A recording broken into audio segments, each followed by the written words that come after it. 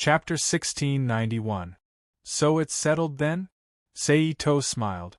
After some discussion, the two finally agreed to meet at the entrance of the shopping street in the center of town at 10 o'clock tomorrow morning. Himejima Jurai smiled. Then the two said goodbye to each other and went their separate ways. Seito turned around and walked out of the campus. Then, as usual, he took the bus back to his rented apartment. As expected, Lineri, who was dressed like the queen of the hardcore club, was already waiting there. "Sir, I've already agreed to meet them at the forest beside the North Mountain Church at 8 o'clock tonight," Lineri reported. "I understand," Seito said calmly. After reporting the matter, Lineri continued to act like a maid. She walked into the kitchen and began to prepare dinner for Ito Seiji. Without realizing it, it was already nighttime. There were less than 10 minutes left until the meeting time. "Sir, it's time to go." Kneeling on the ground, Lineri gently tapped Seito's calf with her hands clenched into fists. She looked at Seito, who was sitting on the sofa with an expression of enjoyment on his face. "Okay." Seito nodded slightly and took back his hands from Lineri's body. He opened his eyes and stood up from the sofa. Then, with a thought, he disappeared from the room with Lineri, who had just stood up and appeared in the sky outside the apartment. "Lead the way," Seito said calmly. "Over there." Lineri pointed in the distance with a surprised expression. The church building that appeared somewhat dark in the pitch-black night said. Ito-sei glanced at the church, then with a thought, he disappeared from the sky with Lineri. The next moment they appeared above the European-style church. After teleporting twice, under the influence of the spiritual force seed in the depths of her mind, Lineri suddenly felt a sense of admiration and respect for Seito. She couldn't help but look at Seito's face with admiration. Obviously, in her heart, Seito's position had gradually replaced the original Asashel and became the person who needed her to give her everything. "Continue." Seito glanced at Lineri. He said calmly, "Sir, please follow me," Lineri quickly said after coming back to her senses. Then, she flapped her wings and flew toward the forest on the side. Seito didn't hesitate and flew up and followed her. Just like that, the two of them flew for more than 50 meters. Finally, they stopped in the air above a clearing. They slowly landed on the ground. At the same time, on the tree branches and rocks around the clearing, the figures of 2 women and 1 man gradually came into Ito-sei's sight. The 3 of them looked like humans. Among them, the man's figure was more comfortable and he wore a gray-brown suit that European nobles loved to wear. He wore a black tall hat and held a black walking stick in his hand. His face was pale and he looked like a foreign nobleman who drank too much. The 2 women were 1 tall and 1 short. The tall woman was very tall, like a model from the entertainment industry. She was wearing a red and black evening dress. Her breasts were huge. In terms of size, they were even bigger than Lena Lee's. They could be considered really huge breasts. The short woman was petite and looked like a middle school student. She was dressed like a maid. "Lineri, who is he?" Seeing Lineri's arrival, the petite maid frowned and questioned. "Could it be that he's your lover?" Before Linali could say anything, the tall girl teased her. "Lineri, when did you change your taste?" The male fallen angel said without any reservations. "Shut up." Hearing the three's teasing, Lineri's expression changed, and she immediately shouted. "What? Did I hit the nail on the head?" The tall woman continued to tease. "Calavana, do you want to die?" Lineri's expression darkened, and she said coldly. Seeing the change in Lineri's expression, the female fallen angel Calavana knew that if she continued to joke, Lineri would go berserk. Her expression changed, and she immediately shut her mouth. Similarly, the other 2 fallen angels tactfully shut their mouths that wanted to tease or ridicule Lineri. "My lord!" Seeing that the 3 of them were stunned, Lineri turned around and called out softly, "My lord!" Hearing Lineri's address to Seito, the 3 fallen angels' expressions changed immediately. Seito stretched out his arm and pointed at Calavana and the other two fallen angels. The next moment, an invisible force instantly landed on the three fallen angels. It was as if a mountain weighed 10,000 pounds and pressed them to the ground. Bang! Plop! Lineri, what is the meaning of this? The male fallen angel looked at Lineri with a sour expression and questioned. Lineri sneaked a glance at Seito beside her and didn't say a word. Knock them out. At this moment, Seito's voice sounded. Yes, my lord. Lineri responded respectfully and walked toward the three fallen angels. Lineri, are you betraying your race? Calavana questioned loudly. After the war, the population and talents of the three races were severely depleted. Due to certain reasons, they were on the verge of extinction. It was because of this that the devils developed the devil's chess and reincarnation system to nurture talents and protect the future generations. Similarly, the angels had also developed a similar card system. But even so, it was still very difficult for the purebred bloodline to continue, not to mention the fallen angels who needed to rely on the fallen angels to replenish their numbers. Therefore, unless they were caught, they would be severely punished for framing their own race. Unfortunately, although Lineri's personality was still despicable and sinister, she was 100% loyal to Seito under the influence of the spiritual power seed.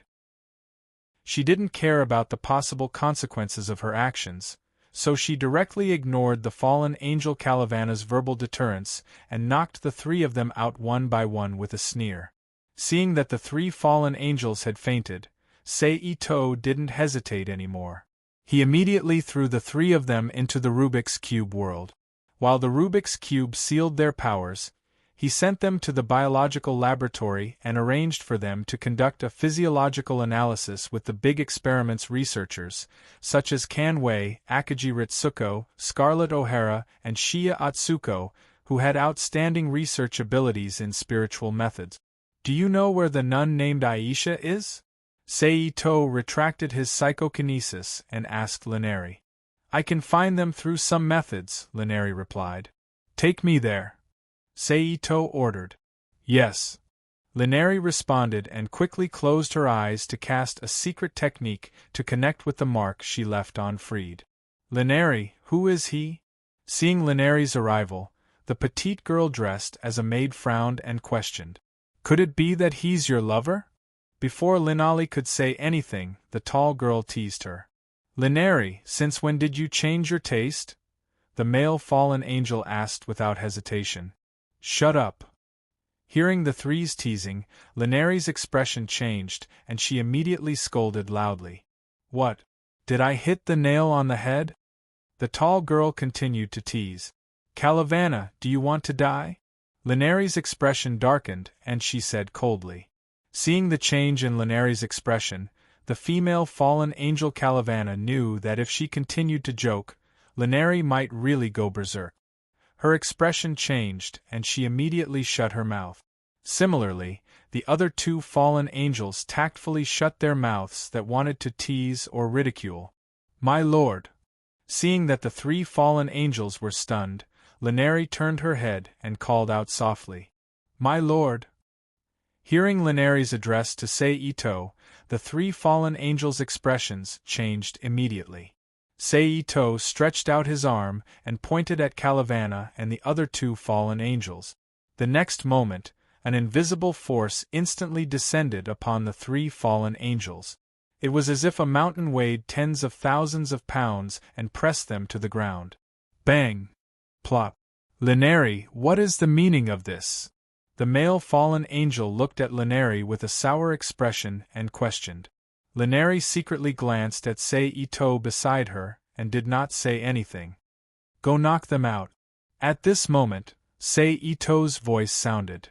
Yes, my lord. Lineri replied respectfully and then walked toward the three fallen angels. Lineri, are you rebelling against your race? Calavana questioned loudly. After the war, the population and talents of the three races were severely depleted and were on the verge of extinction due to certain reasons. It was because of this that the devils developed the devil's chess and reincarnation system to nurture talents and protect the future generations. Similarly, the angels had also developed a similar card system. But even so, it was still very difficult for the purebred bloodline to continue, not to mention the fallen angels who needed to rely on fallen angels to replenish their numbers. Therefore, unless one was caught, they would be severely punished for framing their own race. Unfortunately, although Linari's personality was still despicable and sinister, under the influence of the spirit power seed, her loyalty to Sei Ito was 100%. She did not care about the possible consequences of her actions, so she directly ignored fallen Angel Calavana's verbal deterrence and knocked the three of them out one by one with a sneer.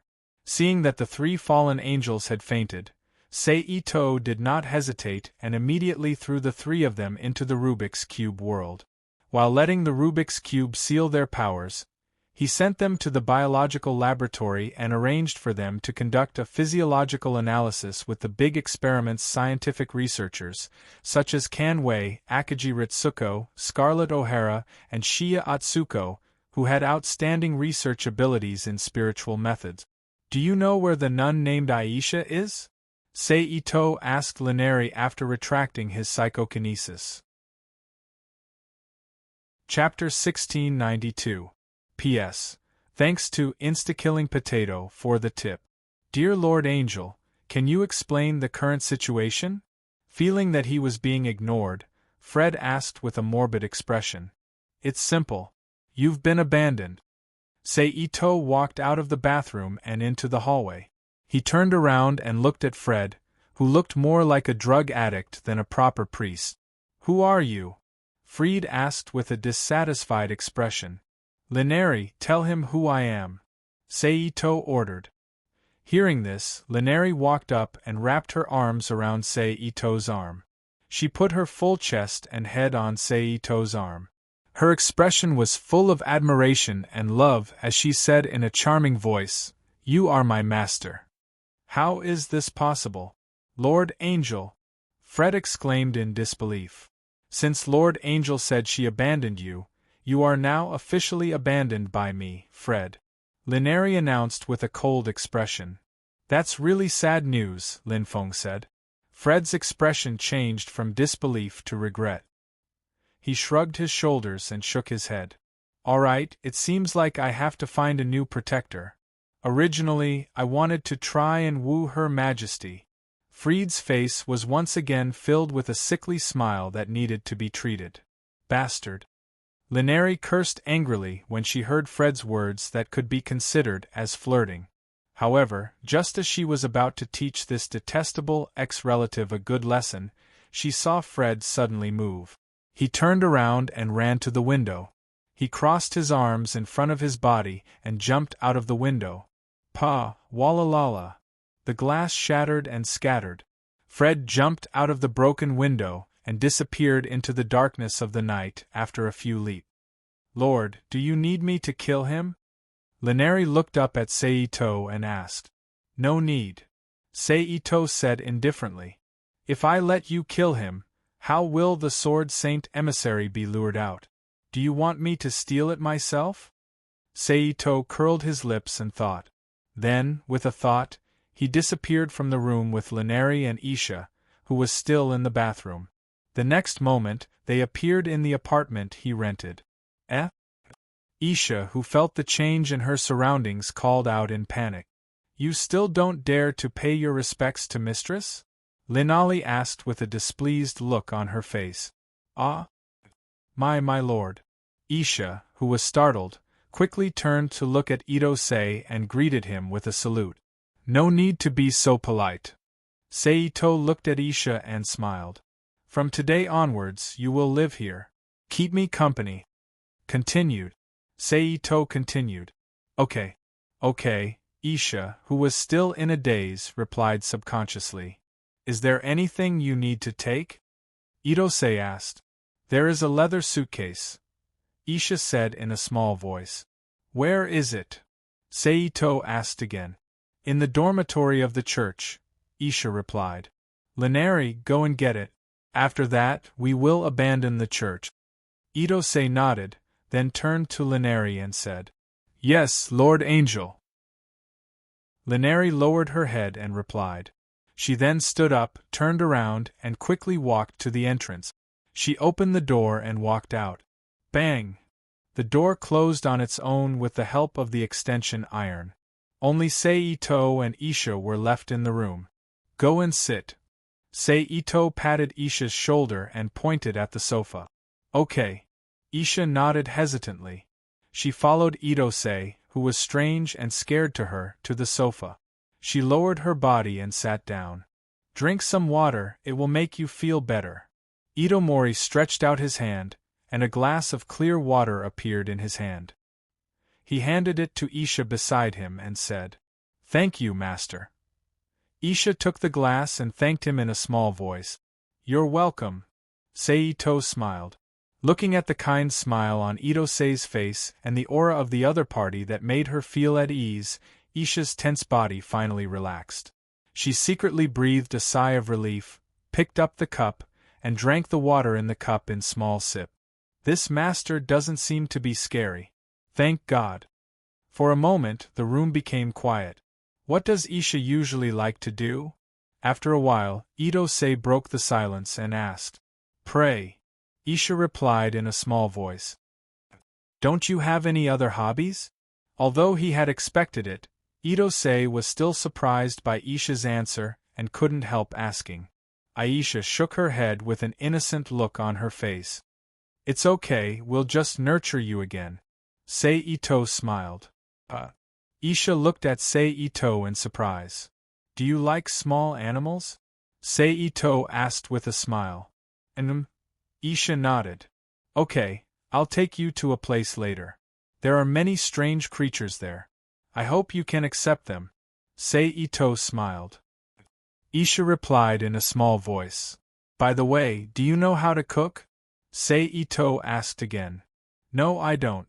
Isha's face turned red as she lowered her head in embarrassment. Do you want to learn?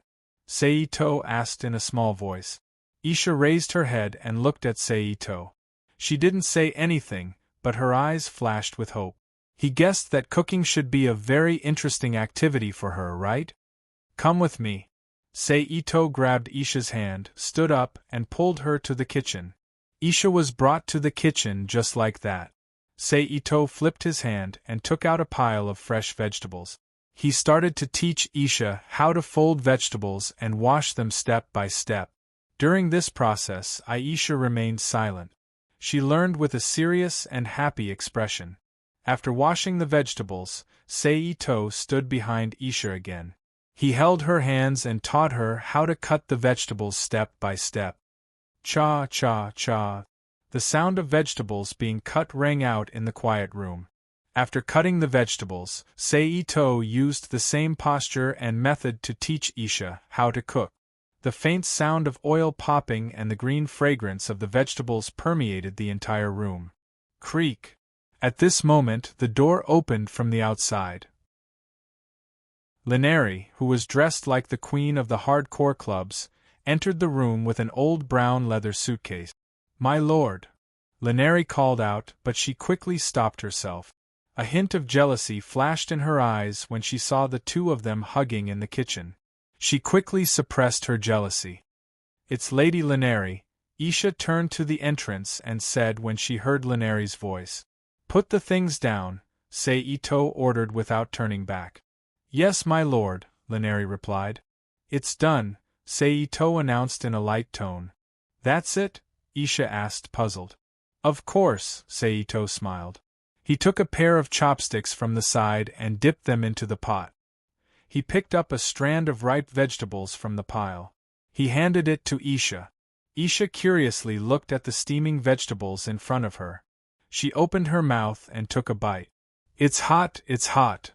Immediately, a series of low cries came from Isha. It's fresh out of the pot. How can it not be hot? Seito smiled. My lord, Isha looked at Seito with tears in her eyes. She pouted and called out. Obviously, after this period of running in contact, Isha had let down her guard and accepted the existence of Ito-sei. Seito smiled and used Blink to summon an empty plate. He scooped the shredded pork from the pot onto the plate and said to Isha, "Take it out." "Okay," Isha replied. She took the plate and quickly walked out of the kitchen. After that, Ito-sei walked to the side and unplugged the power of the rice cooker that had been tripped. He walked out of the room with the rice cooker and put the food on the table with Isha. "Lineri, go get some bowls and chopsticks. Let's eat," Seito ordered. "Okay." Lineri's eyes lit up. She didn't expect to be given a share of the meal. She quickly brought 3 bowls, chopsticks, and a spatula from the kitchen and took the initiative to scoop a bowl of rice for Seito and Isha. "Thank you, Master Lineri." Isha hurriedly thanked her when she took the bowl of rice. For Isha, this was the first time she had seen Lineri being so kind to her and taking the initiative to do something for her. "Let's eat." Seito sat at the dining table and called out. Then, he reached for the shredded pork on the table. When Seito started eating, the other 2 didn't hesitate. They also reached for the food and put it into their bowls. They started eating along with the white rice. "It's delicious," Isha said emotionally. "Okay," Lineri nodded in agreement, which was rare. "Eat more if it's delicious," Seito said with a smile. Then, the 3 of them chatted and laughed as they enjoyed the meal. It wasn't dinner, and it wasn't supper. Of course, the so-called chatting and laughing was only between Seito and Isha. As for Lineri, although she wanted to join in, as a fallen angel and a subordinate, she didn't dare to talk to Seito as casually as the naive Isha. She could only occasionally chime in as she ate the food that was supposed to be delicious. "Damn none," Lineri cursed in her heart. A moment later, the 3 of them finished eating and chatted in the room. 10 minutes later, Seito felt that it was about time. He turned to Isha and said, "Let's go, Isha. I'll take you to a place." "Where?" Isha asked curiously. "You'll know when we get there," Seito said with a smile. Then, with a thought, he disappeared from the room with Isha. Also disappearing with them was Isha's luggage that Lineri brought back. Looking at the empty room where she was the only one left, Lineri clenched her fists and gritted her teeth. Her expression was very cold. Obviously, she was provoked again. In the next moment, in a certain world that has been transformed into an amusement park, Ito-sei and Aisha appeared in the Rubik's Cube world. At this time, it was still daytime in this world, and it was the afternoon when people were the most crowded. Therefore, the entire amusement park was full of adults and children playing and strolling around. It was very lively. "Follow me." Seito took Isha's hand and walked towards the carousel not far away. 2 people. When they came to the carousel, Seito took out the universal card of the magical cube world and swiped it at the ticket seller. Beep.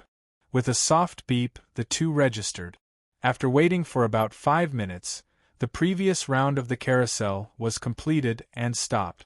The tourists and children inside jumped off the carousel one after another, walked out of the gate, and were replaced by another group of people. And Seito and Isha were in this group of people. The 2 each chose a carousel and sat down. In the music that followed, the carousel spun along with the carousel. It didn't take long for Isha's laughter to come out of her mouth. 10 minutes later, the carousel stopped, and the 2 left the carousel with the crowd. Then Seito took Isha's hand again and walked to the next ride: haunted houses, Ferris wheels, roller coasters, bumper cars. One after another, Seito took Isha to all the rides in the amusement park. They didn't stop until the time of this world entered the night. Then, Seito took Isha to the last place of this trip, in front of a claw machine in a game hall. "Which one do you want?" Seito turned his head and asked Isha next to him. No, there's no need for that," Isha said in a flustered tone. Although she refused, her eyes would occasionally glance at a certain rat-shaped tiger skin doll in the claw machine. "Pikachu?" Seito smiled. "I'll catch it for you." But, No buts, just treat it as a commemoration of today. Seito walked in front of the claw machine and swiped his universal card on the card reader attached to the claw machine. He said without looking back as he operated the claw machine. Although Itose was strong, his eyesight, hands and feet, and his control were all heaven-defying, the claw machine didn't work just because you were strong enough. In order to successfully grab the target you wanted, you still needed a little bit of luck. Therefore, as expected, the claw hook fell from the machine when it was halfway through its first grab. It failed. Seito smiled and operated the claw machine again. This time, he was lucky. With a clank, the doll fell out of the claw machine's outlet. Seito bent down, picked up the doll, and handed it to Isha. Take it. Thank you, master. I will cherish this doll. Isha took the doll and looked up at Seito with joy. Chapter 1693. My lord, Asola, who was wearing a white nun's robe, greeted with a smile. Beside Asola, Inticus, who was also wearing a white witch costume but was much more luxurious than Asola's, glared at Itose and Aisha, who was standing beside him, and said in a long voice, Ase. Inticus, who was also wearing a white witch costume but was much more luxurious than Asola's, puffed up his cheeks, and glared at Itose and Aisha, who was standing beside Itose. Who is she? Indix asked as he pointed at Isha.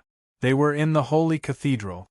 After grabbing a Pikachu doll for Isha as a souvenir for this special day, Seito brought the exhausted Isha to the Holy Cathedral to meet the owner of the Holy Cathedral, Pope Asola. He didn't expect Saintess Indix to be in Asola's room as well. She's Aisha Algert. As you can see, she's a nun, Seito explained. I can tell she's a nun. I'm asking you, where did she come from? Indix asked with his hands on his hip. The outside world, Seito replied with a smile. Come, let me introduce you. Then, Itose turned his head and said to Isha, who was beside him with a nervous expression. He then pointed at Asola, who was wearing a white robe, and introduced her. This is Asola, the owner of this holy cathedral. To avoid giving Isha unnecessary pressure, Seito omitted Asola's position in the holy cathedral that he had established. Hello, Isha hurriedly greeted. Hello, Asola smiled. This is Inticus. Itose pointed at Inticus and introduced him. Hello, Isha hurriedly greeted again. Which sect are you from? Inticus asked as he sized up Aisha's attire. Huh? Isha looked at Inticus in confusion. In the world of the Demon High School, there was a clear relationship between gods and angels. The churches in this world weren't as divided as the churches in the Forbidden World and the Overworld. Instead, they had always maintained a unified posture. In addition, Isha was an ignorant person, so she really didn't understand Inticus's question. Inticus, this world is different from other worlds. There are gods and angels here, so the churches in this world are not divided into factions. Instead, they have always maintained a unified state. Itose shook his head slightly and explained. There are gods and angels? Inticus exclaimed. Asola, who was beside him, also looked at him. Yes. Not only are there gods and angels, even fallen angels and demons exist in this world. Itose chuckled. After that, he waved his arm and created a virtual optical screen in the air between everyone. The images of the 3 fallen angels who were being held in the biological laboratory were broadcasted. There really are fallen angels, Inticus said with great interest. Ah-Cheng, hurry up and get me one. I want to study it. Inticus turned to Seito and requested. Obviously, Inticus's research interest was piqued by the fallen angels. Are you sure? Seito raised his eyebrows. Of course. Inticus puffed out his chest and raised his head, looking like an authoritative figure. He nodded proudly. All right then. Seito nodded and smiled. Then, with a thought, the petite female fallen angel, who looked like a junior high school student and was dressed like a maid, was taken out of the biological laboratory and brought into the room. Wait, I'll call Yanis and the others over. With that, without waiting for Seito and the others to respond, he quickly ran out of Asola's room. It's you. The fallen angel, who was confused by the sudden change of scene, came back to her senses when she heard Inticus's voice. She looked at the only man she was familiar with, Seito, and exclaimed with a shocked expression. Seito smiled, raised his hand, and flicked his finger lightly. In an instant there was a soft whooshing sound. The fallen angel's expression froze, and her eyelids drooped as she fell to the ground. Plop! Asola, from today onwards, Aisha will be staying here. You'll be in charge of making arrangements and telling her about the situation here. Seito, who had knocked out the fallen angel, looked up at Asola and said, Okay. Asola nodded in agreement. Aisha, you'll be staying here from now on. If you need anything, just look for Asola. I believe it won't take long. You'll be able to make new friends here, Seito said to Aisha, who was beside him. Can I really make new friends here? Aisha asked expectantly. Of course. Seito reached out and rubbed Aisha's head that was covered by the hood and smiled. Then, with a flip of his hand, the old suitcase that contained all of Aisha's belongings appeared in his hand. Okay. Aisha took the suitcase and replied softly. Of course, if you're not used to it, you can tell me. I'll change it to another place for you, Seito said with a smile. At this moment, a series of chaotic footsteps faintly came from outside the room, and they grew louder. Then, Inticus, who was dressed in white from head to toe, and Janice, who was wearing a black nun's robe and thick-soled cork sandals, quickly walked into the room with a few other nuns in black robes. That's her. Inticus pointed at the unconscious fallen angel on the ground and said, Go and carry her away. Janice waved her hand at the nuns behind her and ordered. After receiving the order, the nuns quickly walked to the fallen angel's side and lifted her up. Then, they followed Inticus and Janice out of Asola's room and disappeared into the corridor behind the door. All right, Asola, I'll leave Aisha to you. I'm leaving. Itose shook his head in amusement as he watched Inticus leave. He turned to look at Asola and Aisha and said. After saying that, his figure flashed and disappeared from the room. Please come with me. Asola looked at Aisha and said softly. Okay, Aisha quickly responded. Then, under Asola's lead, she moved around the great cathedral. During this process, Asola began to explain the situation in the great cathedral to Aisha.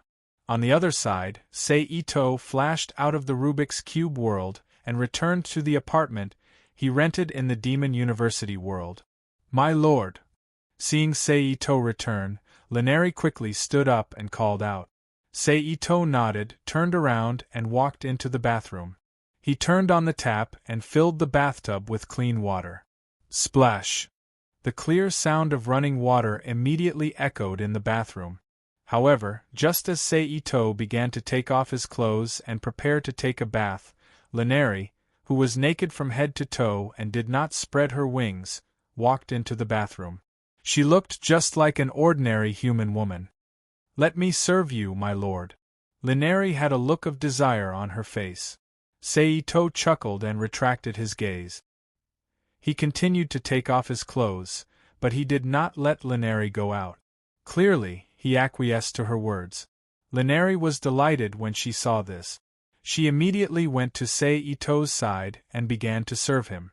As expected of a female fallen angel who specialized in seducing male members of other races, her service skills were exquisite. Even the famous great health workers in Dongguan would not be as professional as Lineri. Therefore, under Lineri's service, Seito enjoyed himself very much. His whole body was abnormally comfortable. Seeing Seito's satisfied expression, Lineri's eyes flashed with joy as she rubbed her breasts on Seito's body. Then, Lineri lowered her body and submerged her head into the water in the bathtub. Splash, splash. The water overflowed and flowed from the edge of the bathtub to the ground. Seito opened his eyes and looked down at the long black hair floating on the water. He did not stop it and closed his eyes again to enjoy it. My lord, let's go to the bedroom. After a while, Lineri's face was red and her chest was moving up and down. Her eyes were watery as she looked at Seito and said, All right.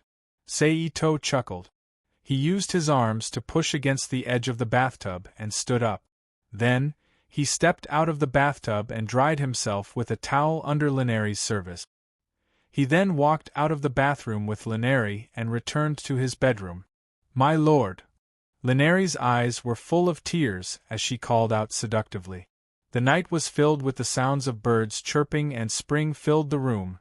The next day, around 9 a.m., Seito woke up from his sleep under the sunlight shining through the window. He pulled himself away from Lineri's entanglement and got out of bed. He walked straight into the bathroom to wash up. 10 minutes later, Seito washed away the smell on his body. He used his strength to dry his body and put on a clean set of clothes. This young man is quite handsome. Seito looked at himself in the mirror. He was wearing a pair of beige canvas pants, a white short-sleeved t-shirt with a strange pattern on the chest, and a short-sleeved jacket. He lightly pulled his clothes with both hands and muttered to himself with a smile on his face. Then, he stood up and walked out of the bathroom. He walked to the entrance, put on his shoes, pushed open the door and walked out. Bang! With the help of the extension iron, the door automatically closed. Seito arrived at the apartment building and flagged down a taxi. Shopping Street. Seito opened the car door and sat in the front passenger seat. The driver agreed and started the car again. He drove Seito to Shopping Street. The apartment building wasn't far from Shopping Street. It only took about 10 minutes for the car to stop near Shopping Street. Seito paid the fare, got out of the taxi, and walked towards the meeting place with Himashima Junai. The time is just right. When he arrived at the meeting place, Seito took out his phone from his pocket and looked at the time. It was 9:40. Chapter 1694. Seito, who was standing under the sign, looked at the young women walking by and thought to himself, sure enough, the standards of the beauties in the 3D world are really high. Even a passerby in the main world would be at least 7 points. How pleasing to the eye. This world used a 10-point scale, so it could be seen how high the quality of a 7-point beauty was. However, because there were so many beauties to look at, Seito didn't feel bored waiting. Sensei. At this moment, a pleasant voice sounded in his ear. Junai, you're here. Seito turned his head and looked at the person who spoke with a smile. At this time, Junai was dressed very youthfully. She was wearing a lake green pleated skirt and a dark red undergarment, exposing her white calves and arms. On her shoulder was a woman's bag with a long shoulder strap. Seito had never seen this brand before. He didn't know if it was a brand unique to this world or just a small bag. However, the style was very good. Together with the clothes she was wearing today, she looked very ladylike. Her long black hair was tied up with a long hair band, like a whip that naturally fell behind her. Very beautiful. Seito sincerely praised. Is that so? Then I'm relieved. After all, this is the first time I'm going on a date with a strange man. I was afraid that I wouldn't dress well and make a fool of myself in front of Sensei. Junai said with a relieved expression. How could that be? With Junai's appearance and figure, I believe that any clothes would look good on you. Seito said exaggeratedly. Sensei is right. I'm embarrassed. Junai said with an embarrassed expression. Hee, I'm telling the truth. Seito said with a smile. Is there anywhere you want to go? Seito, who didn't linger on the previous topic, asked. Do you want me to think? Isn't it up to Sensei to decide? Junai said with surprise. Well, I haven't been in this city for long. I'm not familiar with many places, and I don't know what's fun. If you're not afraid of being disappointed, I don't mind. Itose spread his hands in front of him and shrugged. If that's the case, today let me take you to familiarize yourself with the city. Jidao Junai suggested. Seito pondered for a moment before shaking his head and saying, forget it. We can familiarize ourselves with the city at any time. There's no need to rush. Let's continue our date. There's more. Since it's a date, Junai, don't call me teacher anymore. Just call me by my name, Seito said to Island Master G. Ito? Jurai Himashima tried to call out. Well, you can call her more intimately, Seito suggested with a smile. Will it work? Jidao Jurai smiled. Seito nodded with satisfaction. Now, let's start our date journey. Seito smiled. After that, he stepped forward and took Jurai Himashima to stroll in the shopping street, and their first destination was a women's clothing store. It was a women's clothing store. After all, no matter how inhuman she was, the fact that she was a woman would never change. Therefore, she also had the instinct of shopping that ordinary women had. Therefore, no matter what, entering this kind of store would not be a mistake. As he thought, soon after entering the store, Jurai Himashima was completely immersed in her role. Jurai Himajima completely immersed himself in the role. His eyes lit up as he picked out the clothes in the store and brought them to the fitting room to change. One set of clothes after another began to be changed by Jurai Himashima and presented in front of Seito's eyes. She showed the charming, pure, mature, and sexy Jurai Himashima one after another. It wasn't until half an hour later that Jurai Himashima finished trying on clothes and pulled Seito out of the women's clothing store. Like most women in the main world, shopping had always been a hobby for women. Except for those who were crazy enough to buy all the things they liked, most women would only try on clothes, pass on in and ask them to pay for it. Unless they were particularly moved, they would never spend that kind of money. Not to mention, Jurai Himashima didn't seem to be rich. Then the two of them entered the next store, a store that specialized in all kinds of trinkets. In an instant, one after another, dazzling and beautiful little ornaments of different styles were reflected in the eyes of the two of them. Jurai Himashima walked to the counter and began to choose the trinkets she liked as if she was trying on clothes in a women's clothing store. Very beautiful. Seeing Jurai Himashima put a crystal bracelet on her wrist, Seito praised. Then, without waiting for Jurai Himashima to speak, he turned to the waiter and said, "How much is this bracelet?" 3,200 Japanese yen. The waiter replied. Seito nodded and took out his wallet from his pocket. He took out 3,000 Japanese yen notes and 200 Japanese yen notes and put them on the counter. "Thank you. Deal." Jurai Himashima smiled. After choosing enough trinkets, the two of them left the jewelry store. At this time, it was already noon. It was time for lunch. Unfortunately, there is no Chinese restaurant nearby. Itosei glanced around and found that there were hamburgers, bento boxes, vending machines, family restaurants, and even a small convenience store. However, he couldn't find a Chinese restaurant, so he said with regret. Finally, the two of them chose a family restaurant and walked in and sat down in an empty seat. "Alright, do you like Chinese food?" After ordering, Jurai Himashima looked at Seito and asked. "Of course, my favorite is Chinese food. For this reason, I specially learned how to make Chinese food. When I have time, I will cook for you." Seito nodded and smiled. "I didn't expect you to know how to make Chinese food." Jurai Himashima was surprised. "I like to eat it. I can't help it." Seito shrugged.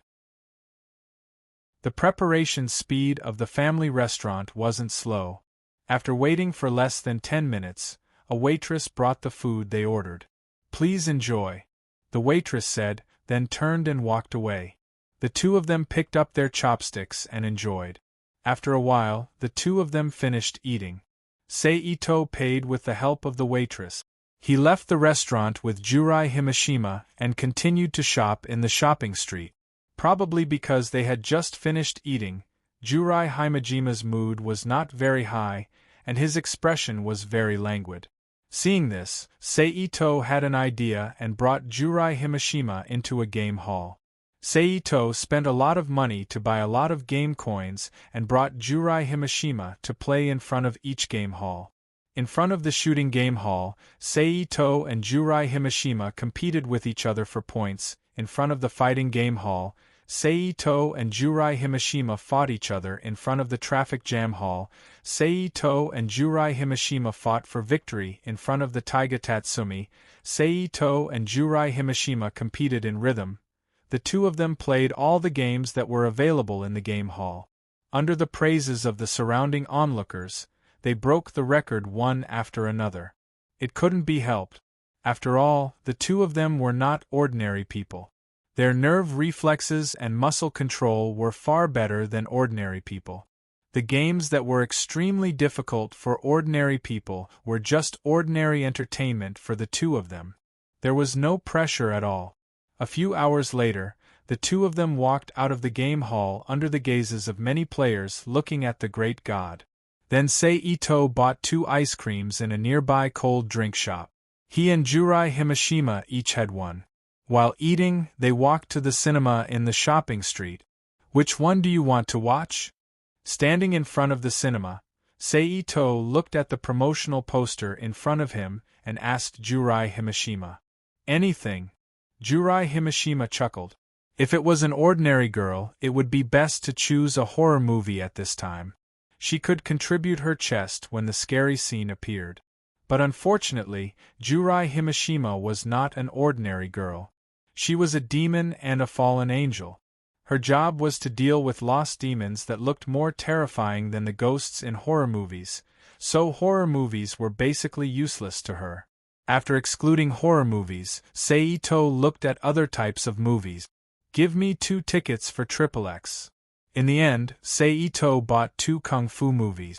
Okay, the ticket seller said, then quickly tore 2 movie tickets from the ticket couplet and handed them to Seito from the window.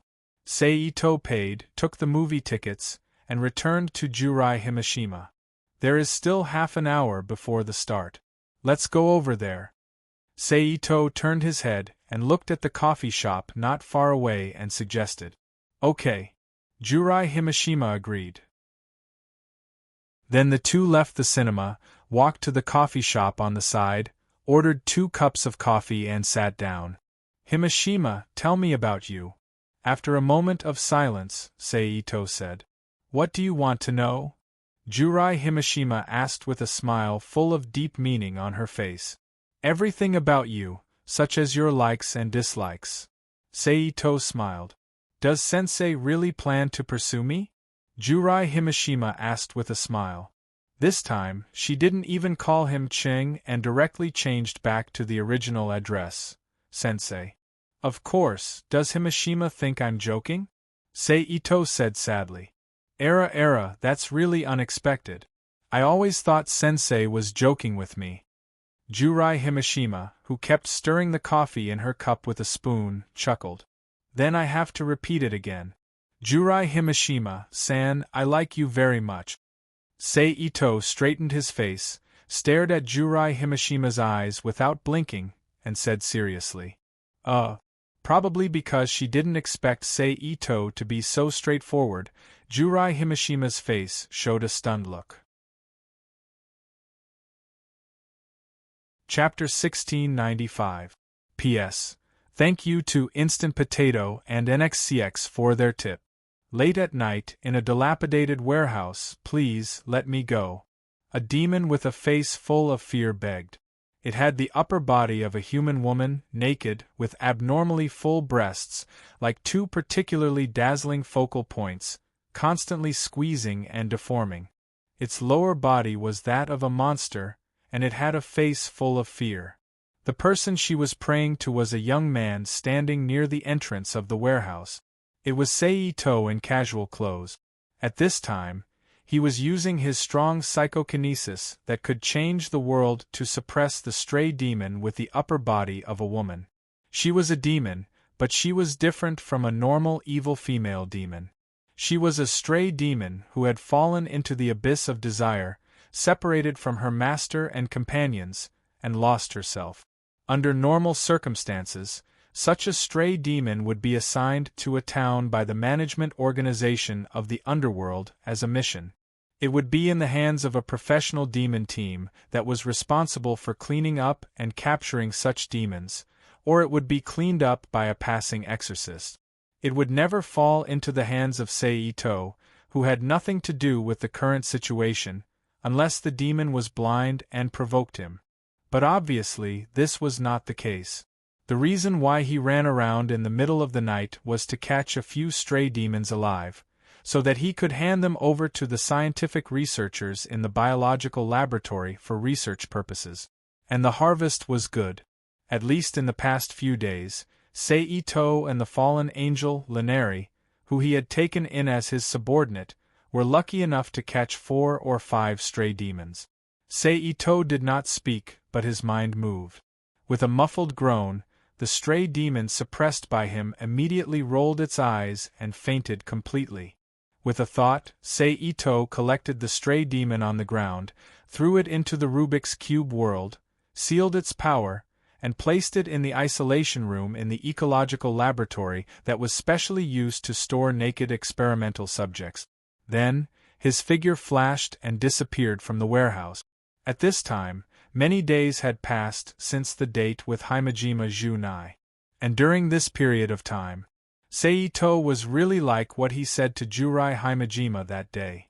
As long as he was in Komodo Academy, he would go to the Supernatural Observation Club's old dormitory to look for Tatsunai Himejima to increase his favorability. Because of this, it even caused the student union to interfere. The president of the student union, Jichu Tsang-na, personally invited him over for a chat. Of course, since he had sacrificed so much, naturally, he gained a lot as well. Seito always brought all kinds of pastries and delicacies with him when he went to look for Himejima Junai. Thus, Kitten Taching was the first to succumb and became a foodie in name only. Then, the patient Rias also gave up on interfering with Seito's actions with the heir of the Gimli family and his identity as the king of Himejima Junai. If Seito was a little more thick-skinned, he could even say that he was a non-staff member of Rias's Supernatural Observation Club. In the end, Himejima Junai, as the target, had no choice but to accept the existence of such a thick-skinned suitor. She would use words or actions to provoke Seito's emotions, or give out a few benefits as a reward. As for the other member of the Supernatural Observation Club, Kiba Yudo, he was directly taken in by Seito as a teacher. Every day, he would happily watch the various happy events caused by Seito. My lord, seeing Seito suddenly appear in the room, Laneri hurriedly greeted him.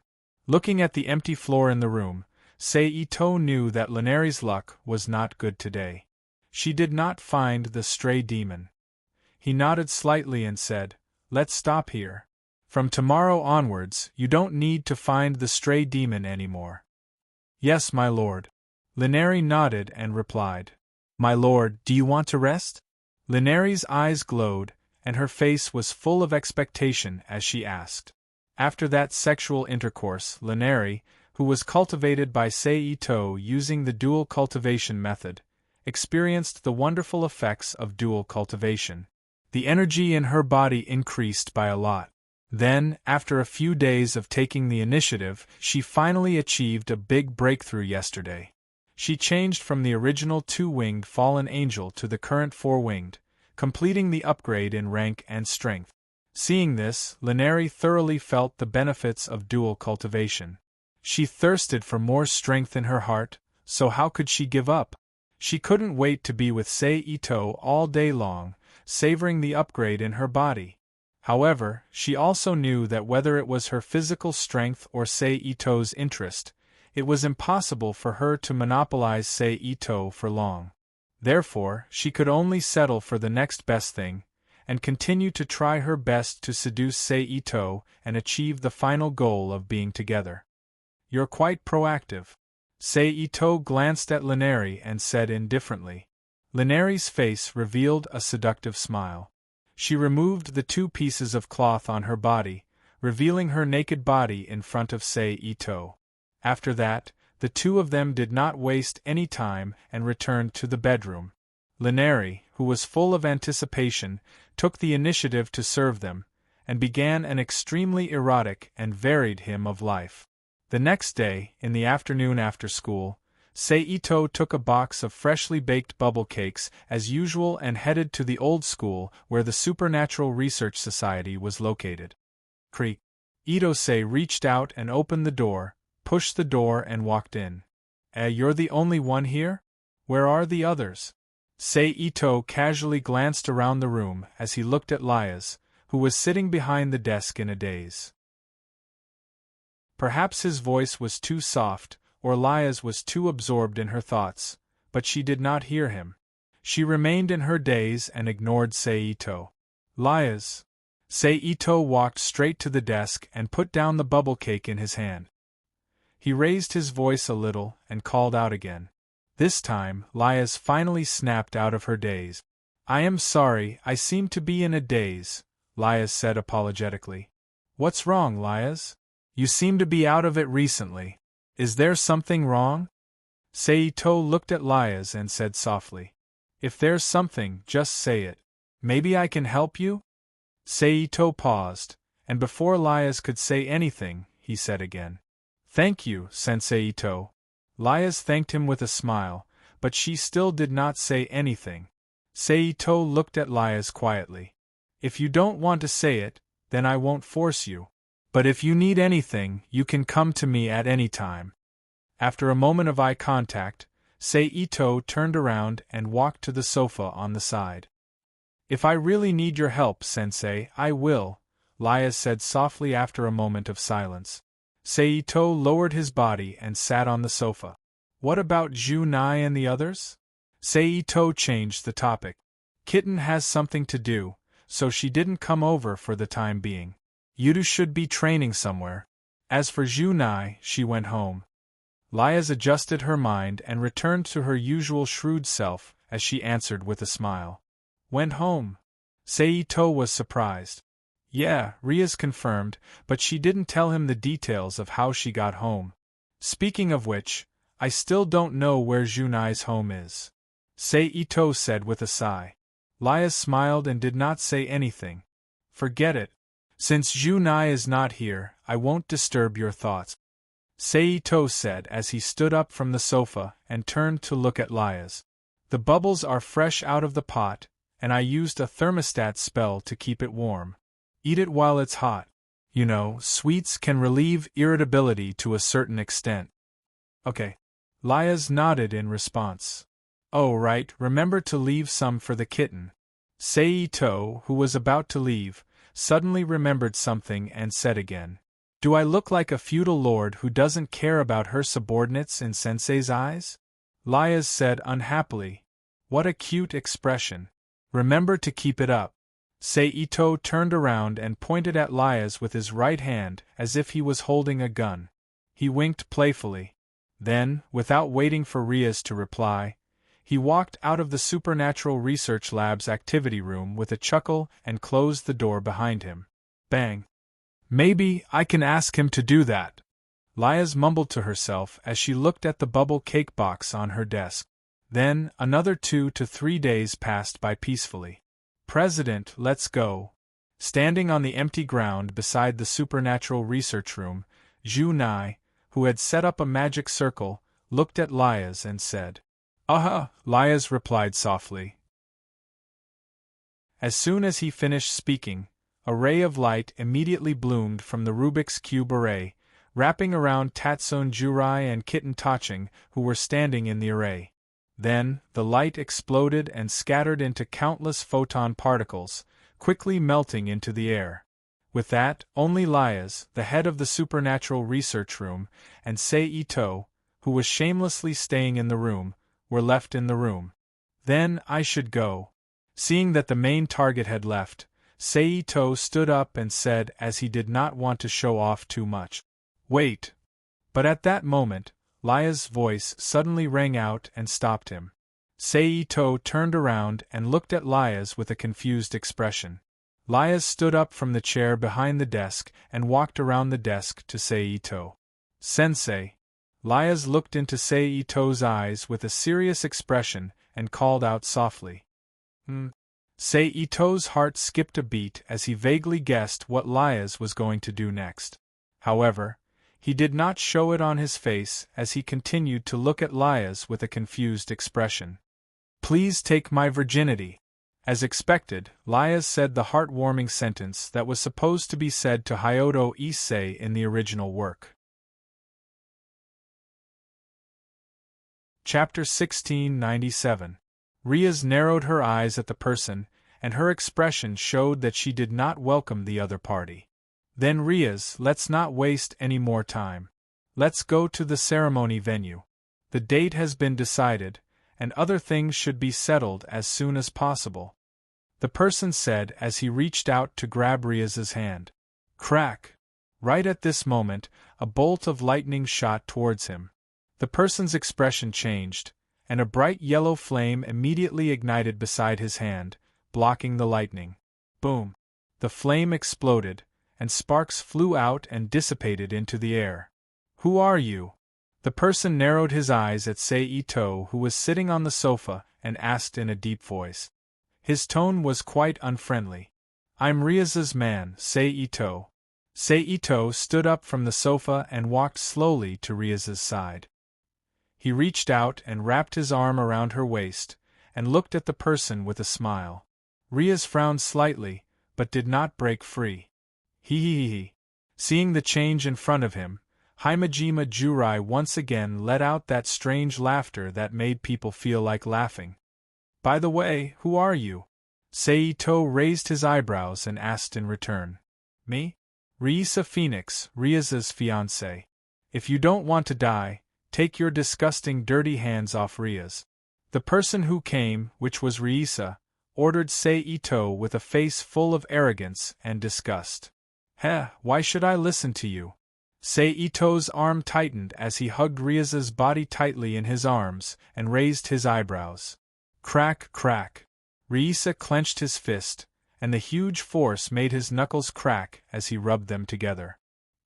He stared at Seito with a ferocious expression.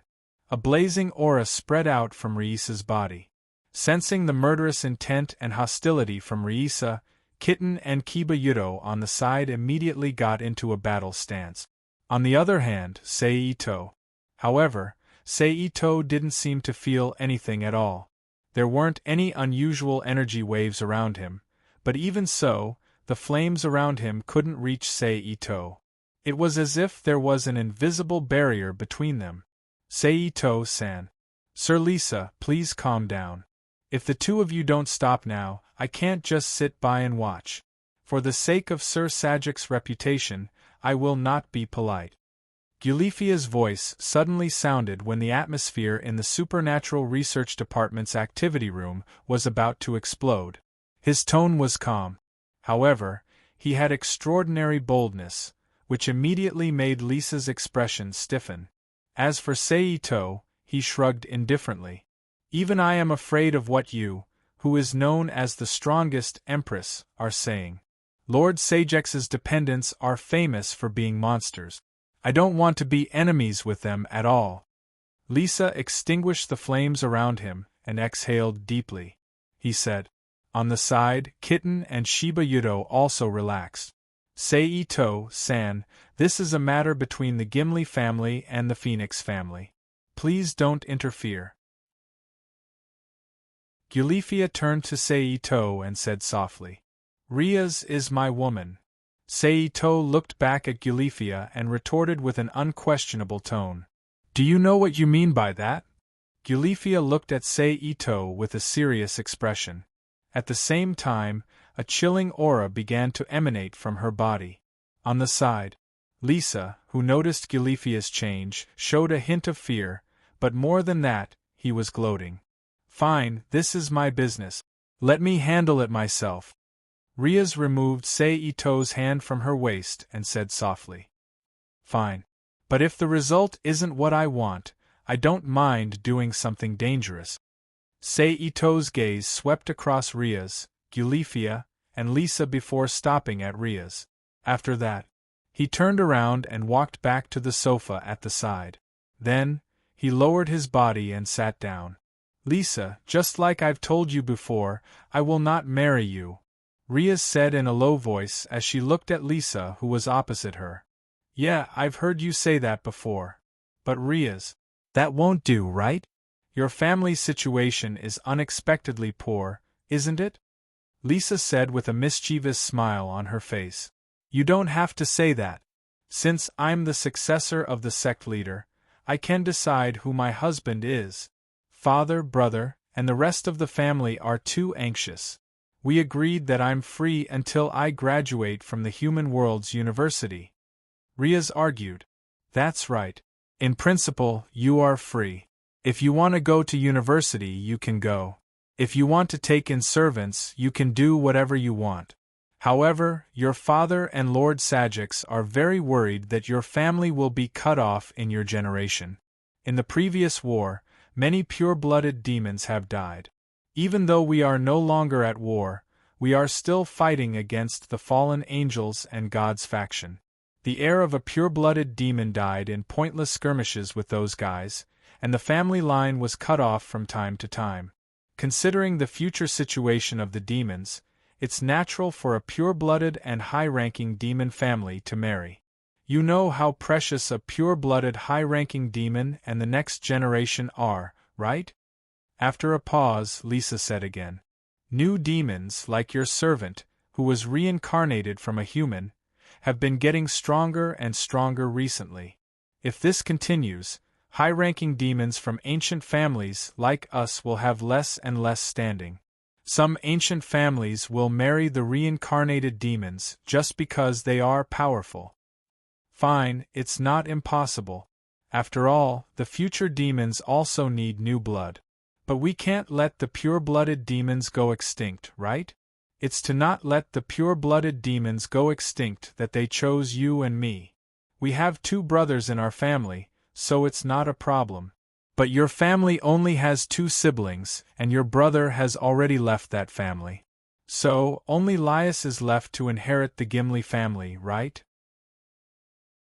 Without a husband, the Gimli family will be cut off in your generation, and you don't want the family line to be cut off, right? Because of the previous war, less than half of the demons who used to be known as the 72 Pillars are left, so our marriage is related to the future of the demons. Lisa's words were like that of a politician in the main world, full of big-picture considerations. I won't let the Gimli family end here. Of course, I have plans to marry into the family.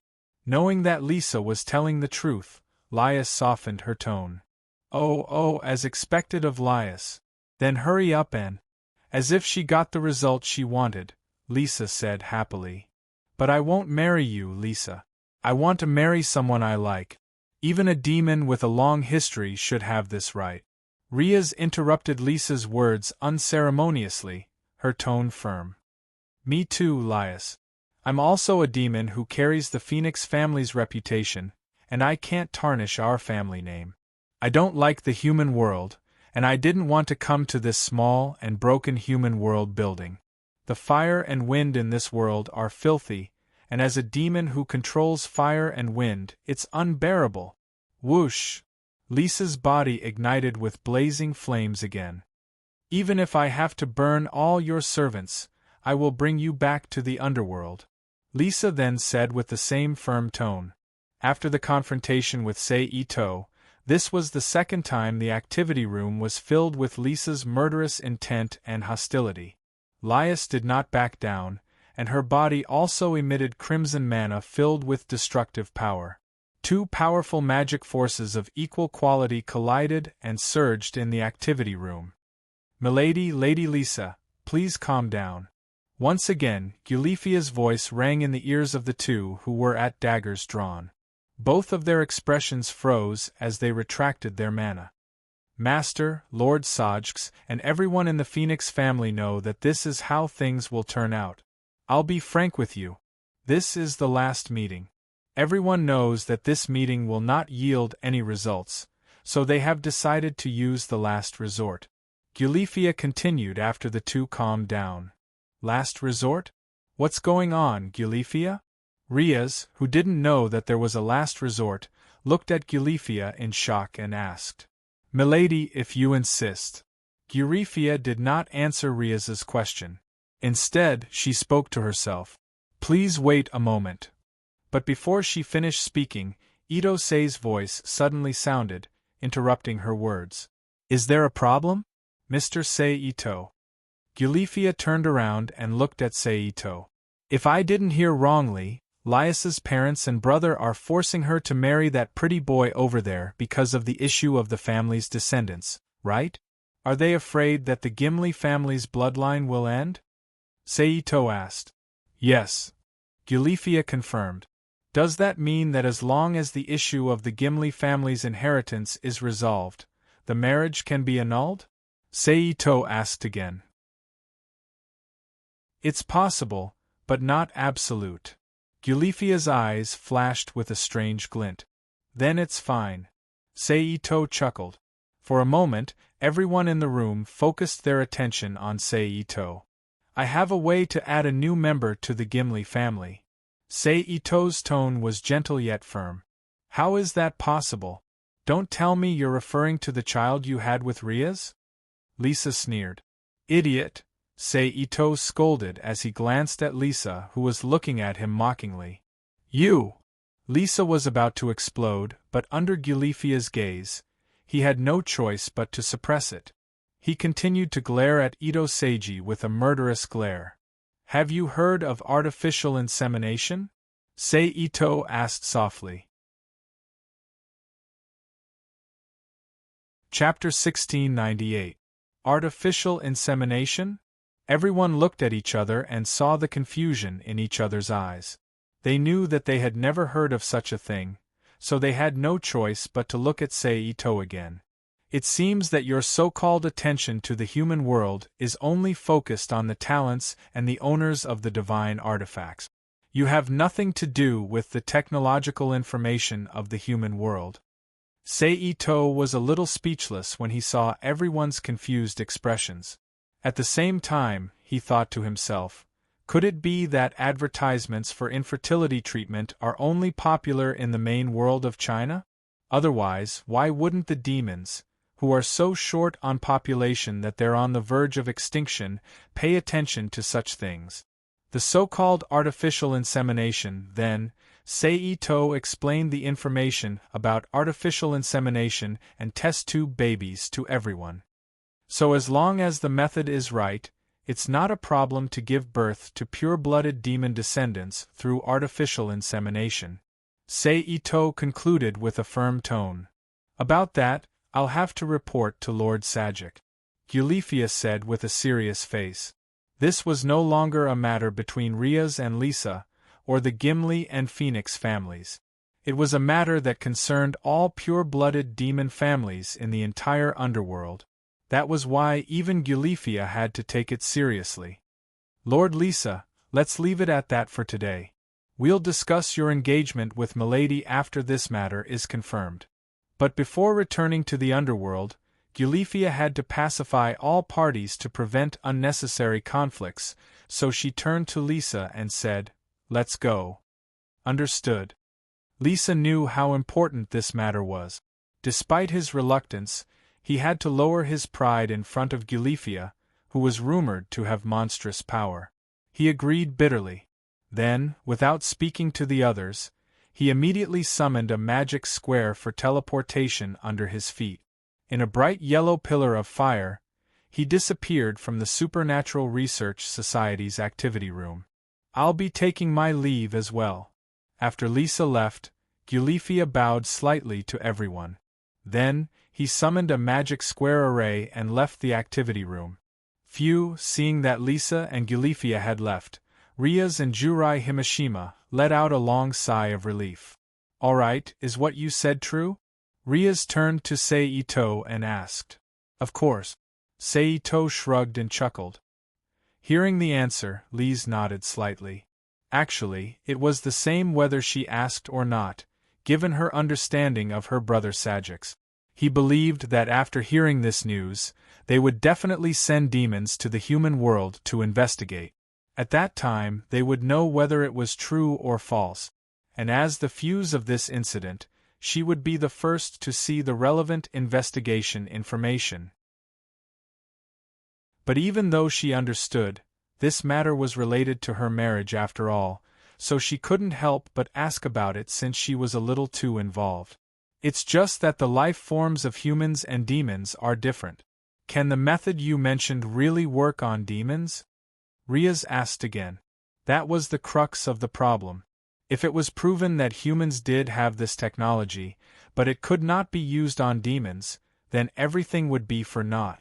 She, Rias, still had to abide by the original agreement, the traveling engagement with that annoying guy, Lisa Phoenix. But if it worked, then the Gimli family, who had solved the problem of bloodline continuity, would no longer force their daughter too much, and then have to deal with the current demon king, Sajix. Perhaps they would be able to get rid of that disgusting engagement. It doesn't matter, Seito said nonchalantly.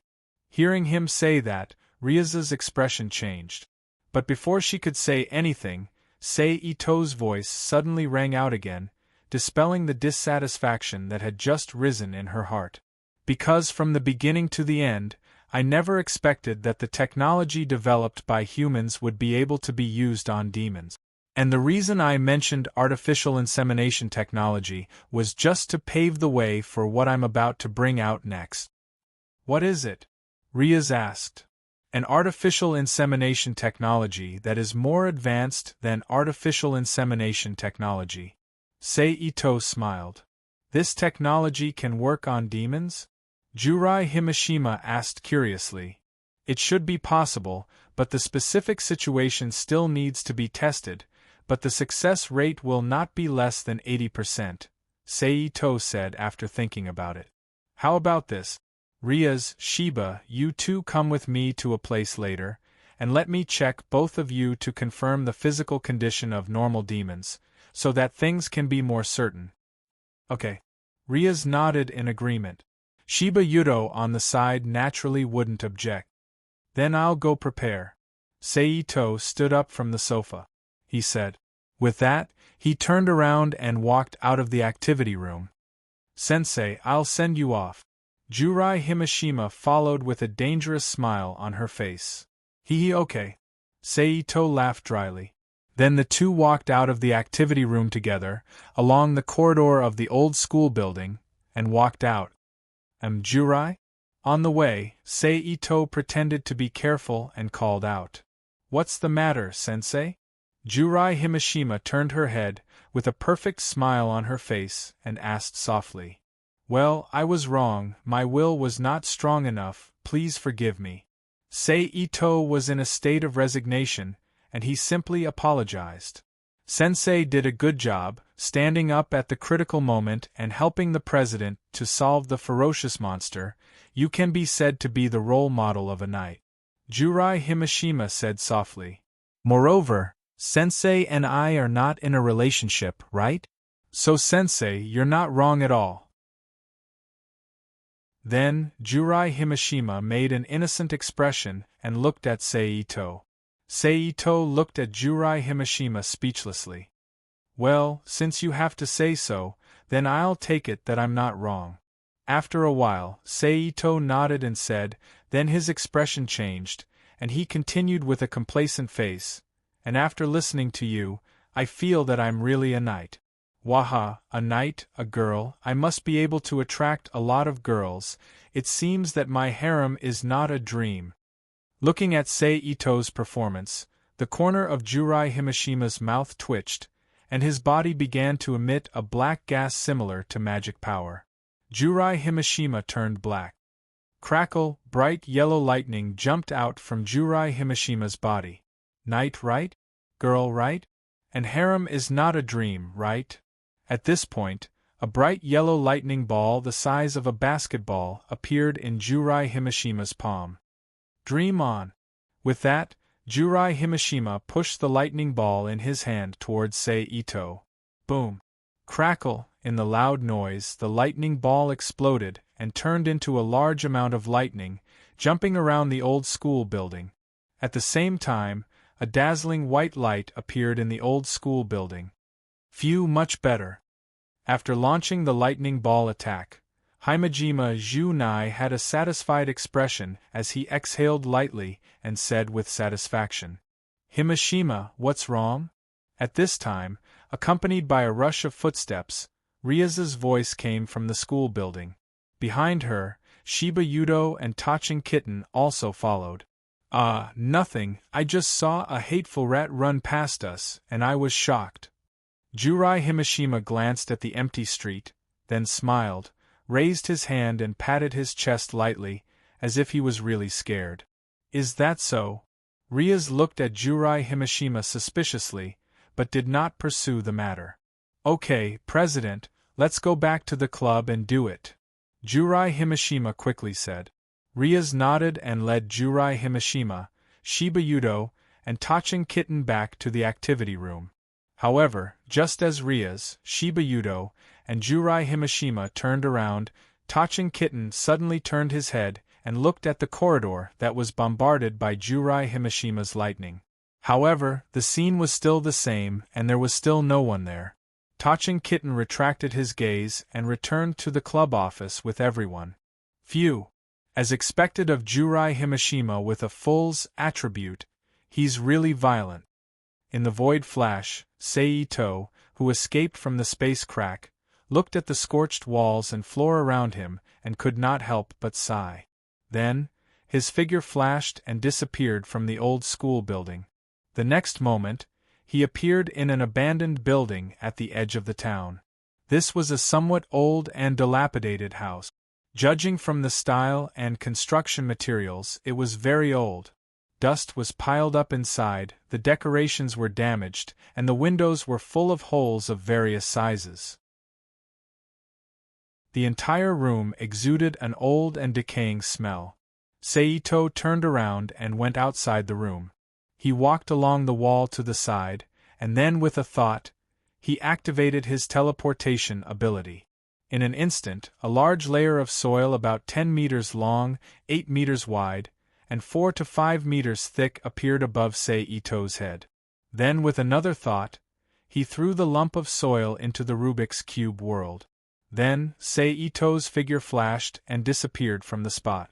In the next second, he appeared in an enclosed space that was pitch black without any light and exuded a strong smell of soil. Without seeing Seito make any movements, a large number of fine lightning bolts instantly leaped out with him as the center, almost filling the entire enclosed space in the blink of an eye.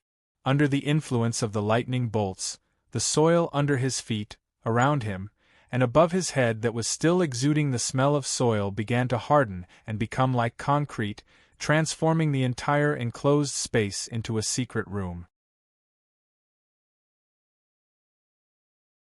Chapter 1699. P.S. Thank you to Wind Death Song and Halcyon for their precious monthly votes.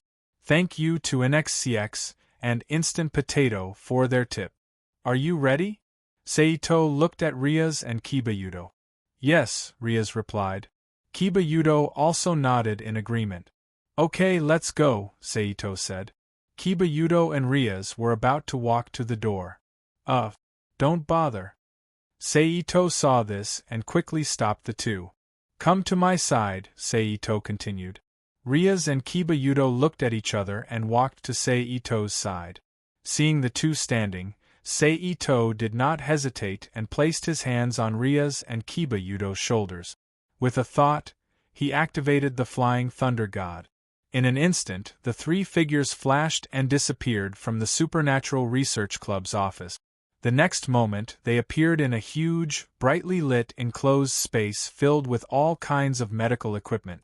This was the underground space that Seito created with alchemy. Compared to the previous empty space, This underground space was filled with all kinds of equipment and looked very futuristic. Even the layout inside had changed a lot. It was closer to a real underground laboratory. Ito withdrew his hand and walked to a metal shelf that looked like a cabinet. He opened the door. He took out 2 light blue patient gowns and turned around. He handed them to Rias and Kibayudo. "There's a changing room over there. Go change." Ito pointed at the isolation room not far away. It was made by 2 metal frames filled with blue medical cloths. Rias and Kibayudo nodded and walked over with the patient gowns.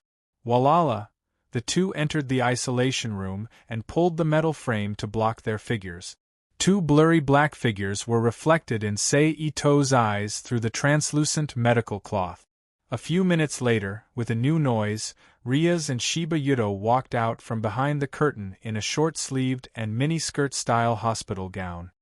"Kiba, you go first," Ito said to Kiba-Yudo, who looked like he was on the bottom. "Okay," Kiba-Yudo replied. "Come here and lie down." Ito stepped forward. He walked to a machine that looked like an MRI machine and pointed at the long metal bed in front of him. Kiba-Yudo didn't hesitate and lay down on the bed. At the same time, Ito-sei also pulled several long wires with white round pieces at the front from the instrument on the side and attached them to Kiba-Yudo's temples, neck, chest, near his heart, hands, wrists, and the kidneys around his waist. Along with the attachment of these wires, the hospital gown that Shiba-Yudo had worn for a few minutes was taken off again, exposing his smooth and delicate body that resembled a woman's. Only his underwear was left to protect his last position from being exposed to outsiders. Beep, beep, beep, beep. The crisp and rhythmic sound of the machine immediately rang in the underground laboratory. "Is this a heartbeat test?" On the side, Rias, who was curious about Ito's examination, looked at the various data displayed on the machine and asked, "Yes, but it's not just the heartbeat. There's also the brainwave frequency, nerve signal conduction rate, kidney image, and other related data," Ito explained. Rias nodded as if she understood. At this time, Ito flipped his palm, and a thick brown book suddenly appeared in his palm. It quickly flipped on its own without any wind. "This is..." Rias looked curiously at the book in Ito's hand. "It's not a divine artifact." Ito chuckled. "This is a magic device. A product of the combination of technology and magic." As he spoke, Ito threw the magic device in his hand, the Book of the Elves, into the air. The latter paused for a moment. It immediately floated in the air. "Record the data," Ito ordered. "Yes, master." A pleasant female voice came from the Book of the Elves. Then, Ito turned around and walked to the machine that looked like an MRI machine and started operating it. Hum! A muffled sound was then heard in the laboratory. Then, the iron bed that Shiba-Yudo was lying on shook slightly, and Shiba-Yudo on it moved into the large circular hole, receiving all kinds of X-ray rays from the machine. Then, a black and white perspective of the human body appeared on the computer screen next to the machine. It seems that in terms of internal structure, reincarnated demons and humans don't seem to be fundamentally different, Ito said as he looked at the various images on the screen. In fact, in terms of essence, demons and humans are not that different in terms of life form. Standing beside Ito, she also said as she could not understand the images on the screen, but she could make out some of them. "That's not right. I remember that demons are not all humanoid creatures." Ito turned to look at Rias. "Have you forgotten that there are mixed bloods?" Rias smiled. "That's not right. It seems that among you pure-blooded demons, there are some that look quite inhuman." Ito first nodded in agreement, then suddenly remembered some demons that he saw in the demon realm before.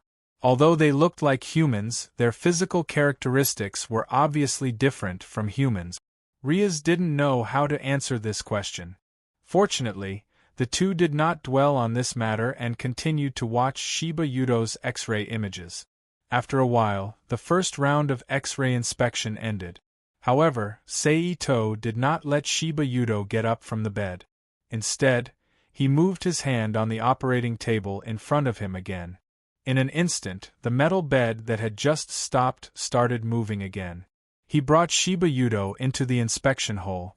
However, the image that appeared on the computer screen this time was completely different.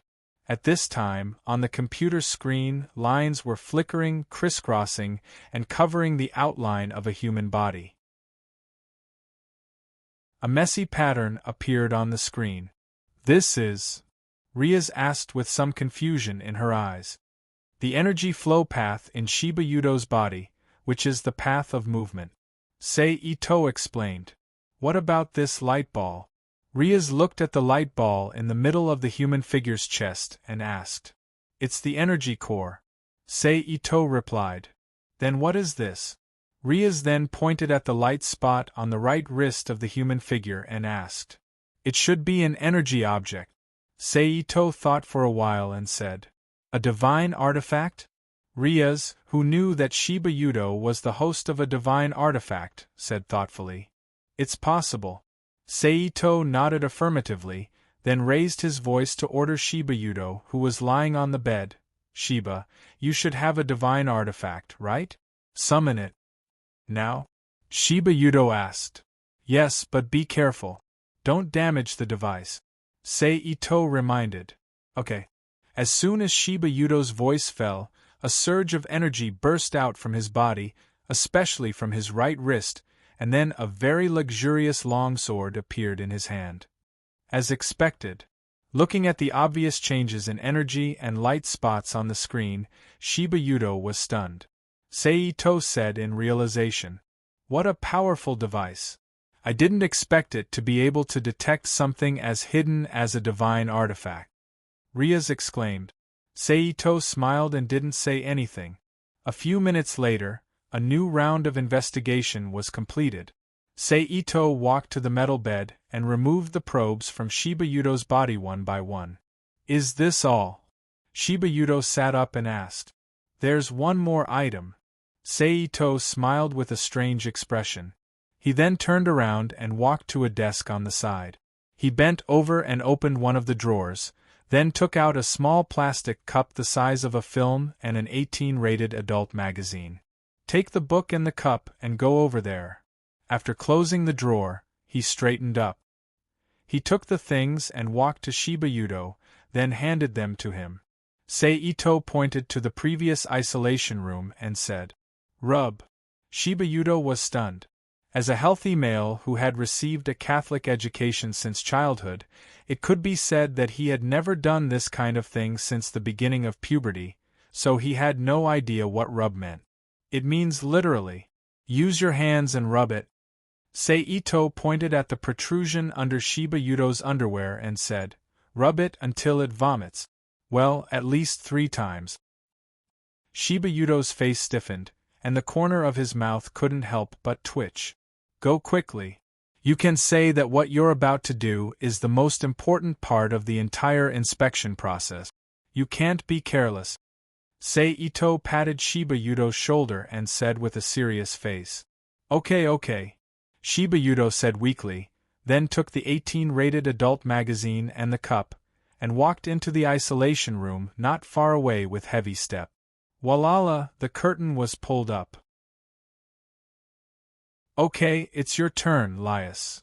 Seito's eyes lit up as he looked at Lias, who was wearing a hospital gown with her fair arms and long legs exposed. Riaz nodded and started to take off her clothes without any shyness. Almost at the next moment, Lias, who was only wearing a pair of cute and mature underwear, appeared in front of him. Her breasts were as round as a ball, and her nipples were erect. Her breasts swayed beautifully with her every move, attracting Seito's attention. Feeling Seito's burning gaze, Lias smiled and walked to the side of the metal bed. She sat on it and lay down on her back. Seito quickly took the detection patch from the side and stuck it on Lias's body one by one. However, unlike the previous perfunctory treatment of Shiba Yudo, Seito's movements were very gentle and slow this time. He carefully tasted the softness of Laius's body, especially the feeling from her breasts. However, there were only a few patches. Even if Seito slowed down, it took him less than a minute to finish all the patches. Then, he reluctantly withdrew his hand and turned to the control panel at the side to begin his inspection of Laius. He examined the structure of the normal internal organs, as well as the energy circulation route and core. A moment later, the inspection was over. "Do I have to do that too?" Laius looked at Itingching, who helped her remove the detection patch, and asked with a slightly red face. Obviously, she was referring to what Shiba Yudo was doing in the isolation room. Regarding this kind of thing, even Laius, who was open and bold about sex, felt shy. "If you can't do it yourself, I can help you," Seito joked since his nature had already been exposed. "No need, I can do it myself," Laius quickly said. Hee, okay, I was just joking. Lie down, I have other ways to take the thing out of your body." Seito chuckled and reached out to press Laius's shoulder, who had lifted her upper body, back onto the metal bed. "I didn't see any signs of you joking just now," Laius said. "Well, if you agree, I won't give up the chance to get intimate with you," Seito admitted with a smile. "You're really shameless," Laius said helplessly. "What's the method you're talking about?" Then, without waiting for Seito to speak, Laius asked. "Deep needle extraction." Seito shrugged and said. Then, with a flip of his wrist, a syringe with a 2-inch thick needle appeared in his hand. Looking at the syringe in Seito's hand, Laius's face stiffened. Feeling Laius's stiff state, Seito chuckled and placed his hand on Laius's smooth and flat abdomen and gently stroked it. "Not bad, smooth, flat, and elastic.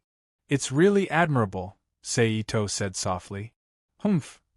Laius snorted and turned her head to the side. Seito chuckled again and stopped his palm at the position corresponding to the egg nest. He pressed the needle against the skin and said softly, "Bear with it for a while." Then, without waiting for Riaz's response, he immediately stabbed the needle in.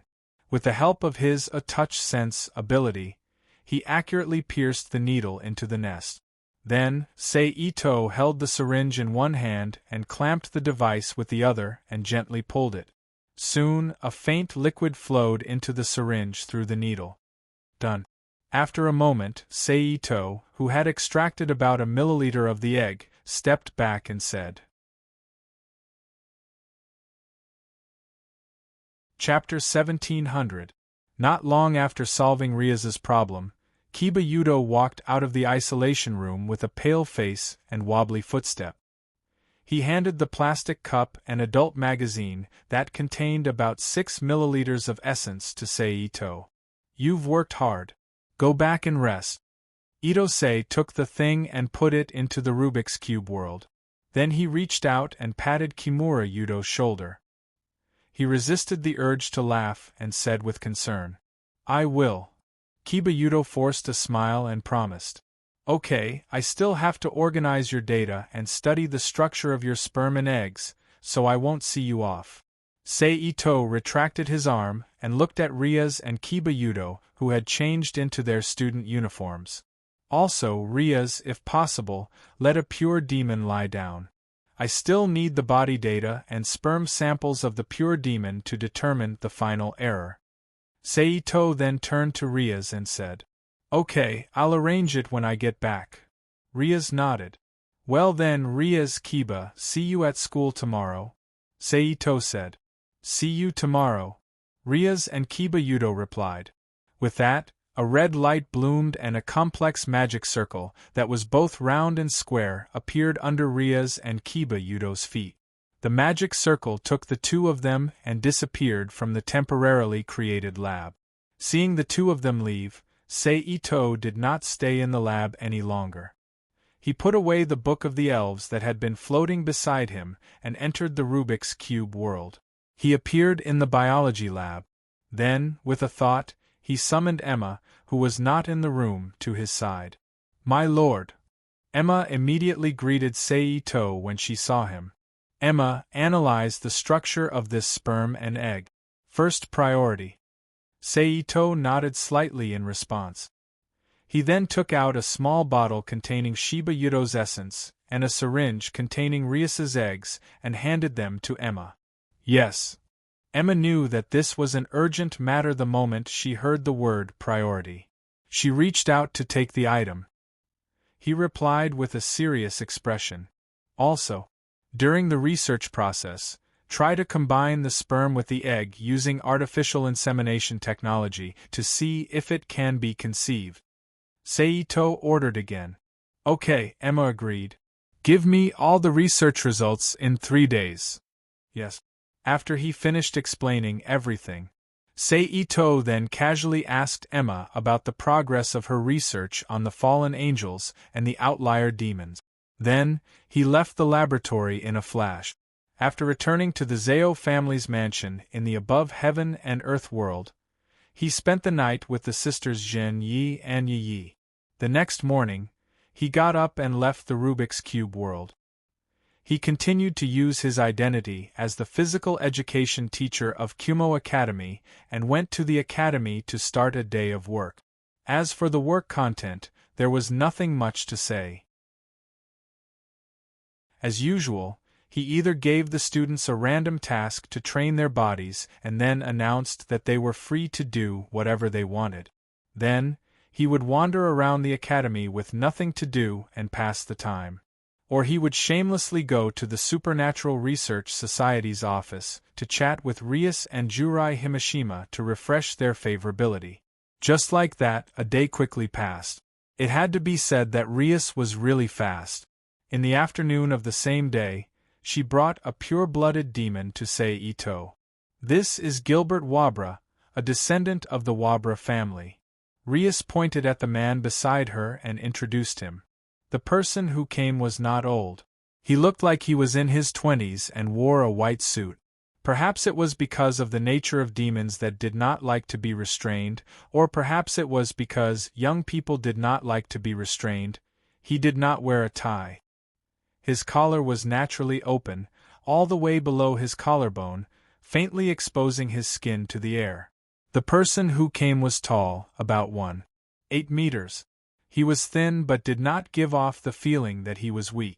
He had blonde hair and looked very handsome. He looked like a male model in the fashion circle. However, the only thing that made Seito feel better was that this guy did not give off the feeling that he needed a beating like Lisa from Phoenix's family.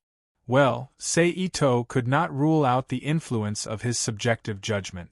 Wabra? 72 pillars? Seito raised his eyebrows. Wabra, the 60th demon god of the 72 demon gods. He was a duke and commanded 36 armies. He taught people the art of various trades and philosophy. Yes. Gilbert Wabra extended his hand with a smile. I didn't expect Rias to find a duke's descendant. Seito extended his hand and shook Wabra's hand with a smile. The two of them shook their palms gently before separating. When Rias sent a letter back to the Gimli family, I happened to be there as a guest. When I heard the contents of the letter, I found it very interesting, so I took the initiative to come and take a look, Gilbert explained as he retracted his hand. I see, Seito said in realization. He had been thinking just now.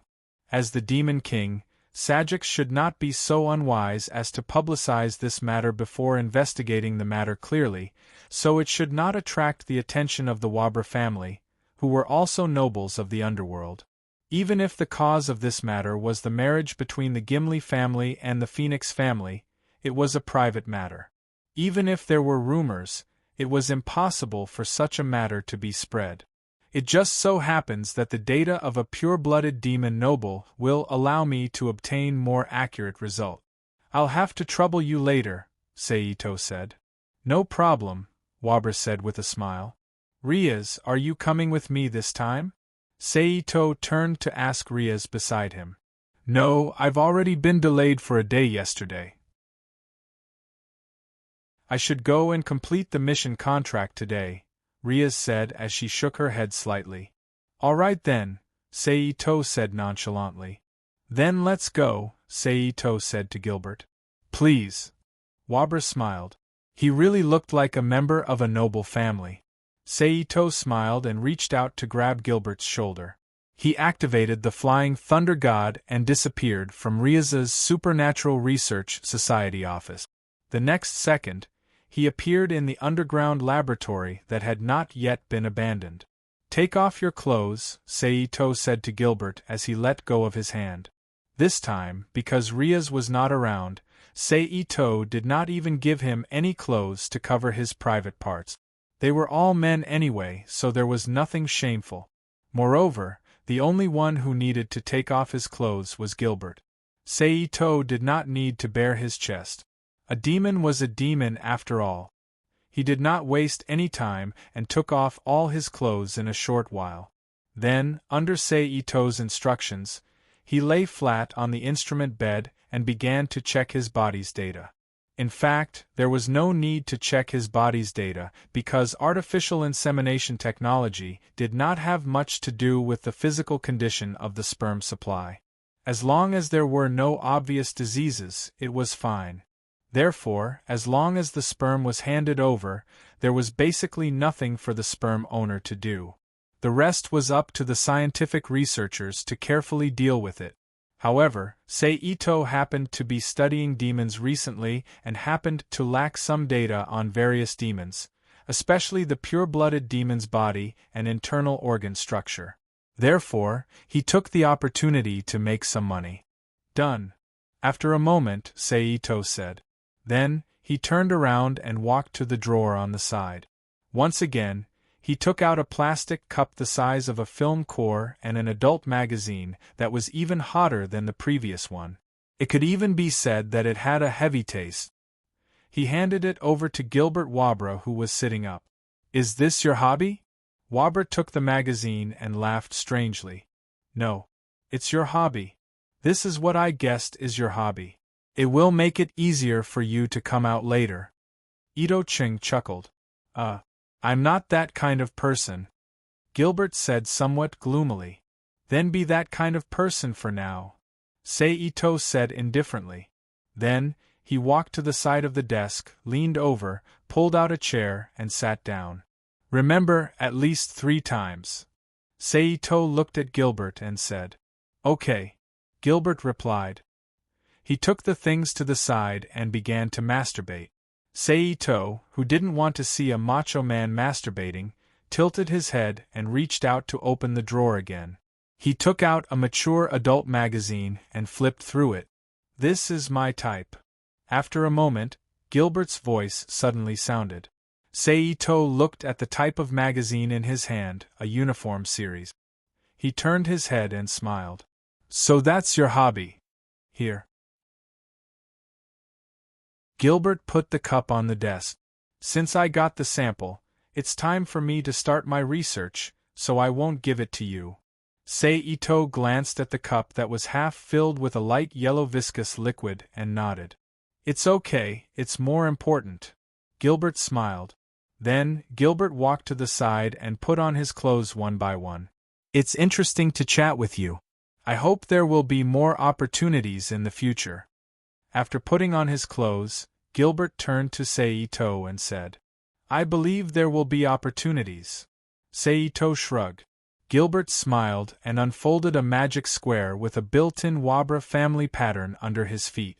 Then, in a burst of green light, he disappeared from the underground laboratory. Then, Seito waved his arm and sent Gilbert Wabra's sperm into the magic cube world for Emma to analyze.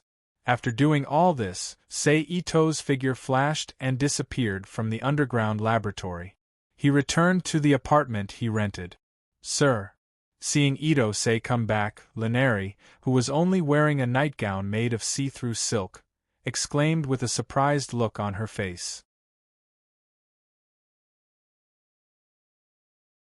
Chapter 1701. "Hello, Mr. Ito-say."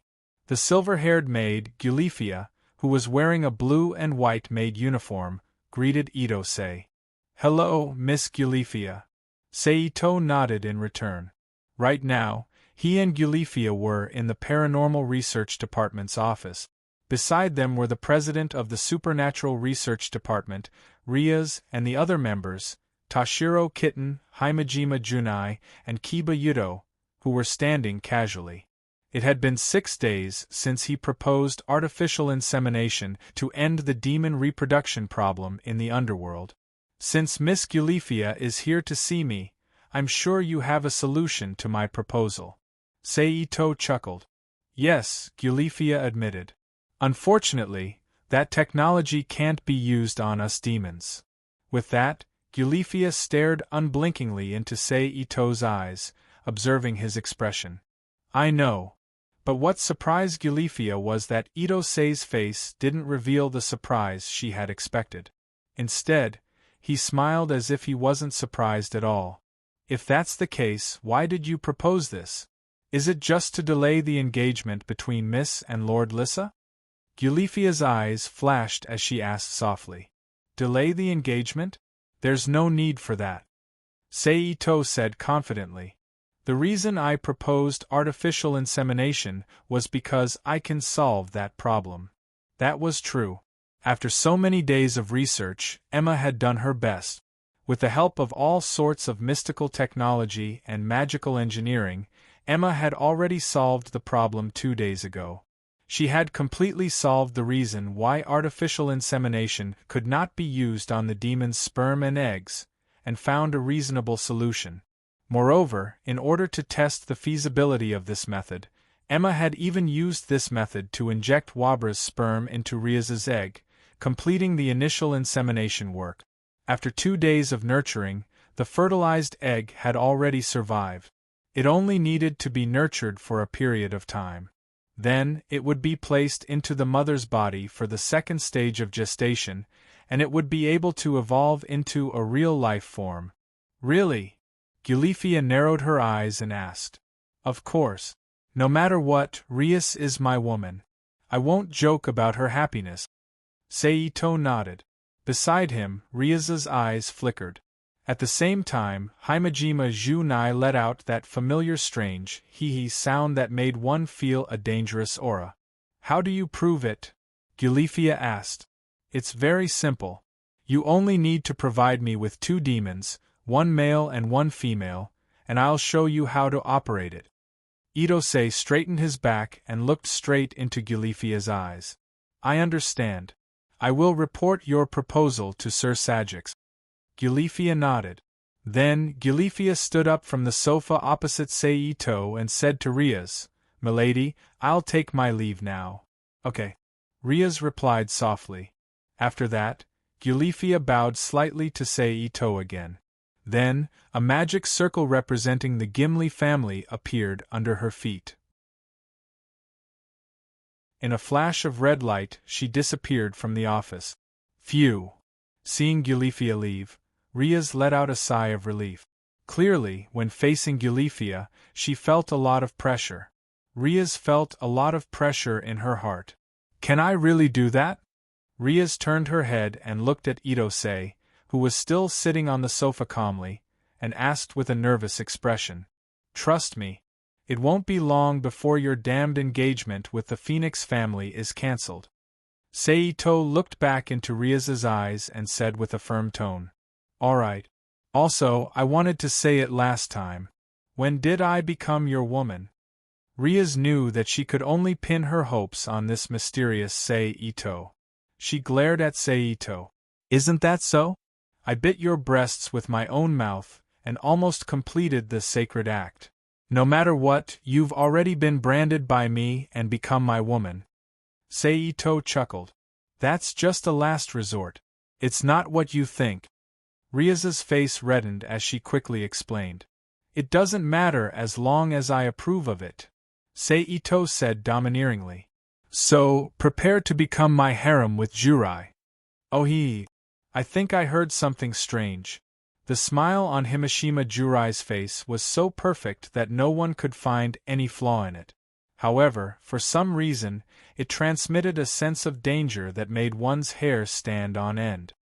Since you didn't hear it clearly, Jurai, I'll say it again. Prepare to be part of my harem with Riaz. Itsunari stood up and announced loudly, like a dead pig that was not afraid of boiling water.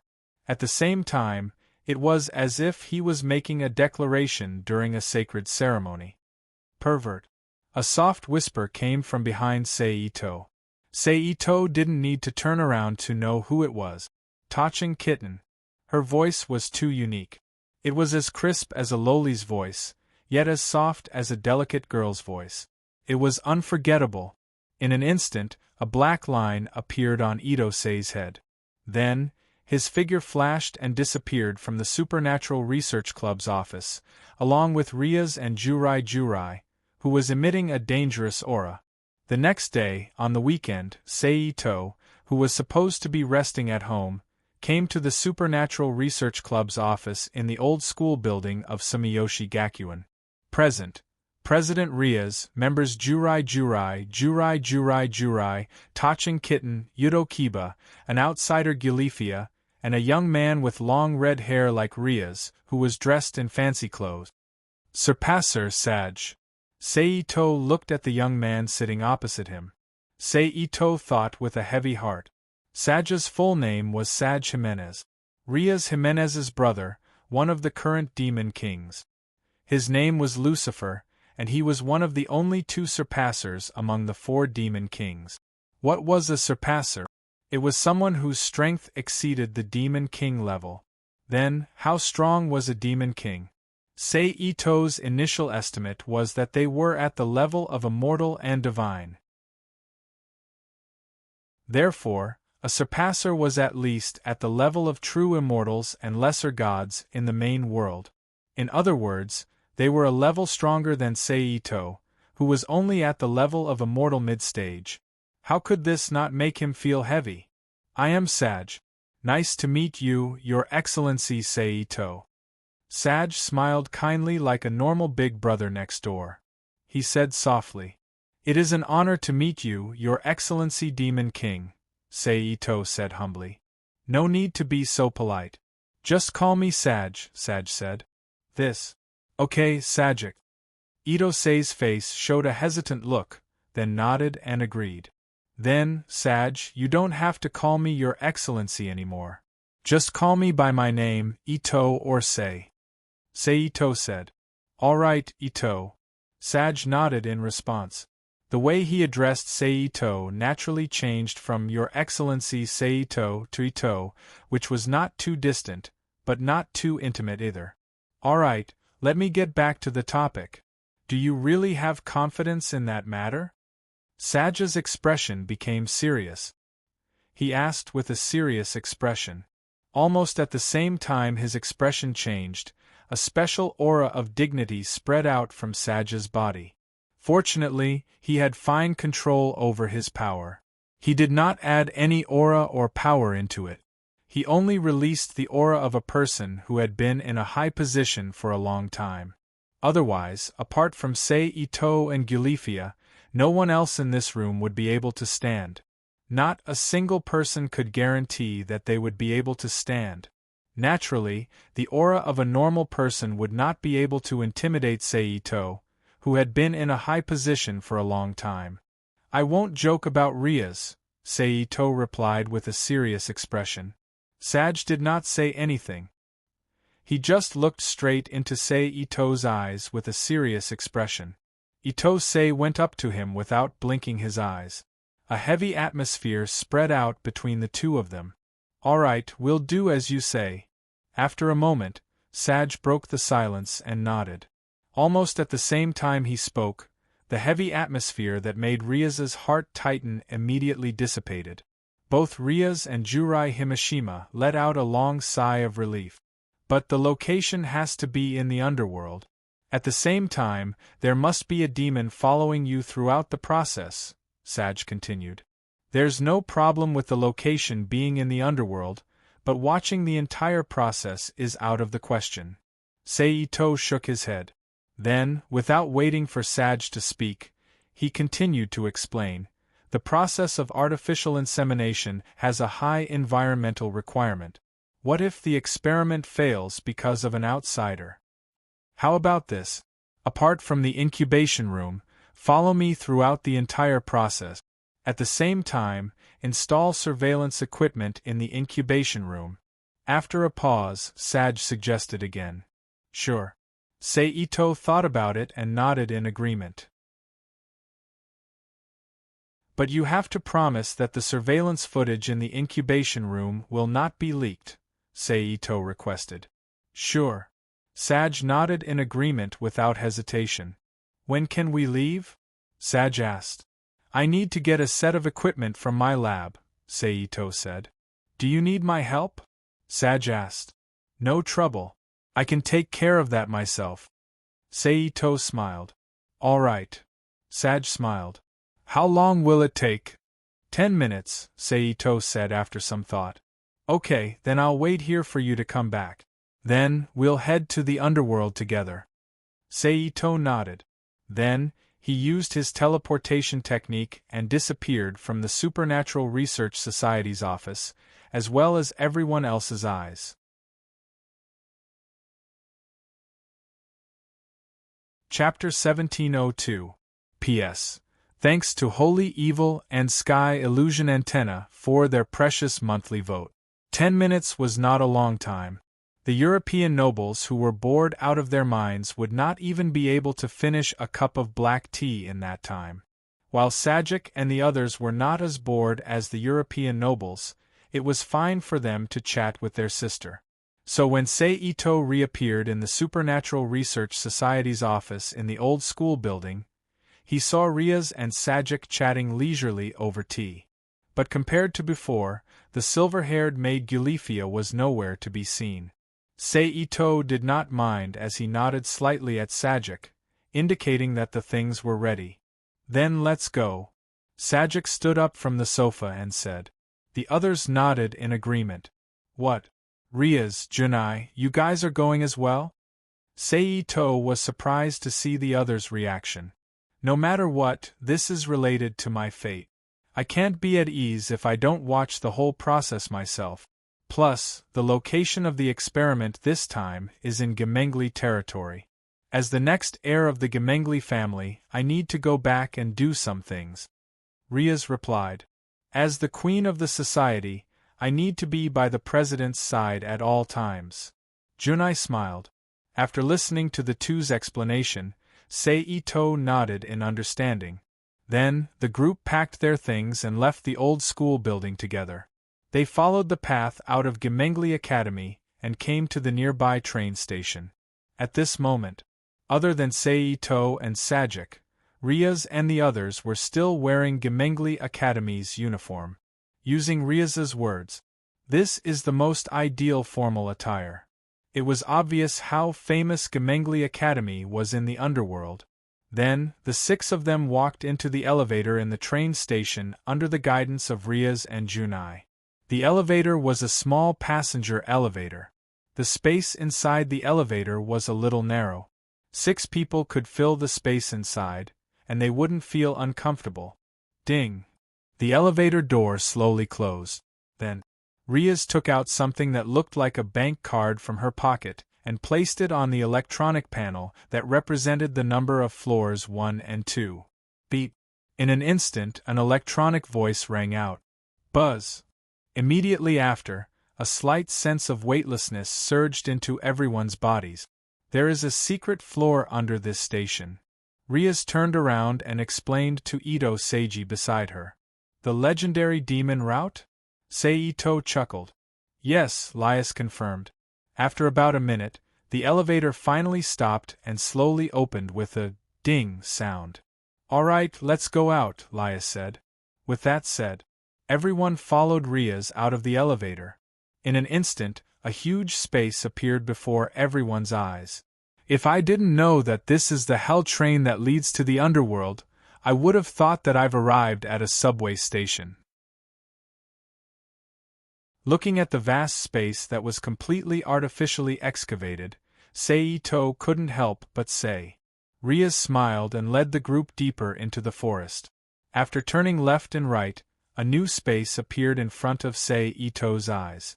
At the same time, a long object that looked very similar to a train entered Seito's eyes. The body of the train had a sharp angle, and its surface was engraved with the demon emblem that represented the identity of the Gimli family. When everyone walked in front of it, the door on the train automatically opened. Seito followed Sajks and Riaz in. Junai, take them there. Riaz, who walked into the carriage, stopped and turned to look at Junai Himashima. Okay, Junai Himashima agreed. Then he turned to look at Ito-sei and smiled. Sensei? Sensei, please follow me. Seito glanced at Riaz and Sajks, who was standing next to her, nodded, and followed Junai Himashima to the middle of the train. There is a rule in the underworld that when taking the train, the dependents must stay in the middle and the back. Only the feudal lord can sit in the front carriage, Junai Himashima explained in a low voice on the way. Class treatment, huh? Seito said softly, then looked up at Shiba Yudo and Tachin Kitten, who were walking in front. He suddenly reached out and grabbed Junai Himashima's small hand and held it tightly. Feeling her hand being grabbed, Junai Himashima rolled her eyes at Seito, but she didn't break free. Instead, she opened her fingers and held Seito's hand. Like a couple in love, they walked forward hand in hand. Sensing the change in Junai Himashima's hand, Seito smiled silently. A moment later, the four of them came to the middle of the carriage and sat down on soft-backed chairs with white jackets. Itsunari and Jurai Himashima sat together, but at this time, their hands that were holding each other had already separated. Shiba Yudo and Tachin Kitten sat opposite them. One turned his head and looked out of the window in a daze, while the other got a magazine out of nowhere and looked down to read it. Just like that, they sat in a daze for 3 to 4 minutes. Accompanied by the sound of a bell, the train started moving. How long does it usually take to arrive? Seito, who felt a little bored, turned his head and asked Junai Himashima. They'll be there in about an hour. Because this train needs to use the official method to pass through the dimensional wall, Junai Himashima replied. Seito nodded, then began to chat with Junai Himashima about other topics. But soon, a new man interrupted his conversation with Junai Himashima. The person who came was an old man. He was wearing a driver's uniform. His white beard looked very clean. Greetings, the demons of the princess, and this sir. I'm the coach of this Gemengli special train. My name is Ronaldo. Nice to meet you. The old man solemnly introduced himself. Of course, the main target was Seito, because the others had already met this old coach Ronaldo. Nice to meet you. Seito nodded in return. For Seito's posture of not getting up to return the greeting, Ronaldo didn't show any dissatisfaction on his face. Then, he took out a black device that looked like it was used in modern times to swipe personal identification card. It was aimed at Seito. This is a confirmation and verification machine from the demon world. This train is an important and solemn means of movement to officially enter the underworld. If there was an imposter, it would be very troublesome. But something terrible would happen. In this era, if the train is hijacked, it will be terrible. Ronaldo explained. Beep beep. Almost at the same time as his words fell, a burst of alarm came from the machine. But soon, the sound became lively again. It was obvious that it had passed the verification. At the same time as the verification as a new face, you have already completed the procedures to enter the country. Please feel free to rest until you reach the scheduled station. The carriage with beds and the dining car are also prepared. Please feel free to rest until you reach the destination. After the buzzing of the machine disappeared, Ronaldo said again. Then, Ronaldo bowed slightly to Seito, Himajima Junai, and the others. Then he turned and left the carriage. This train is about to break through the dimensional wall. This train is about to break through the dimensional wall. About 40 minutes after the departure, Seito and the others who were playing cards to kill time heard the announcement from the broadcast. Almost at the same time as the announcement on the broadcast, the dark scenery outside the car window suddenly changed. A purple sky appeared, and endless mountain peaks, as well as emerald green trees that covered the mountain peaks and plains. This is already Gemengli's territory. Himajima Junai said with a smile. Ito responded noncommittally. Aren't you curious? Himejima Junai was surprised. I'm not a country boy who hasn't seen the world. Ito curled his lips. That's boring. It's rare that I want to see your surprised face. Himejima Junai pretended to be disappointed. Then, the train moved forward for more than 10 minutes, and a new announcement came. It was broadcasted from the broadcast. Arriving at the Gemengli Mansion. Arriving at the Gemengli Mansion. Thank you very much for riding this train. Hearing this announcement, Ito and the others stopped playing cards and began to prepare to get off the train. At the same time, Riaz and Sajks, who disappeared along the way, appeared in front of everyone again. Then, the train moved forward for a short while. Only then did it come to a stop with a light cracking sound. The door opened, and Ito followed Riaz and Sajks out of the train. Sir Sajks, Miss Riaz, welcome back. The orderly greeting instantly echoed in everyone's ears. Clap, clap, clap, clap. La la la la, at the same time. Fireworks exploded into the sky, splitting into colorful sparks. Melodious music sounded. It played a solemn yet cheerful tune. It was so loud that it was like welcoming the arrival of the head of state. But to be honest, Sajk's identity as the Demon King was no different from the head of state. Only in terms of power, he was many times stronger. Thank you, everyone. I'm back, Riaz said with a smile on her face. Sir Sajks, Miss, welcome back. You've arrived early. It's good that you had a safe journey. Alright, everyone, and Ito, please get on the carriage. We'll be moving to the Gemengli Mansion. Just then, Gulifia walked out from the crowd and said to everyone. Under Gulifia's lead, everyone got on the luxurious carriage one after another. Among them, Riaz had to accompany Sajex, who was her brother but also the Demon King of the demonic realm, due to her identity as the heir of the House of Gimli. So, she sat in the front carriage with him and Gulifia. Ito, an outsider with a rather unique identity, sat in the second carriage with Jurai Himejima. The third carriage was given to Shiba Yudo and Tachin Kitten. The horse hooves kicked lightly and the carriage began to move. What a rare enclosed space, Jurai. Ito turned to Jurai Himejima with a strange smile. As he spoke, he gently placed his hand on Jurai Himejima's smooth thigh and slowly moved it under her uniform skirt.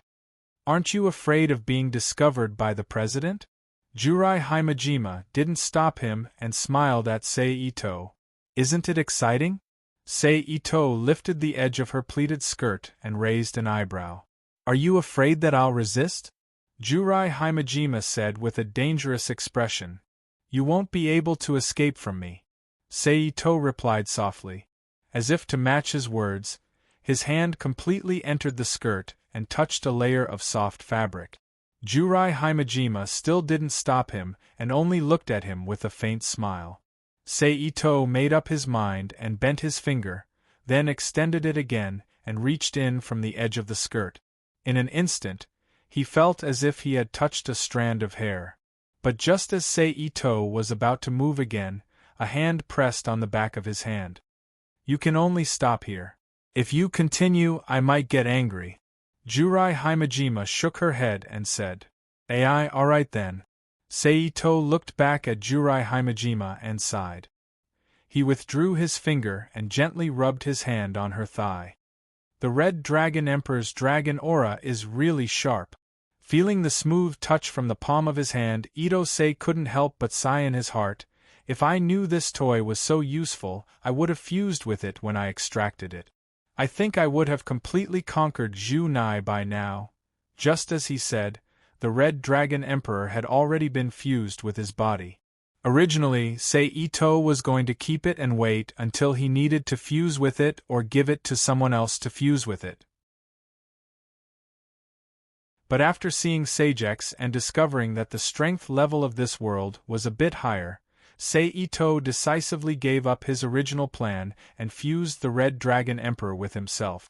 At the same time, through a conversation with Dreza, He remembered that the Red Dragon Emperor had a very interesting auxiliary attribute, the ability to increase its attractiveness to women. The carriage traveled for a few minutes and finally stopped in front of a huge, ancient castle. "We should get off," Jurai Himejima exhaled softly and reminded him. Seito reluctantly withdrew his hand and nodded in agreement. "If you like it, we can continue next time." Jurai Himejima put her head close to Seito's ear and whispered in a seductive voice. After saying that, without waiting for Seito's reply, she immediately opened the curtain and walked down. Seito chuckled and followed her down the carriage. At the same time, Shiba Yudo and Tachin Kitten also jumped down from the third carriage that had just stopped. At this time, the welcoming team in front of the courtyard was still extremely exaggerated. The first thing that came into view was a red carpet that stretched all the way to the huge castle. Maids in maid uniforms lined up in 2 rows on both sides of the carpet and bowed their heads respectfully. "Seijex, Sama, Milady, Seito, and your family, please come in," Gyurifia urged.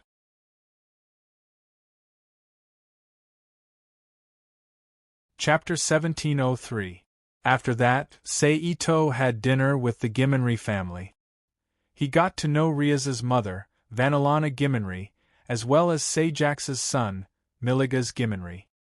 He was then arranged to rest in a ridiculously large room.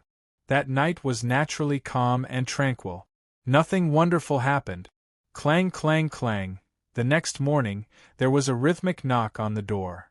"Come in," Seito said. Creak. The door opened, and a young maid in a maid uniform pushed the door open and walked into the room. She stood still and bowed to Itose, saying, "Sir, Miss Rias asked me to inform you to have a meal." "Okay." Seito nodded and got up from the bed. He left the room with the maid and came to the spacious dining room. "Good morning, Rias, Junai, Kitten, Yudo, and Lady Gyulifia." Seito greeted his acquaintances. "Good morning, Dun." Rias and Junai Himeshima responded. "Good morning." This was Kitten's response. "Good morning, Sensei." This was Kiba Yudo's greeting. "Good morning, Sir Seito." Finally, it was Gyulifia's greeting. Seito then walked to the dining table and sat down on a chair that a maid pulled out for him. "Where are Seijax and Lady Vanilana?" Seito asked as the maid served his food. "My brother still has something to do, so he returned to the territory first." His mother, on the other hand, was having a gathering later. "She left first," Riaz replied. At this time, the maid served his breakfast. It was very Western, with bread, milk, ham slices, and fried eggs. "What about the experiment?" Seito asked again. "The demon couple you requested have arrived. They are now resting in the guest room. The equipment has also been sent to the newly vacated room for you. As long as you are ready, the experiment can begin at any time," Gyulifia replied. "Also, if you need anything during the experiment, you can let me know. I will contact someone to arrange it for you." Before Seito could speak, Gyulifia spoke again. Gyulifia said again, "That's good." Seito nodded. He then picked up his knife and fork. He ate the food in front of him. 10 minutes later, the meal was over. Seito, Gyulifia, Riaz, and Junai Himeshima left the dining room and went to the room that had been modified into a modern experiment room. "Take a look and see if there's anything else you need. I'll have someone send it over later," Gyulifia said. Itose slowly looked around the room that had been transformed into the top laboratory of human beings in the mortal world, as well as the modern-era equipment. He shook his head slightly and said, "No need. No need, this is enough. It's even better than I expected." Gyulifia smiled and didn't say anything. "Thank you. Ms. Gyulifia, go get them." Seito turned to Ms. Gyulifia. "All right," Gyulifia replied before turning around and walking away. "My dear Riaz, Junai Himeshima, the experiment is about to begin.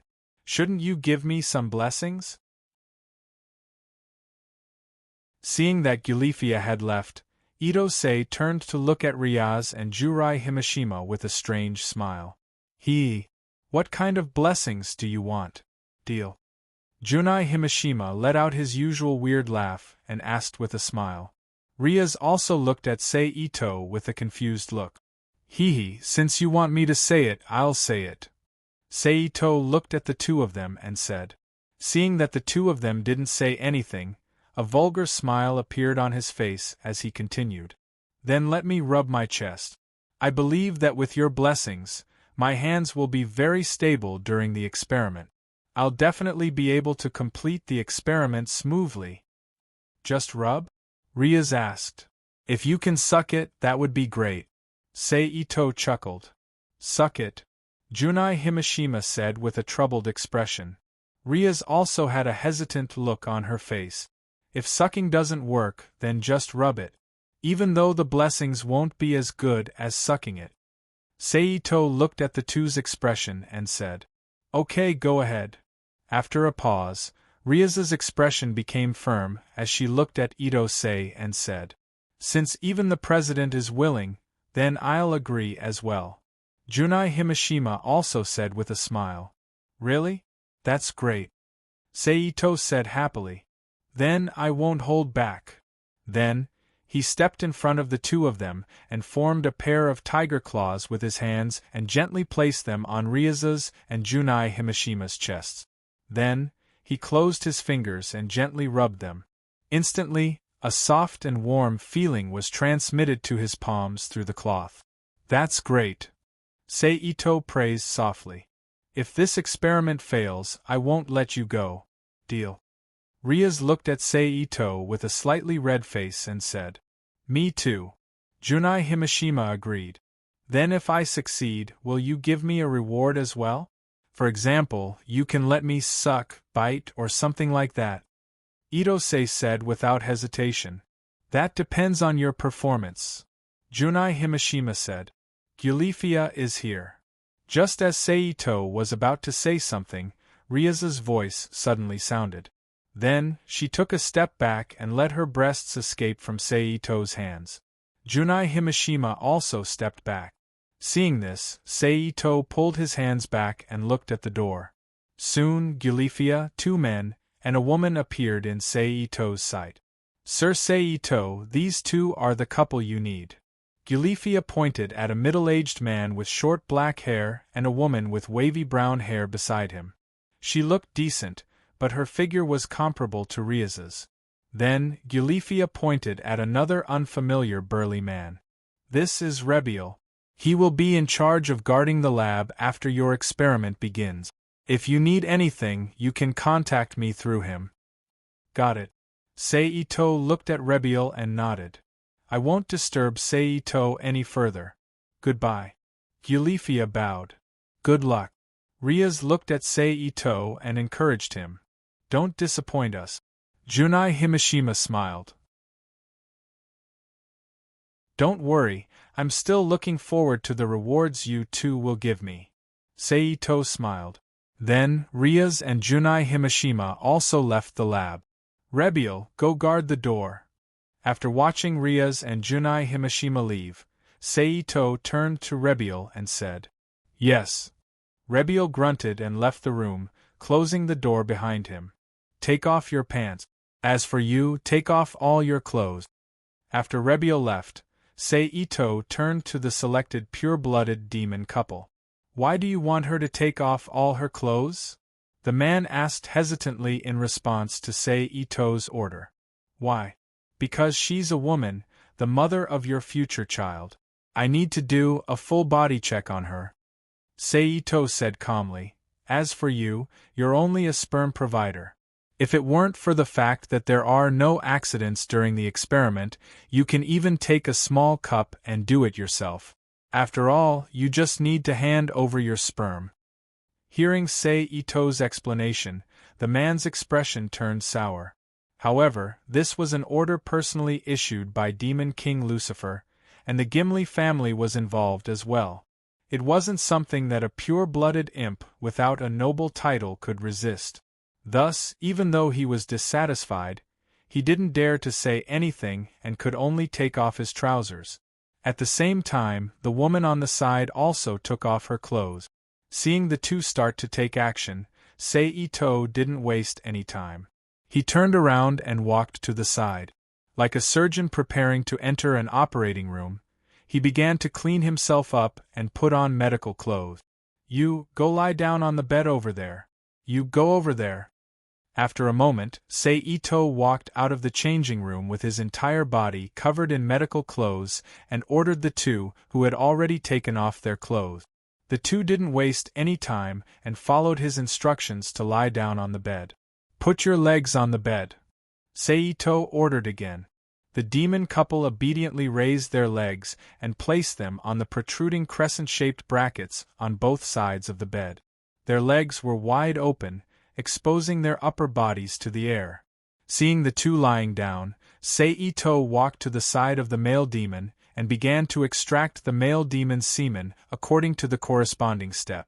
In a little more than a minute, nearly 4 milliliters of light yellow viscous liquid was extracted from the male demon's seminal vesicle by Seito and poured into a small plastic test tube. "Okay, you can put on your clothes and go out." Seito closed the lid of the test tube and put it aside without turning his head. "I want to stay here." The man got up and said, "Whatever." Seito turned his head and glanced at the demon man and said in a cold tone. Then, he took out a ductile device from the medical table and walked to the bottom of the female demon's bed, facing her upper body. He put the ductile device in his hands together and adjusted the screw to open the opening. Then, a patch of darkness entered his eyes. Seito reached out again and took out an aspirator connected to a slender tube from the medical table next to him and inserted the tip of the tube.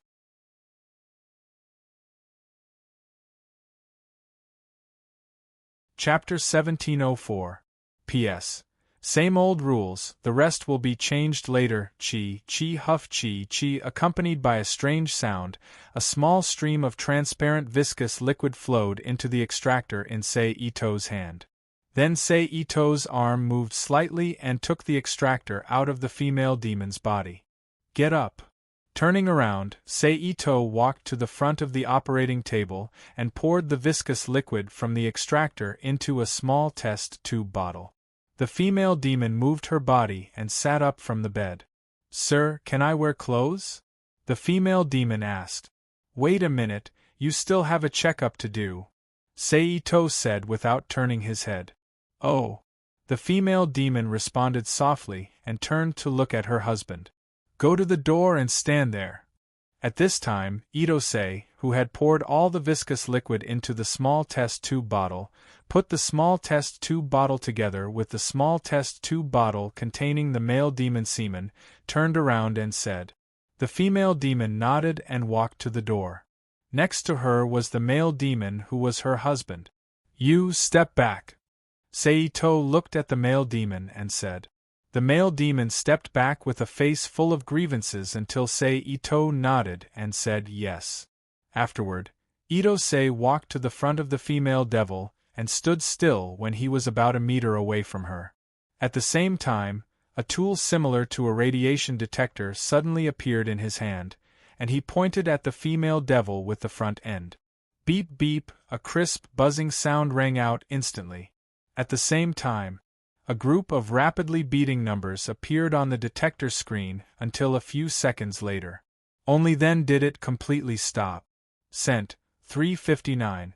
22/3. Seeing this, Seito's thumb quickly moved a few times on the instrument and stored this information. Now, start operating the power in your body. Remember to slow down until you reach the peak of your power. Seito looked up at the female demon opposite him and said, "Okay." The female demon agreed and then silently operated the magic power in her body. Almost instantly, the number on the detector began to jump at high speed. Cent, 410. 12 cent, 450. 70 cent, 520. 33. Until, cent, 776. 42/8. This was the last number displayed on the detector screen. It's done. Ito quickly moved his thumb on the detector and stored the data. The examination is complete. You can now put on your clothes and leave with your husband, Ito said. Phew. Hearing Ito's ha, the demon couple almost simultaneously breathed a sigh of relief. Ito didn't care about the two of them. He turned around and walked to the front of the experiment table. He took the test tube bottle containing the couple's sperm and eggs. He turned around and walked to the high-power sterile microscopic operation table. He sent the 2 test tubes into the operation room. Then Ito went to the front of the operation table, sat down, put his hands into the isolation sleeve in front of him, and began to select and inject the sperm and eggs inside. This was a delicate work that required patience, but fortunately, Ito's temperament and state of mind were enough, so after more than half an hour, as many as 300 artificial fertilized egg cells were produced. Damn, as expected of a demon, the sperm activity is so high. If an ordinary human wants to undergo artificial insemination, it's already not bad to be able to cultivate 20 pairs of excellent fertilized egg cells. This is good, it directly broke 100. Ito, who sat up straight, exhaled lightly. Then his mind moved. A square metal box that looked like an incubator appeared on the blank table next to Ito. Ito stretched out his hand and beckoned, and the detector that he had used previously appeared in his hand. His fingers moved slightly.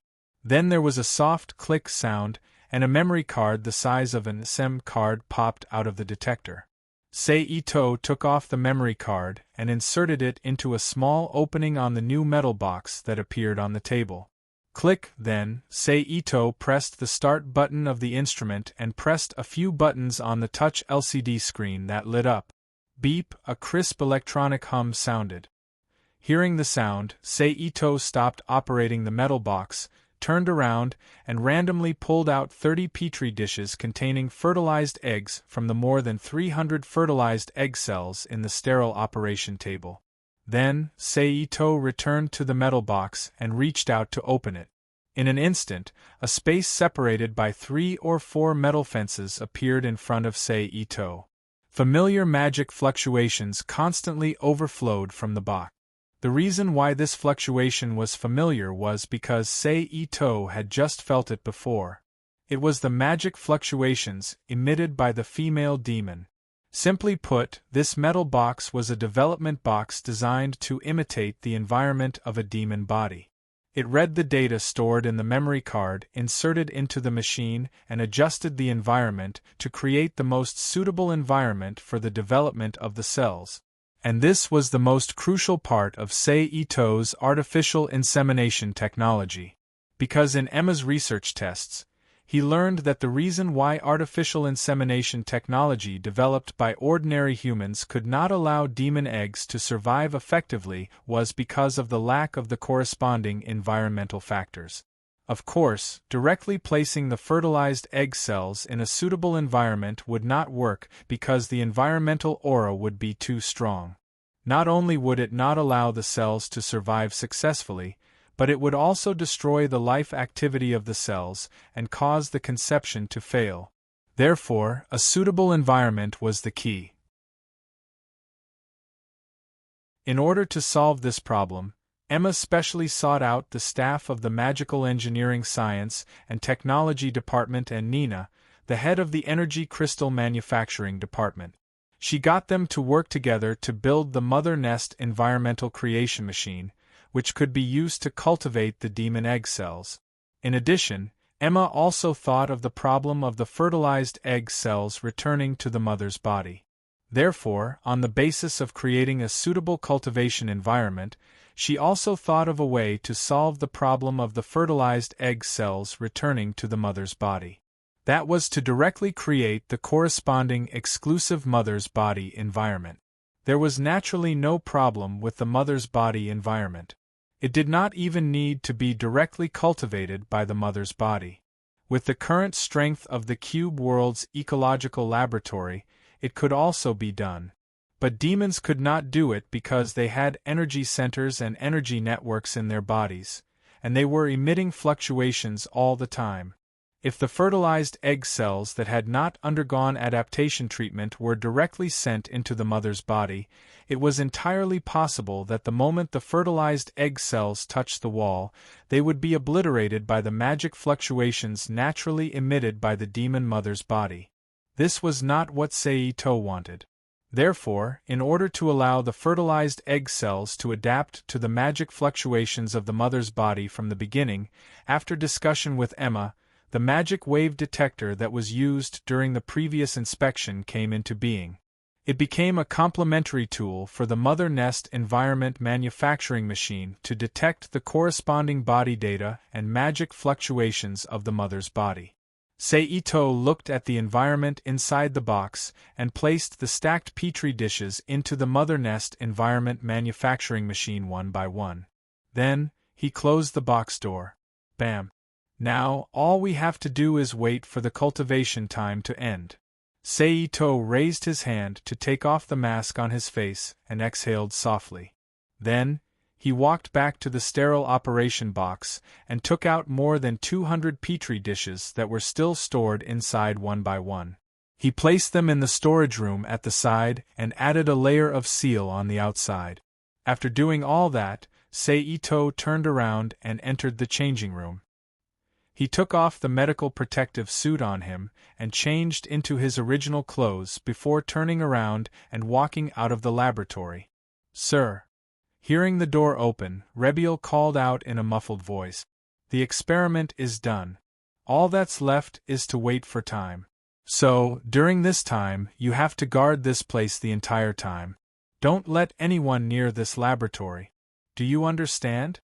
Itose looked at the tall and sturdy man in front of him, Rebier, and said in a deep voice. "Yes, sir," Rebiel replied in a low voice. Hearing this, Seito smiled slightly and reached out to pat Rebiel's arm. Then, he turned around and walked down the red-carpeted corridor into the distance. Soon, he disappeared from Rebiel's sight. Therefore, in order to allow the fertilized egg cells to adapt to the mother's magic fluctuations from the beginning, after discussion with Emma, the magic wave detector that was used during the previous inspection came into being.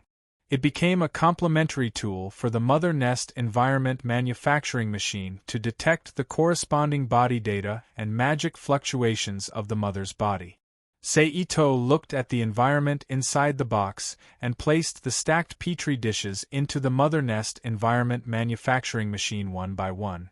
Then, he closed the box door. Bang! Now, all that's left is to wait for the incubation period to end.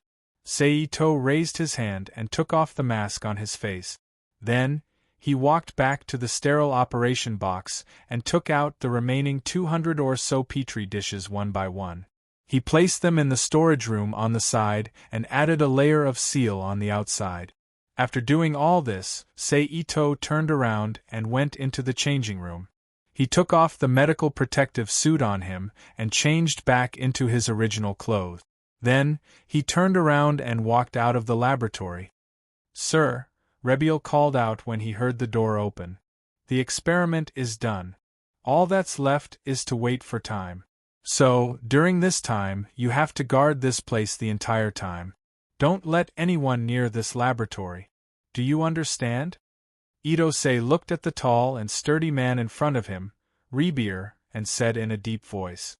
"Yes, sir," Rebiel replied in a low voice. Hearing this, Seito smiled and patted Rebiel's arm. Then, he turned around and walked down the red-carpeted corridor into the distance. Soon, he disappeared from Rebiel's sight.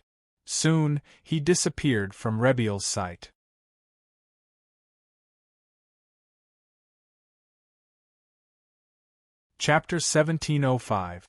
P.S. Thank you to Hell Royals, Dust Under the Storm, and Instant Potato for their precious monthly votes. Thank you to Instant Potato and NXCX for their tip. Shall I attack? Seito looked at Rias and the others who were not far away. At the same time, opposite of Seito, Rias, Himejima Junai, Tashiro Kitten, and Shiba Yuto were guarding Rias behind them. They were ready to attack at any time as they stared at Seito. "Bring it on," Rias said. "Then I won't hold back." Seito smiled. As he said that, he kicked the ground and his body immediately turned into a black light that rushed towards Rias and the others. Shiba Yuto's eyes narrowed as he also turned into a shadow and rushed forward. Clang! Two figures appeared as the two swords clashed together, creating sparks from the friction. Itose pushed his arm hard, forcing Kiba Yuto to hold his sword with both hands, and lifted his foot to kick out. The latter quickly jumped back and brushed past Seito's foot. Knight's agility, huh? Seito squinted his eyes and thought. Then he sped up again and suddenly appeared in front of Shiba Yuto, who had just landed. He bent his body sideways and used his shoulder to slam into Shiba Yuto. Bang! With a muffled sound, Shiba Yuto's defense was greatly reduced because he used the power of the chess piece and was immediately sent flying. Looks like he wasn't joking with us. He really does have the ability to challenge us. Rias looked at Shiba Yuto, who was sent flying, and said softly with a serious face, "That's good. Now I can hit him with my thunder to my heart's content." Himejima Junai on the side said, as he let out a strange laugh filled with joy and anticipation. "Kitten." Rias ignored Junai, who was about to explode with his attribute. She raised her voice and said. Hearing the call, Kitten did not hesitate and immediately rushed behind Shiba Yuto and caught him with both hands. At the same time, Seito, who had completed his shoulder ram, straightened his body and charged at Rias again. Crack! However, just as Seito was about to take off, a bright yellow lightning bolt suddenly struck down from the sky, forcing him to jump back. Seito looked up at the sky. There, a pair of bat-like wings spread out behind him.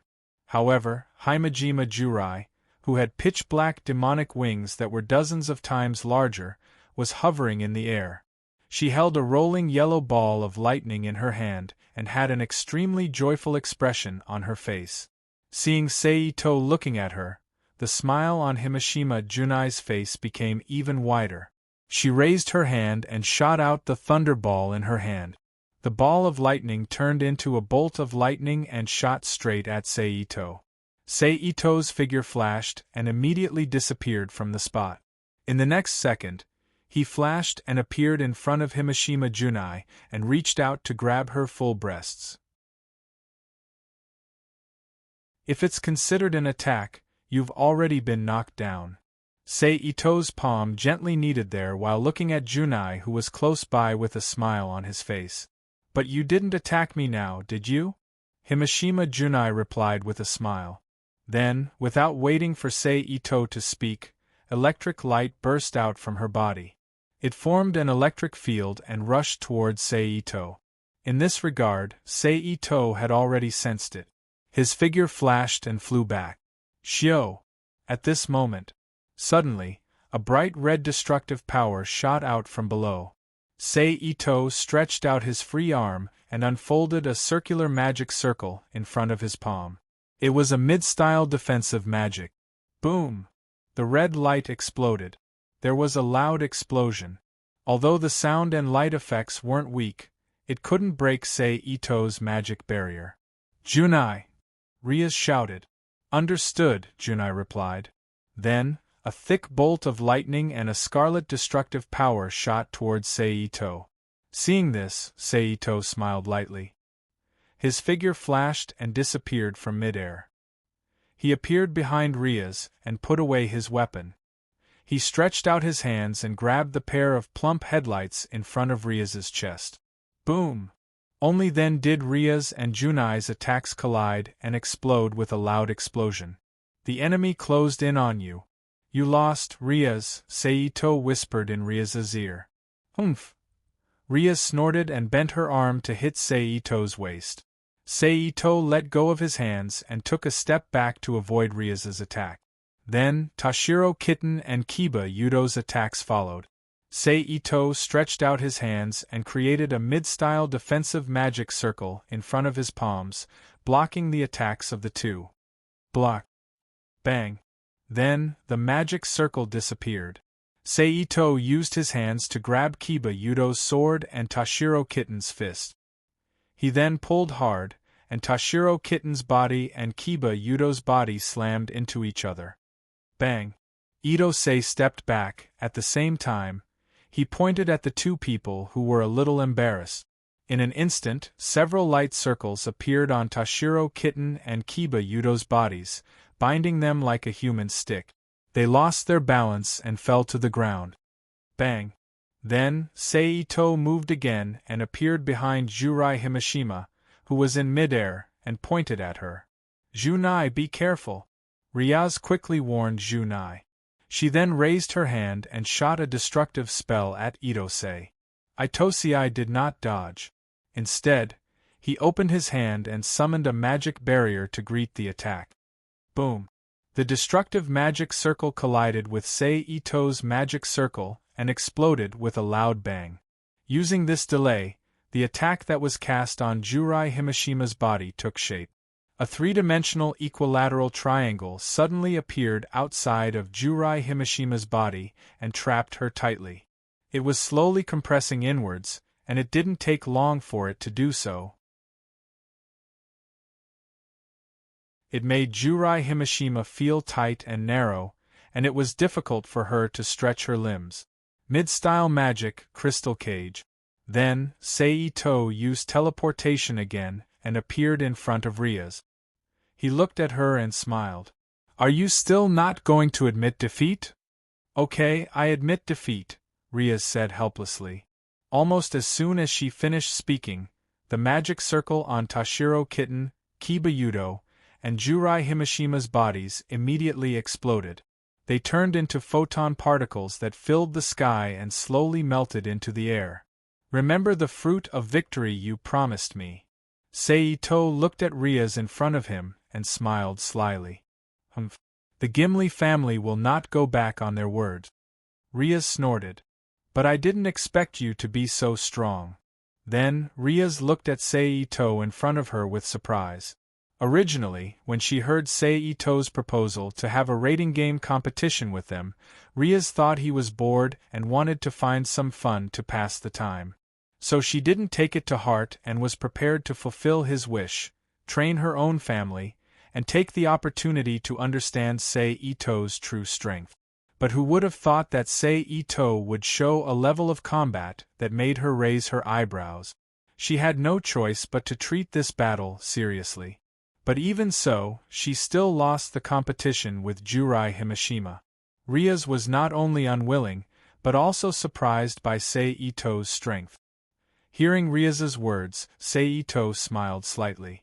He didn't say anything. Why don't you become my dependent? Ryaz suggested, her eyes sparkling. Forget it. My goal is to take you into my harem, not to become your harem. Seito shook his head and laughed. But then again, your lineup is a bit too weak. Then, without waiting for Ryaz to speak, Seito changed the topic. If that's the case, when you become an adult and start rating game, you might lose a lot of matches. Knowing that Seito was telling the truth, Ryaz couldn't help but have a thoughtful look on her face. Okay, I should go to the lab. After all, it's more important over there. Seito looked at Ryaz, Jurai Himashima, Kita Toshiro, and Yudo Kiba. Then, he said goodbye to everyone and left the training ground. A moment later, Seito appeared in front of the lab door again. Your Excellency. The muscular man guarding the door, Rebiel, greeted Seito. Thank you for your hard work, Rebiel. Seito smiled. Rebiel didn't say anything. Seito didn't mind as he opened the door and walked into the lab. Bang! The door automatically closed. In the room, Seito slowly walked to the Mother Nest environmental fabricator that was placed on a long metal table and pressed a few buttons on the LCD screen beside it. In an instant, the metal layer on the outside of the Mother Nest environmental fabricator changed color and quickly became transparent, revealing the petri dish inside. With a thought, Seito took out a high-magnification scope and placed it in front of his eyes. He lowered his head and looked at the development of the fertilized egg cells in the petri dish inside the box. After a moment, Seito nodded slightly and stood up. He put away the high-magnification scope and pressed a few buttons on the LCD screen of the Mother Nest environmental fabricator, turning the box back into an opaque metal box. Then, Seito turned around and left the lab. He greeted Rebiel, who was guarding the door, and walked toward the main house. A few hours later, at night. Creak. At this time, a soft sound suddenly came and attracted Seito's attention. Then, under his gaze, the bedroom door opened, and Riaz, who was wearing a light pink see-through miniskirt and pajamas, slowly walked into the room. "I thought you wouldn't come." Seito smiled as he looked at Riaz, who walked into the room. "The Gimli family won't go back on their words," Riaz said with a straight face. Then, he slowly walked to the kind of bed that could only be seen in ancient European aristocratic families on TV. No matter how it was enough for 4 people to lie side by side on the wide bed and sat down. Seito saw this and lifted the thin blanket covering him. Riaz glanced at Itose, then took off her pajamas and underwear. She then lowered her body and lay down. "Remember, you can only hug," Riaz said with her eyes closed. This was Seito's reward for winning the rating. He could hug Riaz's body to sleep. "Yes, you can only hug." Seito chuckled and covered Riaz with a blanket. Then, he laid down and moved his body close to Riaz. He reached out and hugged her warm body in his arms. He pressed her back tightly against his chest and placed his tiger claws on Riaz's plump breast. "It's a hug," Seito whispered in Riaz's ear. "I knew you wouldn't be so honest." Riaz sighed helplessly. Seito smiled and didn't say anything. He closed his eyes and rested.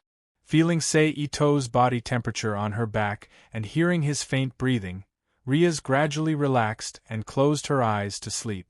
Not long after, a new sound was heard. Himejima Junai, who was only wearing a set of blue-patterned underwear, snuck into the room.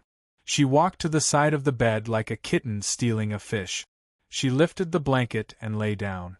Then, she moved her body behind Seito and reached out her hands to hug him. "You're quite bold," Seito said to Himejima Junai using secret sound transmission. "You don't like it?" Himejima Junai raised her head and put her mouth next to Seito's ear and said softly in a greasy voice.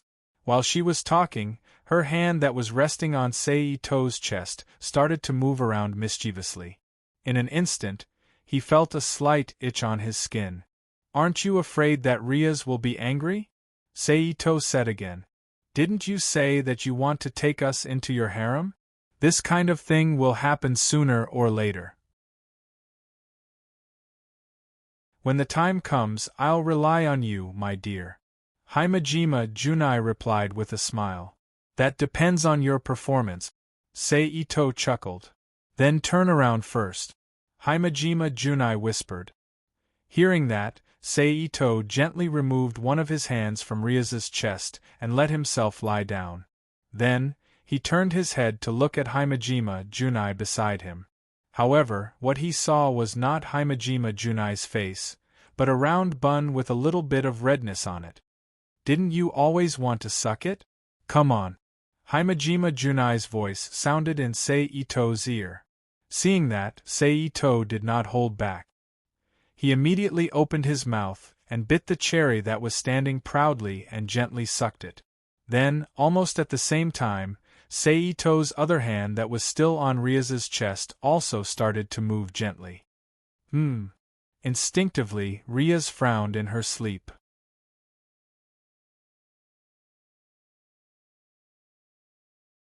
Chapter 1706. Alright, that's all for today. I'm satisfied.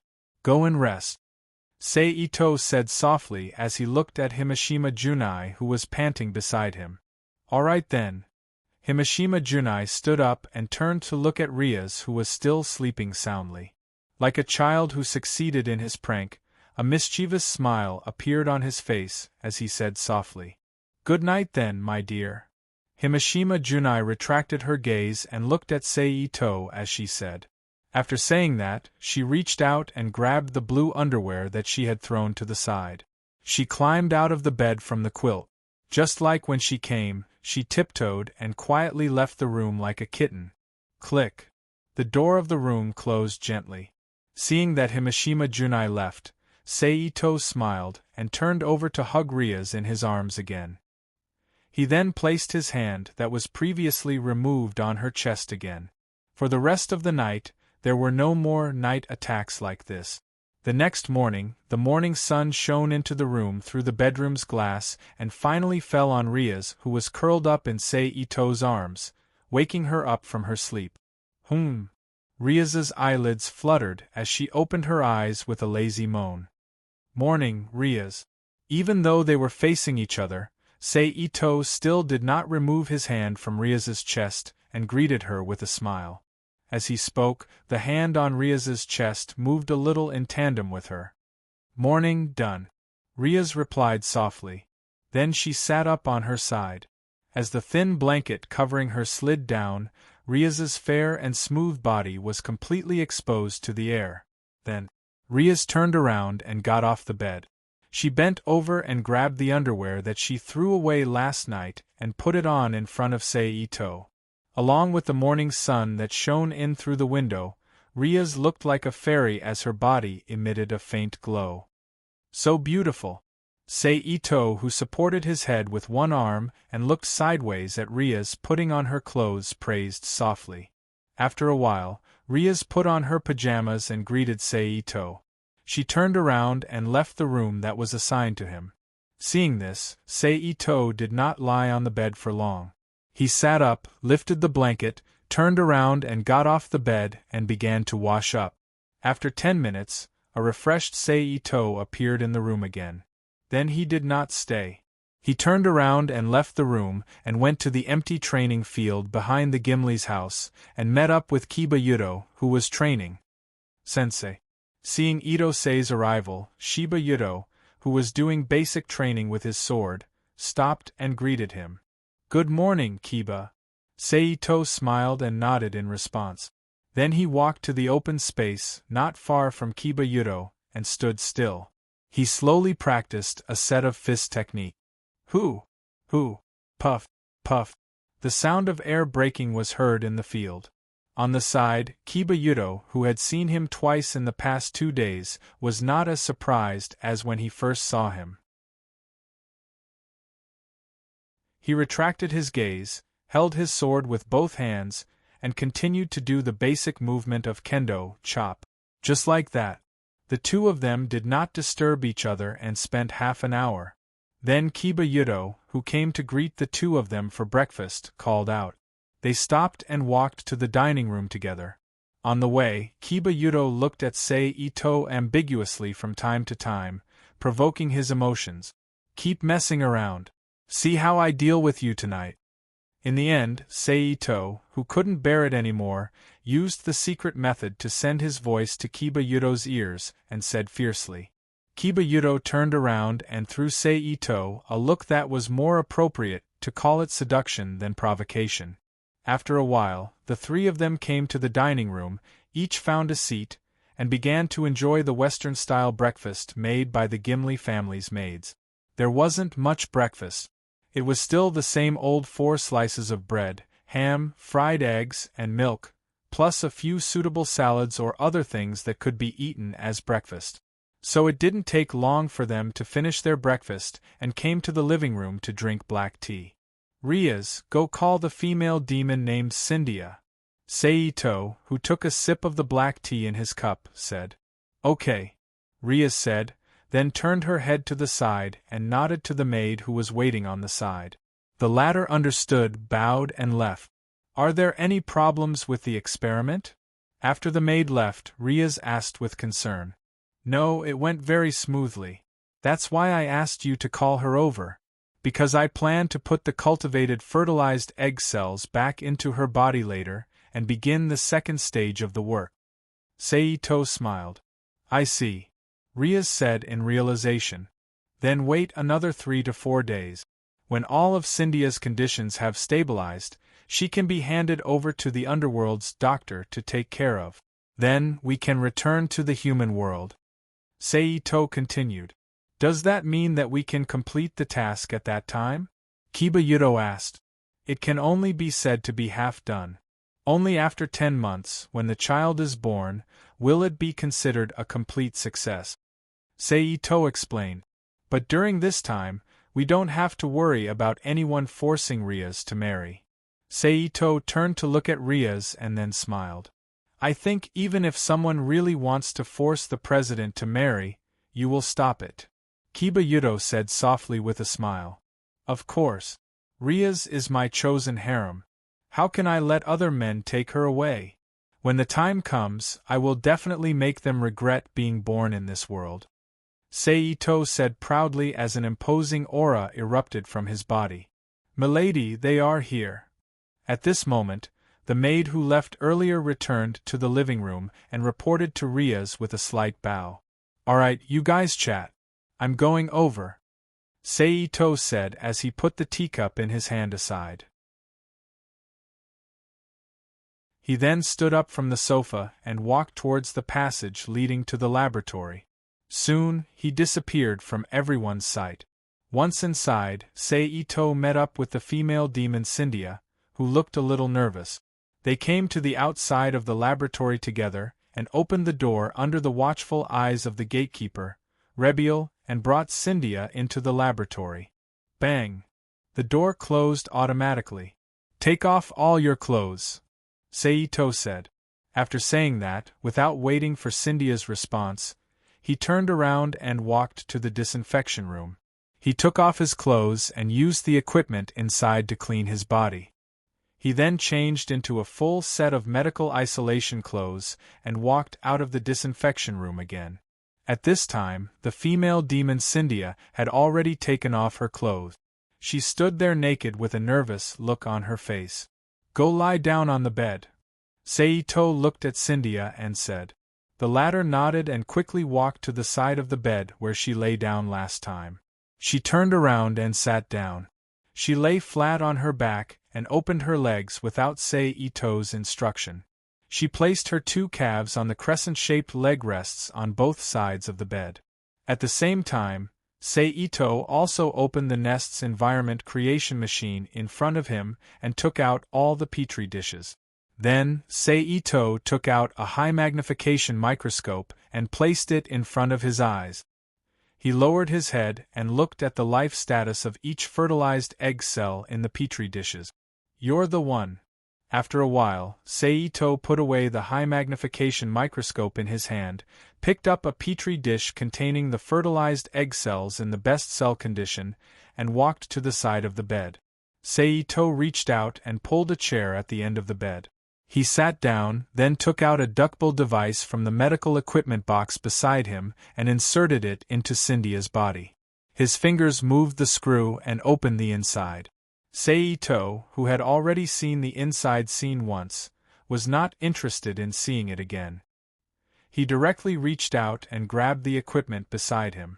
He opened the petri dish and used the instrument to suck up the fertilized egg cells inside, then sent them into Scindia's body.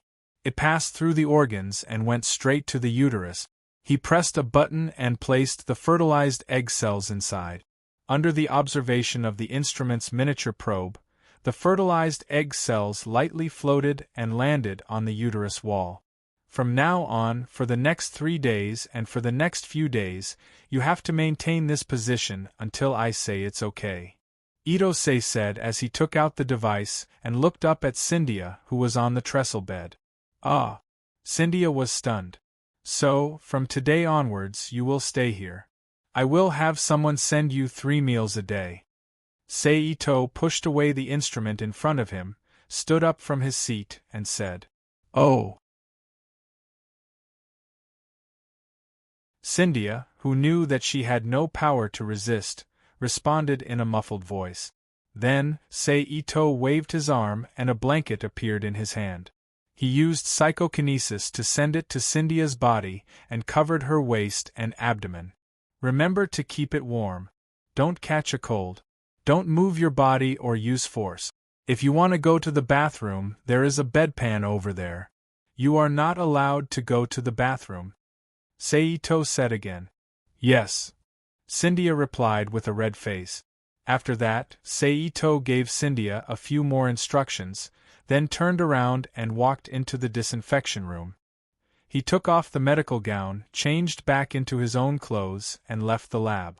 Of course, to prevent Rebiel from barging in or Cynthia's husband from causing problems, Seito purposely reminded Rebiel again.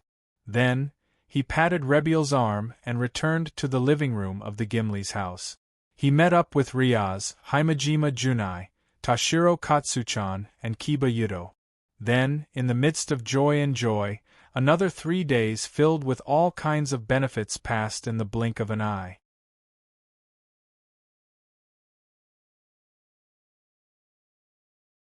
Chapter 1707. Not bad, it's done. Seito pushed away the equipment in front of him and looked up at the female demon Cynthia, who was lying on the bed. Can I leave this place now? Cynthia asked expectantly. In the past few days, it could be said that Cynthia had suffered a lot. Although she ate well, she couldn't sleep well. She didn't dare to move, and she had to maintain a very embarrassing posture. She had enough of eating and pooping on the bed. If possible, she didn't want to stay in this laboratory for a moment longer. Yes. Seito nodded. However, before Cynthia could fully express her happiness, Itose changed his tone and said, Yes, you can, but you still have to try to keep your waist and abdomen high. You can't move or use your strength. Going to the toilet in a normal position is still prohibited. Cynthia's expression stiffened as she exclaimed in surprise. But after thinking about it, she accepted it. It was fine as long as she didn't have to stay in this cold laboratory. Yes, my lord, Syndicate, who had regained her senses, quickly replied. Seito nodded and stood up from his seat. He took off his protective suit and walked to the door of the laboratory. Creak. Seito opened the door. Rebiel, tell Miss Gulifia to come here. Seito said to Rebiel, who was guarding the door. Yes, sir. Rebiel replied.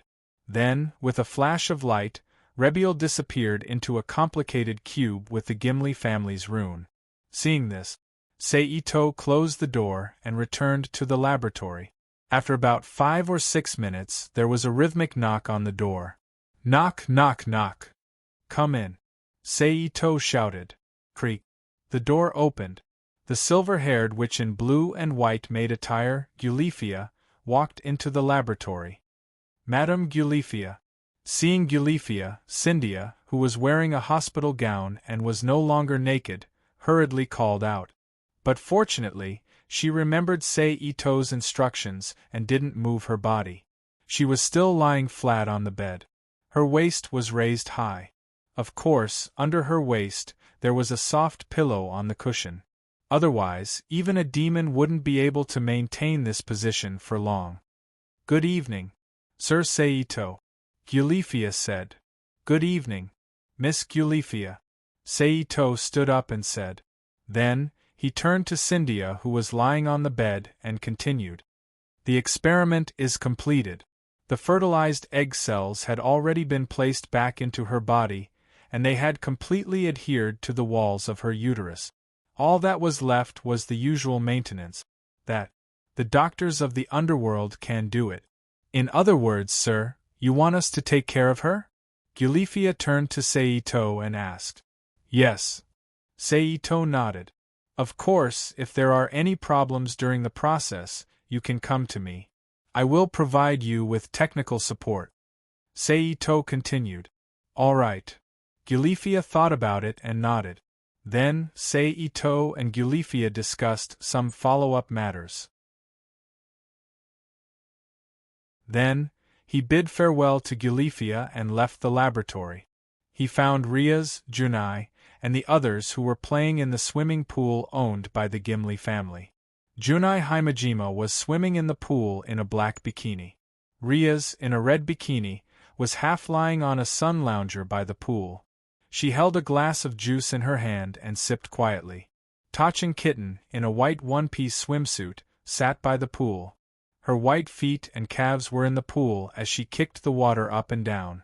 As for Shiba Yudo, the only male among the four, he was wearing a pair of swimming trunks and acting as a waiter. From time to time, he would pass some fruits and juice to Kitten, Rias, or Himejima Junai, who was swimming in the pool. "You guys sure are enjoying yourselves." Seito smiled as he came to the pool. "Okay, you come down too." Junai Himejima stopped swimming and called out to Seito, who was standing by the pool. "Okay." Seito agreed without hesitation. He then walked into the room and changed into a pair of swimming trunks. A few minutes later, Seito reappeared in front of everyone in a pair of black swimming trunks. Although his body was not bulging, it was full of supple and defined muscles. Splash! Seito jumped into the water. "Junai, how about we have a swimming competition?" Seito turned to look at Junai Himejima in the pool and asked with a smile. "It smells like a conspiracy." Not waiting for Jima Junai to speak, the Tachin Kitten at the side sounded very small, but it was just enough to be heard by others. Seito turned to look at Tachin Kitten, who didn't even look at him. Even Kitten can see that you're up to no good. I won't be fooled." Junai Himejima chuckled. He then swayed his body and swam leisurely in the pool again. Looking at Junai Himejima, who was swimming slowly in the pool, Seito chuckled. He immediately held his breath, lowered his body and sank into the water. He quietly swam to Junai Himejima's side. But just as he was about to sneak attack Junai Himejima, a large splash of water suddenly rushed towards him. Affected by this, Junai Himejima swam to the side. At the same time, Seito turned to look in the direction of the splash to see what caused this situation. In an instant, Tachin Kitten's petite figure appeared in his line of sight. Her feet swayed gently as she swam underwater. Although everything seemed to be a coincidence, Seito still felt that Kitten did it on purpose. Otherwise, why did she look at him just now? Thinking of this, Seito didn't hold back. He jumped up and swam to Tachin Kitten's side like a fish. He reached out and slapped her little butt. Because it was underwater, there was no sound. But Tachin Kitten, who felt her butt being slapped, immediately turned her head and stared fiercely at Seito, who had a smirk on his face. Then, Tachin Kitten turned her body and swung her leg to kick Seito. As the war chariot of chess pieces, Kitten's strength was enormous. Almost at the same time she moved, a surge of power and water rushed towards Seito. Seito raised his hand and blocked in front of his body. Boom!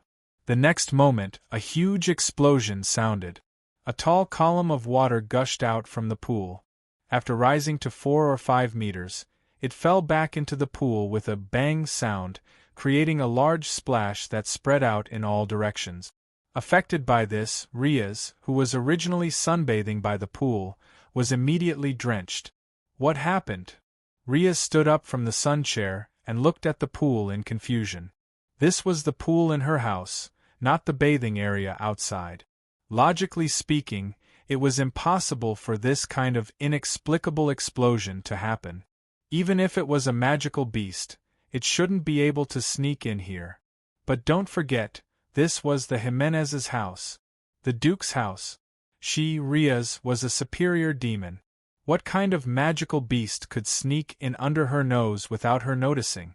But just as she finished her sentence, another explosion came from the pool, and a much smaller column of water shot out. Bang! Bang! Bang! Then, several more loud, muffled sounds reverberated from the pool. But as the explosions continued, the water in the pool became less and less, until it finally became a shallow puddle. The real situation inside was completely revealed to Rias, Shiba Yudo, and Himejima Jurai, who had come ashore without anyone noticing. Kitten, it's done? Rias was stunned as she looked at the two people fighting fiercely in the pool that was already in midair. Of course, although it was a battle, it was more like Tachin Kitten was attacking with a serious face, while Sei Ito was letting go with a smile. In terms of form, it was somewhat similar to a martial arts master sparring with his disciple. Both of you stop. Then, Riaz took out her master's authority and said loudly. Hearing Riaz's voice, Tachin Kitten immediately took the opportunity when the attack was blocked to jump back and snorted at Sei Ito, who was standing still. Tell me, what happened? Riaz looked at the two people standing separately in the pool and asked. Nothing, just playing a game with a kitten. Sei Ito glanced at Tachin Kitten on the opposite side and turned to Riaz with a smile. Really? Riaz looked at Sei Ito suspiciously, then turned to look at Tachin Kitten on the side. Yeah. For some reason, Tachin Kitten did not tell the truth, but instead agreed with Sei Ito. Okay. But as a punishment for your mischief this time, the two of you will be responsible for the cleaning of the pool. You have no objections, right? Since the two of them said so, Riaz chose to believe them. That was the truth, but she did not let the two of them go so easily and announced. No. Sei Ito smiled. Tachin Kitten on the side also shook his head. Seeing this, Riaz nodded with satisfaction, then called Himejima Jurai and Shiba Yudo to leave the pool together. Seeing that Riaz and the other two left, Sei Ito did not hesitate and immediately used psychokinesis and the ability of fluid control to envelop the water around the pool and pulled it into the air one by one. In an instant, the water that was originally flowing all over the ground was like iron sand attracted by a magnet. It swarmed into the air and gathered into a somewhat dirty sphere, wriggling irregularly in the air.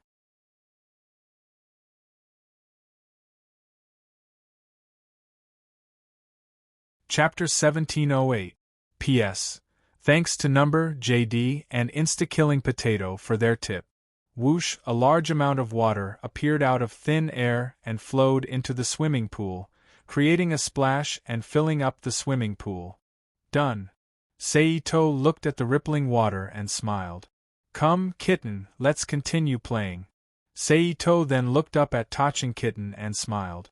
Tachin Kitten ignored Sei Ito and waded to the side of the swimming pool. She placed her arms on the edge of the pool and stood up with her legs bent. She then walked straight to the living room of the main residence. Sigh.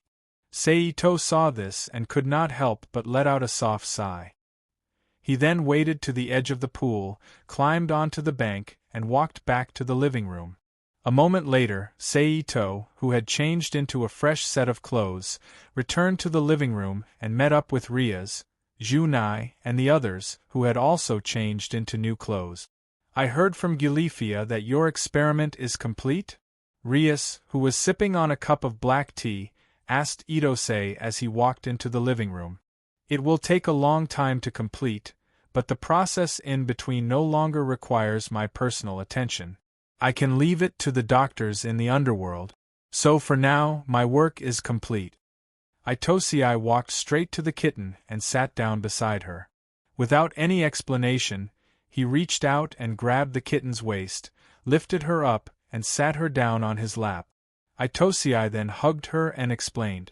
Tachin Kitten did not expect Sei Ito to be so bold. She blushed and immediately elbowed Sei Ito's abdomen. Bam! Her elbow landed on Sei Ito's body. A clear muffled sound was heard. However, Sei Ito's expression did not change at all. He only smiled and looked down at Tachin Kitten on his lap. Hee. Junai, who was opposite him, let out a familiar strange laugh. Bad. Seeing that its attack was ineffective, the kitten said softly. However, it did not resist. Instead, it lowered its head and continued to eat the pastry in its hand. Seeing this, Itose raised his hand and gently rubbed the kitten's head.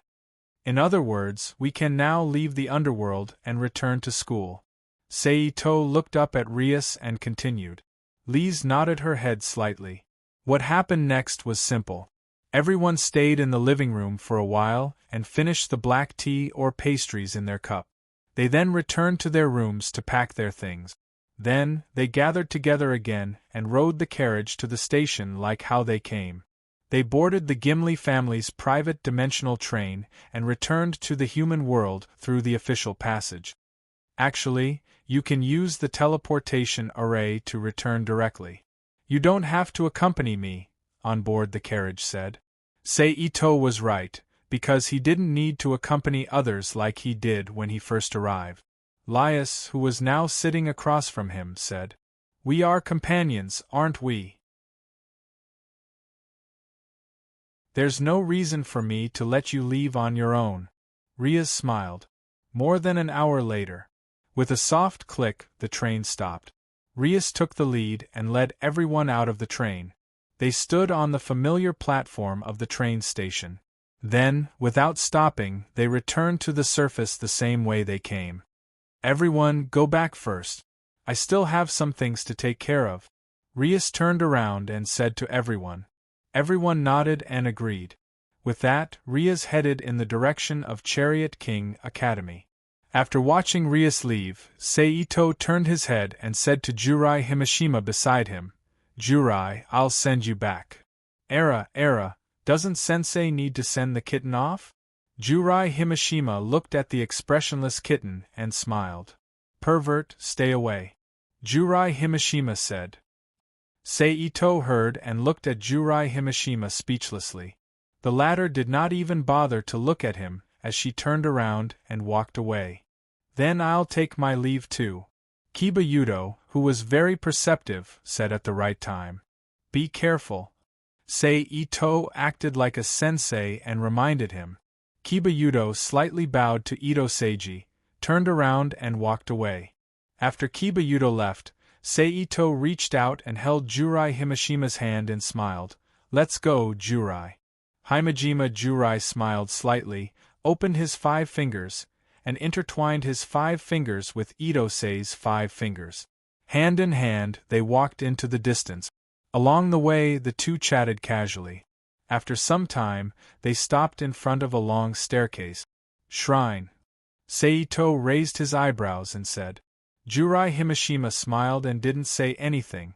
She held Seito's hand and walked up the staircase to the shrine. "I didn't expect Jurai Himashima's home to be a shrine. But is there no problem? According to the situation of demons, they shouldn't appear in such a place." Seito turned to look at Jurai Himashima and said, "Shrine, according to Japanese religious customs, meant that it was the abode of God, a place protected by God, and the exclusive sphere of influence of God. It was similar to the church facilities of the Western monotheistic religions, which had an innate rejection of demons. So no demon would step into such a place unprepared, because not only would their body feel uncomfortable and their strength would be suppressed, but it might also lead to a conflict between forces. It doesn't matter, this place is special," Jurai Himashima said softly. There weren't many staircases, only about 100 or so. There weren't any mountain Taoists in the Ito clan's shrine, so it didn't take long for the two to finish all the staircases. They stepped on the shrine and passed through the torii. Enchantment.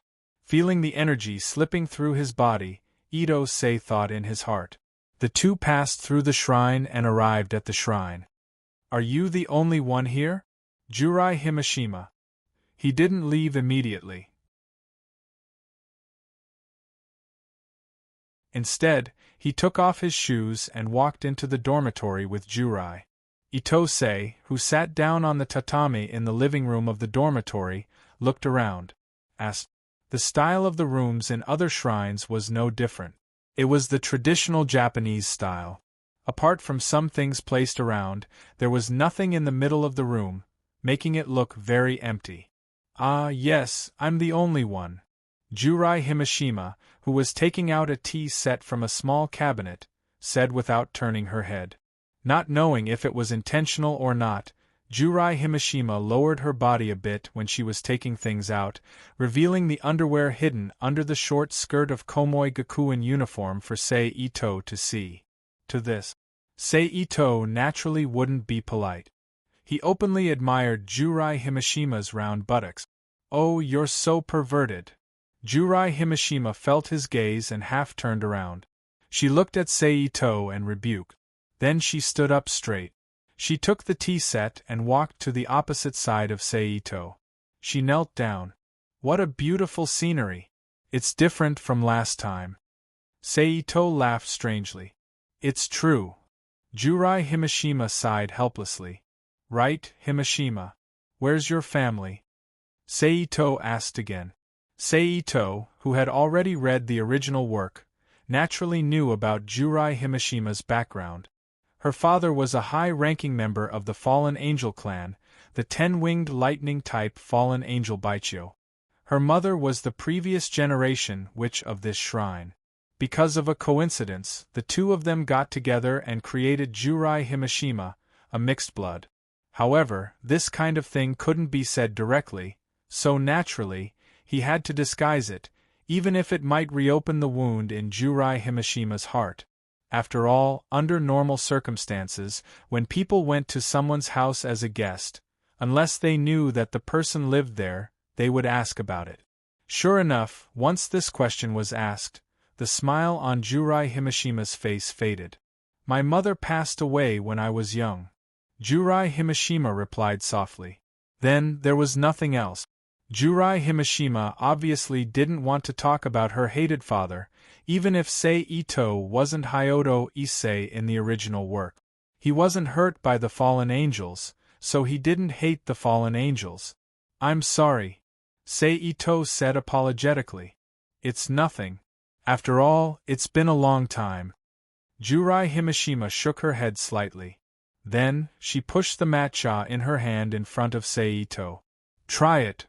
Seito took the teacup, lifted it to his mouth, and took a sip. It's delicious. Seito, who didn't have much interest in Japanese matcha, answered. What a perfunctory answer. Jurai Himashima said with slight dissatisfaction. Then I'm really sorry. Seito chuckled. In the blink of an eye, it was already night time. I'm hungry. So are you, Sei? I'll go to the kitchen to get something to eat. Jurai Himashima raised her hand and gently rubbed her stomach. She looked up at Seito and said. Then, she stood up from the tatami. I'll help too. Seito also stood up and said. There's no need for that. All right, just wait here obediently. Jidao Junai stopped him. Although her expression was still smiling as usual, her tone revealed an unquestionable attitude. Okay then. I'm looking forward to your cooking. Seeing this, Seito sat down again and smiled. Jurai Himashima smiled gently and turned to leave the living room. About half an hour later, a pile of sumptuous Japanese dishes was placed in front of Seito. Then, I won't be polite. Seito picked up the chopsticks and smiled. Then he reached out and picked up a small handful of vegetables from one of the plates and put it into the rice bowl in his left hand. He ate it with the white rice inside. In an instant, a faint fragrance spread on his taste buds. Although the taste was slightly worse than the Chinese food he was used to, it was much better than the Japanese food made by the average person. At least, the taste was not so monotonous. It was just soy sauce and soy sauce. Very good. I didn't expect you to have this kind of cooking skill. Sure enough, it was the right choice to include you in my harem. After swallowing the food in his mouth, Seito looked up at Jurai Himashima and smiled. Am I like this in Sei's eyes? The smile on Jurai Himashima's face became wider, exuding a faint dangerous aura, and said softly. It's perfect, Jurai. Seito sighed as if he didn't notice the dangerous meaning hidden in the smile on Jurai Himashima's face. Then, like a silly boy, he wolfed down the food on the short table in front of him. Eat slowly, there's still a lot. Jurai Himashima said while reaching out the chopsticks for Seito. N. With food in his mouth, Seito replied in a muffled voice. After 20 minutes, dinner ended. The things were cleaned up by Jurai Himashima one by one. Jurai. Seito called. N. Jurai Himashima looked at Seito with a puzzled expression. Seito didn't explain. He turned his body, lying on his back, and put his head on Jurai Himishima's thigh. Sure enough, the lap pillow after a meal is the best enjoyment. Seito closed his eyes and sighed. Seeing this, Himishima Jurai chuckled and reached out to play with Itosei's hair. A tranquil atmosphere slowly pervaded the room. Until more than half an hour later, when the sky outside was completely dark, Seito opened his eyes with slight regret and sat up. It's time to leave. However, I really don't want to leave. Seito sighed softly. Jurai, what do you think if I stay here today? Then, Seito turned to look at Jurai Himishima and asked. Sure. Jurai Himishima replied with a smile. There was no hesitation in the process of answering, just like when he was joking with others. It made people unable to distinguish whether he was telling the truth or not. Really? Seito raised his eyebrows and said. If it's a success, sure. Jurai Himishima looked at Seito and replied with a smile. Then I'll stay. Seito asked. Okay. Jurai Himishima nodded and agreed. Jurai. Seito reached out and grabbed Jurai Himishima's palm. But you can't do anything perverted. After all, this is the shrine. Jurai Himishima said with a smile. Seito's expression immediately froze. Well, stay here obediently. I'll go to the bathroom to prepare the bath water for you. Jurai Himishima retracted his hand and said to Seito as if he was coaxing a child. Then he stood up and left the room again. Looking at the figure of Jurai Himishima leaving, Seito's face showed a slight smile. The shrine was a relatively old shrine. The degree of electrical appliances inside was very low. Except for some necessities in daily life that were connected to electricity, the bathroom was still the same. Someone needed to add firewood to the wall outside the bathroom to boil water. So until after waiting for a long time, Jurai Himishima came to inform Seito that the bath water was ready and he could go in to take a bath. Hearing this, Seito nodded and got up and followed Jurai Himishima to the bathroom. Just like the bath water needed to be boiled by fire, the environment of the bathroom was also very retro. It was only the size of a bedroom. Under the ventilation window that was similar to a small fence, a small bathtub was surrounded by wooden plank. Faint heat constantly rose from the water.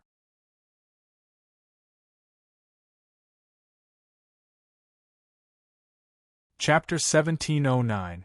Seito looked around the bathroom and took off his clothes at the door. Soon, he was naked, grabbed the towel, stepped on the concrete floor, and walked into the bathroom. He stopped outside the bathtub filled with hot water, leaned over, took the small wooden basin at his feet, and dipped it into the bathtub. The basin of hot water slowly poured on his body. Splash! The steaming water instantly poured on Seito's body, bringing a large fog of steam. Then Seito used the small basin to pour hot water again, turned around and walked to the side of the sewer. He hooked a small wooden chair on the side with his foot and sat on it. He put the basin down, took the shampoo, and began to wash his hair before bathing. After all, he was not at home now, but at Junai's house. Some Japanese bathing customs still had to be followed. Soon, a large piece of white foam appeared on Seito's head, stimulating him to close his eyes. Splash, however, at this moment, the sound of the bathroom door opening and closing sounded again. Then, there were a few pa-pa sounds, and a familiar breath appeared beside Seito. Okay, let me wipe your back. Himishima Jurai, who only had a large towel wrapped around his body, squatted down and said, Seito was stunned for a moment when he heard the words, and then he smiled happily and said, I couldn't ask for more. Himishima Jurai smiled slightly, pressed the freshly wet towel in his hand on Seito's back, and gently wiped his back. Seito didn't look back and continued to wash his head. Splash! A moment later. Seito lifted the basin, and his head was instantly refreshed. Jurai, let me help you wipe your back too. Seito put down the wooden basin, raised his hand to rub his hair, and shook off the water on his hair. He turned his head and looked at Himashima Jurai, who was half squatting behind him, and smiled. Sure. Shima Jurai's expression didn't change as she replied. When Seito heard this, he immediately stood up from the small wooden chair and walked to the side. Then he turned to face Jurai Himashima. The worst thing was that he didn't even use a small towel to cover his body, directly exposing his brother to the air. Even someone as bold as Ji Dao Junai subconsciously let out a low cry, her face turning red. However, even so, Himajima Jurai still calmly sat down on the small wooden chair and began to undo the scarf on her body. His body was completely exposed. Seito smiled and walked behind Jurai-ji. He took the towel that Jurai used to wipe his back, wet it with water, and gently placed it on Jurai-ji's smooth and white back, and began to wipe slowly. However, compared to Junai's mischievousness, he was much more playful. Seito's movements were even more bold and unbridled. He would slide his palm to Jurai-ji's chest from time to time when he was wiping her back and shoulders, teasing and pressing her baby. During this process, Jurai-ji's reproachful voice naturally rang out. All right, let's go in and take a bath. After a while, Seito finally finished wiping Jurai-ji's back. He put down the towel. He stood up and said, You take a bath first. I'll wash my hair first. Jurai-ji said, All right. Itomori agreed, turned around and walked to the side of the bathtub. He stepped in and then sat down, leaning his back against the side of the bathtub. He turned his head to look at Jishima Junai, who had untied her headband and let her long black hair naturally spread out. He looked at her gentle action of washing her hair with appreciation. 10 minutes later, Jurai-ji finished washing her hair. She grabbed the towel in front of her and walked to the side of the bath. She stepped in and sat opposite Seito. Hua-pa-pa, the water gushed out of the bath, fell to the ground and flowed to the sewer. The bath was not big. Although it was not particularly crowded for two people sitting together, it was definitely not too open. Therefore, it was inevitable that the two people's bodies touched and entangled together. It's very interesting. At this moment, Jurai-ji's face appeared with Anne's smile and said, You know how to be funny. Seito glared at Jurai-ji, then moved his arm that was not in the water. He grabbed Jurai-ji's foot that was originally teasing Seito's younger brother and gently played with it. He only caught one foot, but the other foot was still free. It came up and was then caught by Seito's other hand. Then, Jurai-ji moved again, like a child who was unwilling to give up, and moved again. Seito had no choice but to follow suit. In this way, the originally good bath immediately turned into a secret battle between the two people. Waves of water surged out of the bath and fell to the ground, making a pa-pa sound. Okay, stop messing around. The water is cold. Let's go out and avoid catching a cold. After messing around for a while, Seito looked at Jurai-ji, who had a faint light of excitement in her eyes, and said, Okay. Jurai-ji said softly as if she was regretful. Then the two stood up from the bath one after another, picked up a towel to dry their bodies, and changed into the bathrobe prepared by Jurai-ji at the door. They went out of the bathroom together and returned to the dormitory. However, demons were nocturnal creatures after all. They would be very active at night. It was basically impossible to rest like this, so Seito went to the outer corridor of the dormitory with Jurai-ji, who prepared some tea and snack. While admiring the stars in the night sky, they drank tea and chatted aimlessly until late at night. Remember, you can't do perverted things to me.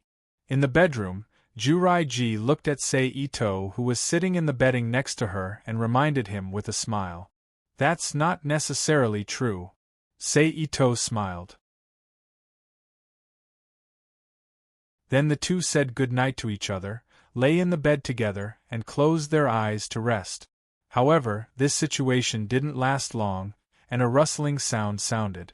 Then Juraiji got into Sei Ito's bed from her bed, and said to Sei Ito, who looked at her with a faint smile, "Hug me to sleep." "Aren't you afraid that I will do perverted things to you?" Sei Ito asked with a smile. "If you want to do it, can I stop you?" Juraiji chuckled. Sei Ito smiled slightly, stretched out his arms, and hugged Juraiji in his arms, letting her head rest on his shoulder. "Good night, done."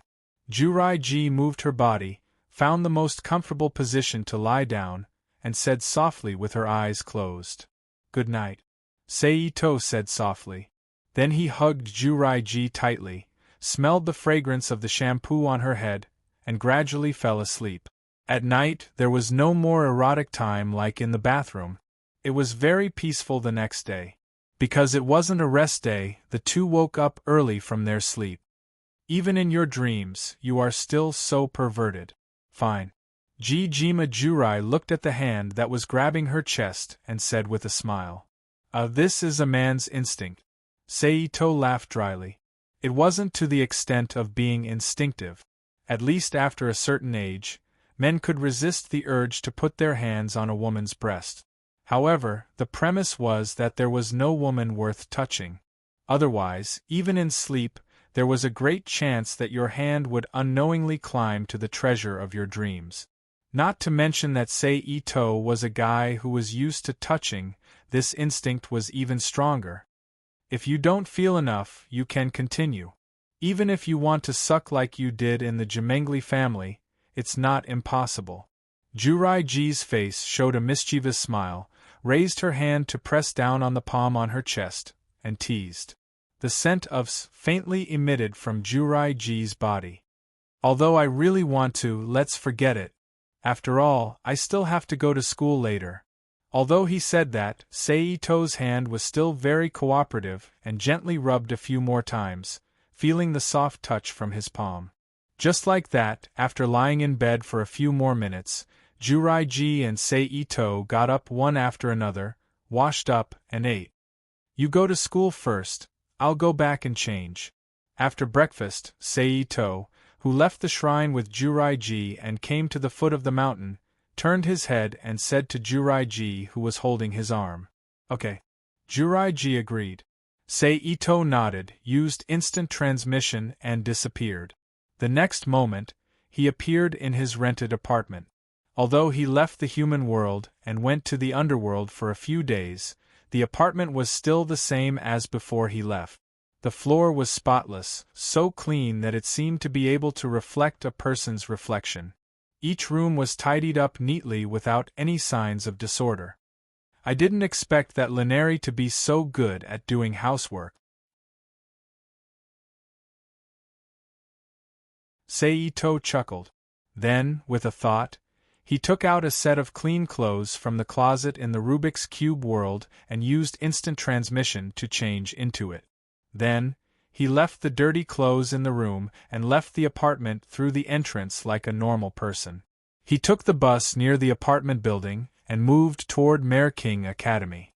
About 20 minutes later, Sei Ito arrived at the academy and began his day of teaching.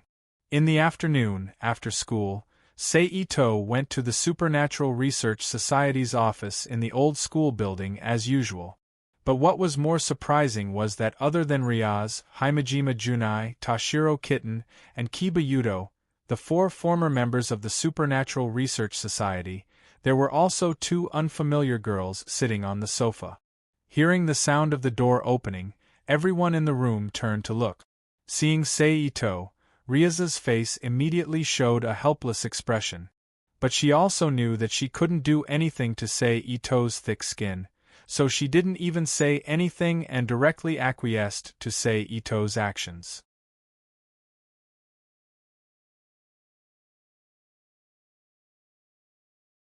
Chapter 1710. Sei Ito smiled at Ryaz and closed the door. He walked to the side and looked at the other girl who was sitting on the sofa. Both of them had a cross in front of them, indicating their identity as believers of God. At the same time, they were wrapped in a long beige windbreaker that looked a little old and worn. It made them look like travelers who walked on the Silk Road in ancient times, traveling through difficult places. They looked travel-worn. The two girls were quite young, about 16 or 17 years old. One of them had chestnut-colored hair with twin ponytails. She always had a cheerful smile on her face, making her look very lively. The other girl had dyed green hair, a fierce look in her eyes, and a cold expression on her face. She did not look like someone to be trifled with. However, the only thing they had in common was that both of them looked very pretty. They were rare youthful beauties. Wisteria, Irina, and Genova, Saito thought to himself. If I'm not mistaken, you're not a devil, right? The cold-faced girl with short green hair, Genova, looked up at Saito, who was sizing them up. Very sharp senses. Saito first praised her, then nodded and admitted, that's right. I'm not a devil. I'm a mage. A mage. Wisteria Irina looked at Saito with interest. Genova turned around and looked at Riaz. Is it okay if he's here? No problem, Riaz said with certainty. Genova nodded and turned to look at Wisteria Irina beside him. The latter quickly retracted her gaze when she saw the situation. She straightened her face and said, Not long ago, the Holy Sword of King, which was under the care and management of the Vatican, the New Church, and the Orthodox Church, was stolen. The so-called Holy Sword King's sword was something similar to Saber's curry stick in F/Z, and it had an extremely strong power. Especially when it was used against devils, it was extremely lethal. Unfortunately, it had been damaged during the ancient war, and was broken into a few pieces. The real Holy Sword of King no longer exists, Riaz said, going straight to the point. Furthermore, the king's sword was snatched away by someone. Why would it have anything to do with a city in a far eastern country? Because there was no inner-world idiot like Hyoto Kazunari. Ria, who did not need to explain the history of the king's blade, continued to ask without stopping. Throughout this process, Riaz's expression was serious, and her words were full of charisma, fully displaying her status as a high-ranking member of the demonic faction. It was left at the headquarters of the Catholic Church. There are two including mine. The New Church also had two. The Orthodox Church also had one. As for the remaining one, it was lost in the battle between the god, the devil, and the fallen angel. In the remaining king's sword. Each camp was robbed of one. Rumor has it that the person who stole the holy sword has fled to Japan. To this place, Genova answered, taking over the conversation. Then who was the one who stole the king's sword? Riaz asked with a frown. The culprit is the godchild watcher. Genova narrowed her eyes and replied. The so-called godchild watcher was the central organization of the fallen angel. Its internal structure was completely made up of the high-ranking members of the fallen angel tribe. So in other words, in a sense, the fallen angel stole the holy sword. The fallen angel organization stole your holy sword? Then the word loss of composure is not enough to describe it. But if that's the case, only the fallen angels would steal the holy sword. High-ranking demons have no interest in the holy sword. Riaz, who also understood the meaning of the name, was shocked, and then explained with some disdain. We still have the main member of the culprit. It's the cadre of the godchild watcher, Corcobor. Corcobor? The remaining fallen angel cadre from the ancient war.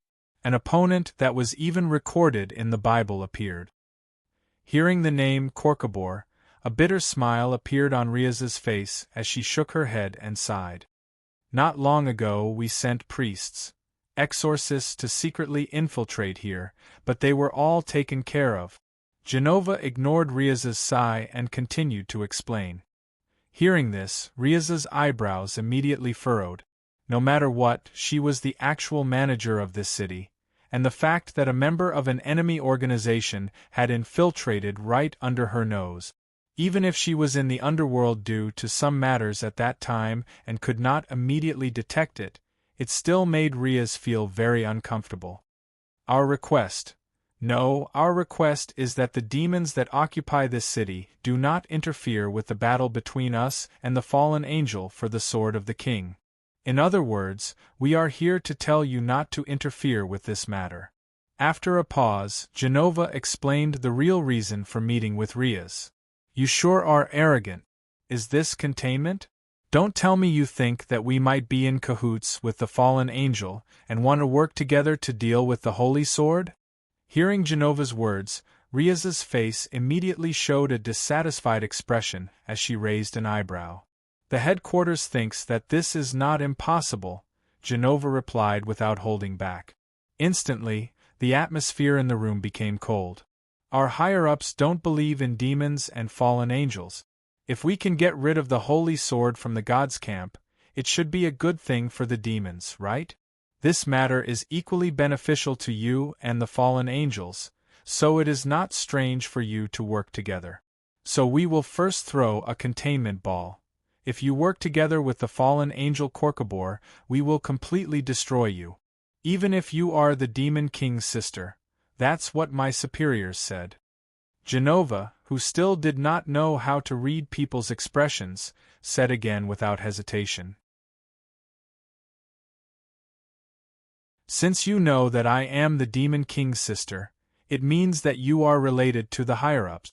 Since that is the case, I will be frank. I will not work together with the fallen angel. Absolutely not. I swear in the name of Gemengli, I will never do anything that humiliates the Demon King.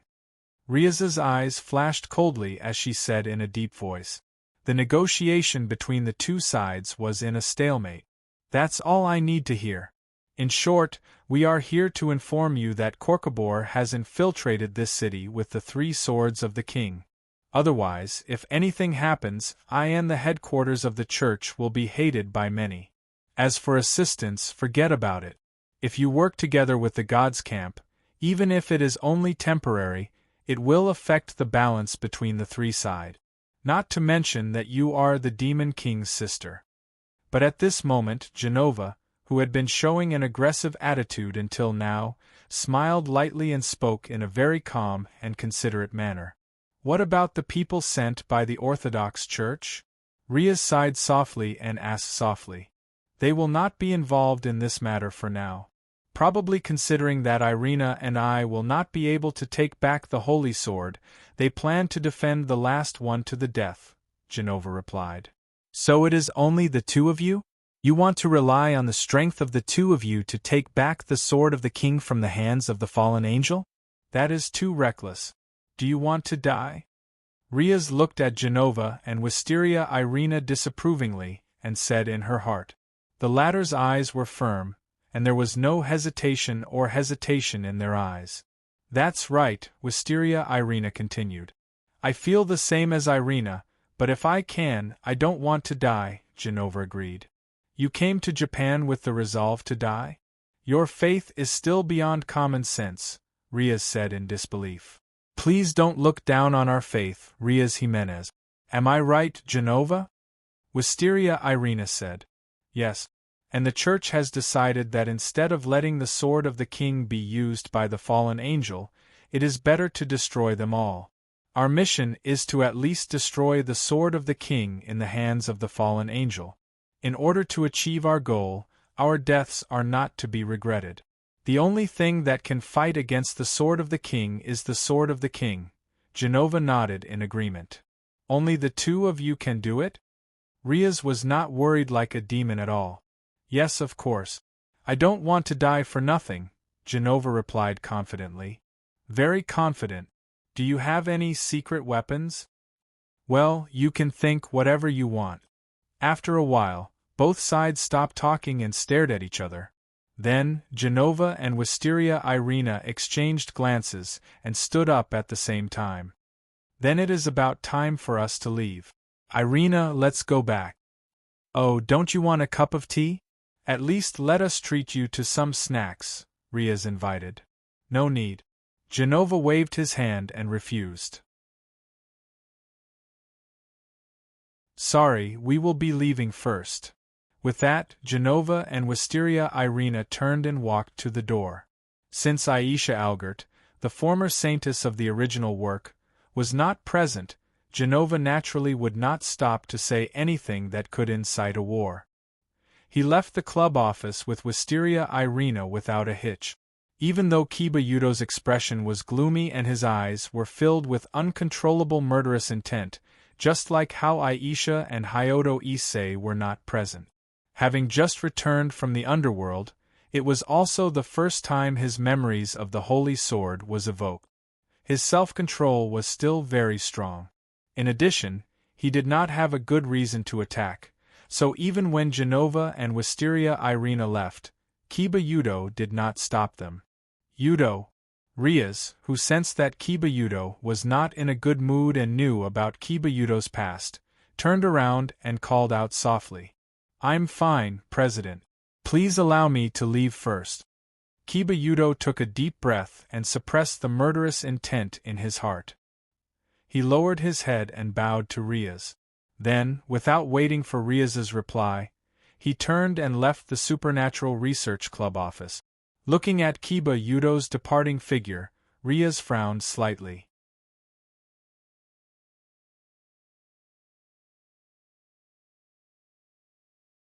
Chapter 1711. P.S. Thank you to Light of Dark Flame for your precious monthly votes. Thank you to Instant Potato and Brother Number for their tip. If you need me, I can help, Riaz, Seito said after a pause. Just like what he was trying to say, he was not a demon's minion and had no demonic aura on him. He did not have to worry about being detected by the church through his aura.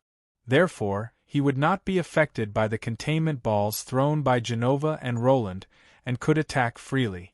Even if something went wrong, it could be pushed to Seito's personal actions, and it would not involve any forces.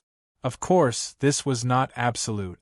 After all, the identity of a mage was also a member of the forces in this world. If the church really wanted to call him a mage, it could be used as an excuse. However, the victims would be the magic forces that were always at odds with them, so they would not involve the devil, and there would be no need to worry about a three-way war. No need, I believe in Yudu. Riaz turned to look at Itosei and said with a serious face.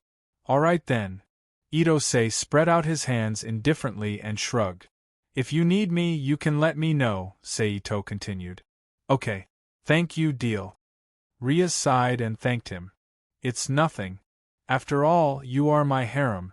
When my woman is in trouble, as a man, I should take the initiative to take on some responsibilities.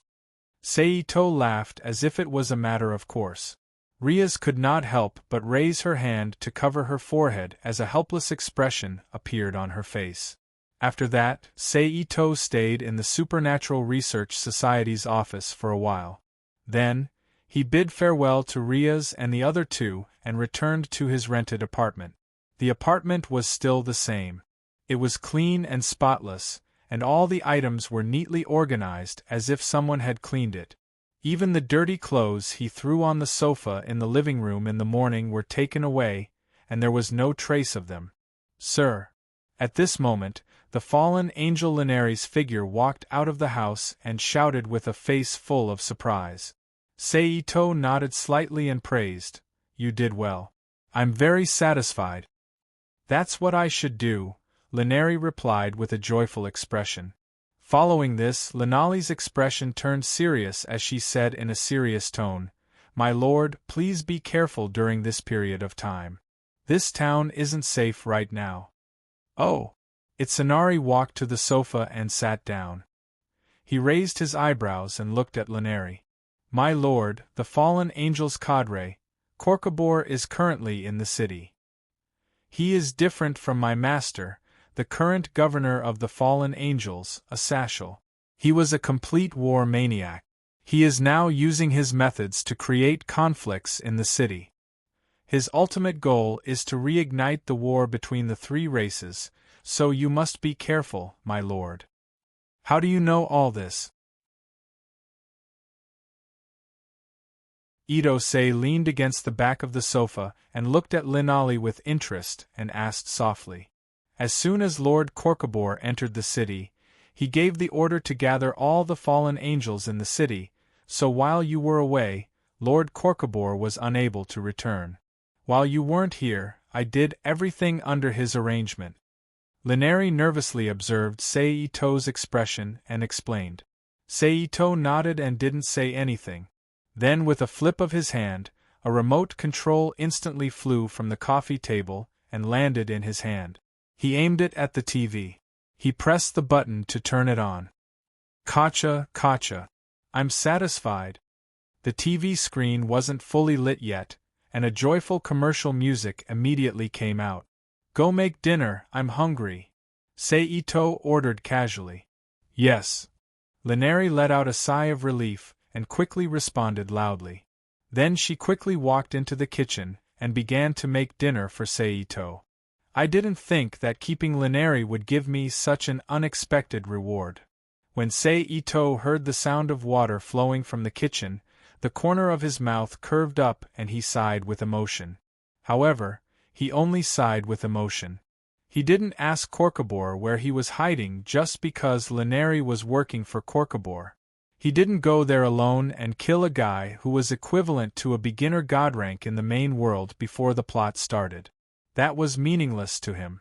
Apart from being able to absorb a considerable amount of world force, it wouldn't be of any help to brush up some people's favorability and lure out other characters. Seito, who had made up his mind to not interfere with the plot until the very last moment, put these useless thoughts aside and leisurely watched the TV program on the TV. Please show mercy to the lost lambs. Purple Vine Inari stood at a crossroad with a donation box in her hand and said to the passers-by around her, Please show mercy to us on behalf of the Heavenly Father. Beside her, Genova also pleaded with a pleasant voice. However, the reality was very helpless. They shouted for a long time, but not a single passerby extended a helping hand to her. It could be seen how rare it was for a young man with a good mental state to be so stubborn. How can this be? Is this the reality of Japan? That's why I hate countries that don't have faith, Genova complained. However, she seemed to have complained to the wrong person. It wasn't that the people here didn't have faith, but they simply didn't believe in their God. Don't say any more, Genova. We who don't have any money can only beg the heathens to show mercy. Otherwise, we won't have anything to eat. We can't even afford a loaf of bread. Purple Vine Inari said in distress. Humph. Speaking of which, isn't it all because you bought that strange painting? You were probably cheated. Genova said as he pointed at the tattered portrait beside Wisteria Irina's feet. What are you saying? This is a painting of a saint. The staff at the exhibition said so too. Purple Vine Inari retorted. Then do you recognize the person in the painting? I can't think of anyone at all, Genova retorted without backing down. Purple Vine Inari lowered her head and looked at the oil painting by the corner. On the canvas, it was a foreign man in tattered clothes with a halo above his head. In the background there was also a baby angel flying in the sky. It's probably St. Peter? Purple Vine Inari said uncertainly. What a joke. St. Peter doesn't look like that, Genova retorted. No, he does look like that. I just recognize him. Purple Vine Inari said with a determined expression. Why is my partner this kind of person? Lord, is this also a test? Genova held her head with both hands and said frantically. Wait, don't hold your head and regret it, okay? Once your willpower sinks, it will continue to sink, Purple Vine Inari hurriedly consoled. Shealuaho. That's right, the new believers are heathens. It's completely different from the values of the Catholic Church. You should worship the saints more. What? Only Catholics who have their hands and feet tied by outdated rules have problems.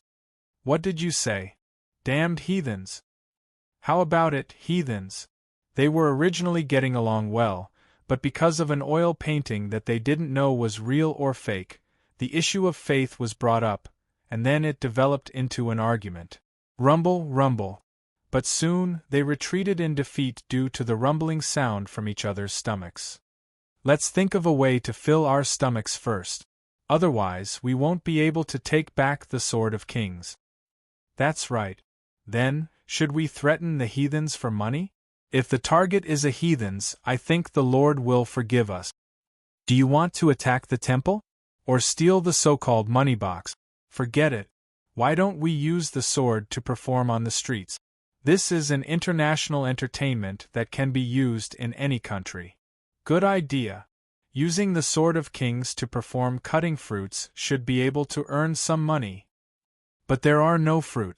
There's no other way, we can only cut that painting. No, we can't do that. And then, the two who had just calmed down began arguing again. Would the two of you like to have lunch with me? At this moment, a pleasant voice sounded in the ears of Wisteria, Irina, and Genova, interrupting their argument and attracting their attention. You are? Wisteria Irina tilted her head and asked in confusion. It seemed that she had already forgotten who the other party was. It's you? Genova frowned. Do you want to go together? Seito extended a helping hand. He invited them with a smile on his face. Okay. Genova and Wisteria Irina looked at each other, nodded heavily, and agreed. 10 minutes later, in a family restaurant. Delicious. Japanese food is so delicious. Genova, whose mouth was full of food, said vaguely. It was obvious that this guy had never eaten Chinese food before. Yes, this is it. This is the taste of my hometown. Wisteria Irina said with a touched expression. A moment later, the two of them finished their portion of food. Phew, thank you for your hospitality. O Lord, please bless this kind-hearted person. Wisteria Irina let out a long sigh of satisfaction. She drew a cross in front of her with her right hand and said. In an instant, Ito Masaru felt a strange power being transmitted from Wisteria Irina and descending upon his body. It was a magical blessing similar to a lucky spell. Is this the system's feedback? Seito thought to himself. Okay, what did you want from us? Genova, who had taken a sip of water and rested for a while, looked at Seito with a serious expression and asked. Can't it be that I'm suddenly feeling kind and want to save you two lost lambs? Seito laughed. Don't tell me you're a believer. I don't believe you. Genova widened his eyes. A believer was a believer. Indeed, I'm not a believer. Seito nodded and admitted, but I'm a person who loves beauty. It's a sin for me to watch two beautiful young girls starve to death on the street. I can't do that. Aya, if you say it like that, you'll make me shy. Wisteria Irina laughed. Lecture, Genova concluded. Whatever you say. Seito shrugged nonchalantly. So you really don't have anything to say to us? Genova looked at Seito and asked again. No. Seito shook his head slightly and smiled. Okay, thank you for your hospitality. May the Lord bless you. Genova nodded and raised his hand to draw a cross in front of him. Then, as expected, another wave of energy descended on his body. We still have a mission. Goodbye. Genova stood up and said, Thank you very much, Mr. Nice Guy. Wisteria Irina also stood up and said playfully, Forget about the nice guy card. I have a name. It's Seito. Seito looked up at the two and laughed dryly. Okay, Seito, Mr. Nice Guy, Wisteria Irina said. Since you're treating us to a meal, I'll give you a piece of advice. Don't ever become a devil. Otherwise, we won't hesitate to kill you. Genova, who was about to leave, stopped and turned to look at Seito with a serious expression. Seito smiled lightly and didn't say anything. Goodbye, Mr. Nice Guy. Wisteria Irina waved her hand. Then, she walked out of the family restaurant with Genova and disappeared into the crowd on the street outside. After Wisteria Irina and Genova disappeared, Seito didn't stay in the restaurant any longer. He called the waiter over and paid for the meal. Then, he got up and left the restaurant. He strolled aimlessly on the street. That's Not long after, Seito's gaze was attracted by a petite figure in a cold drink shop not far away. Oh yeah. She usually goes on a gourmet trip alone on the weekends and participates in activities similar to the Big Eater Challenge. I didn't expect to see her here, Seito said in realization. Then, Seito turned around and walked toward the cold drink shop. Ding-ling-dang-lang. Along with the opening of the door, the small bell on the door immediately rang. Welcome. The waiter at the door greeted with a bow. Seito waved his hand and walked straight to a square table by the window. Kitten. Seito smiled and greeted the petite figure, who turned her head to look at him when she sensed the change in light and aura around her. Then, without waiting for Kitten Desheng to speak, he lowered his body and sat across from her. Seeing that it was Seito, Kitten Desheng looked away and continued to eat the large ice cream in the large glass in front of her. Speaking of which, in terms of appetite, Kitten Desheng seemed to be a real eater. At least from what Seito saw, Kitten Desheng spent 60% of her time eating after class. He really didn't know how her petite body could contain so much food. Is Kitten Desheng's stomach connected to another dimension? Sir, what would you like to order? A female waiter walked to the table and asked. Give me a glass of orange juice, Seito said. Okay, please wait a moment. The waiter responded and turned around to leave. Just you? Seito looked at Kitten Desheng across from him and asked knowingly. Out of politeness, Kitten Desheng responded to Seito's question. It just so happens that I'm also alone. Let's just hang out together later, Itose said with a smile.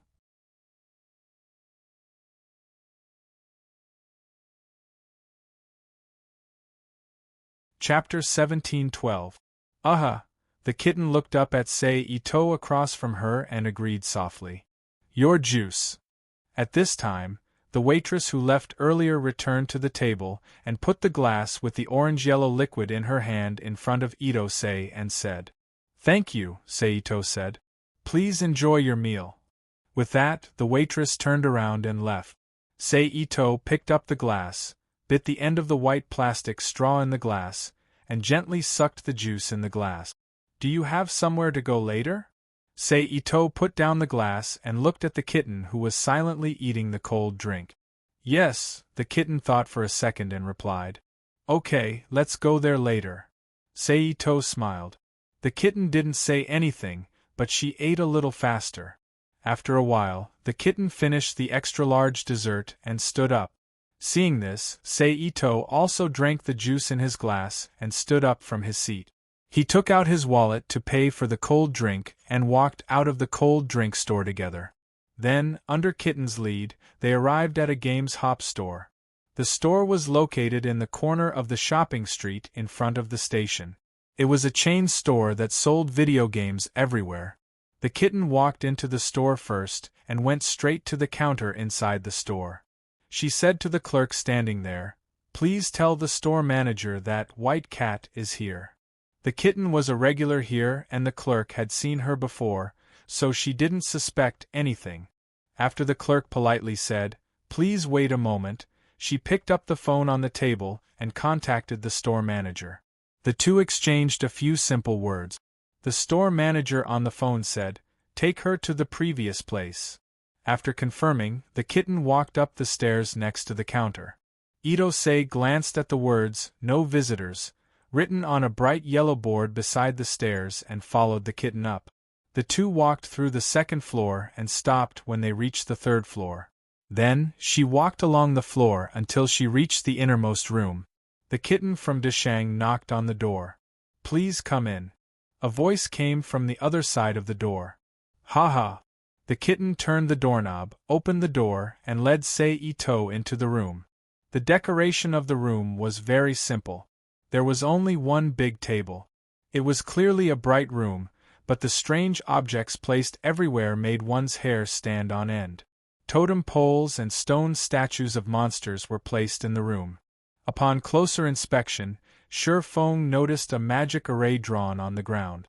From this information, it wasn't hard to tell that the owner of the house was related to demons. At the table sat a male clerk in a cloak. He was about 30 years old, slightly plump, and had a serious look on his face. "This is the manager of this shop, Manager Jueda," Kitten introduced. Amidst the introduction, Manager Jueda stood up from his seat, reached out his hand and shook Seito's hand, and chatted with Seito like an adult. "Isn't this Kita-chan?" At this moment, another voice sounded in the room. Seito stopped talking with Manager Jueda and looked at the man.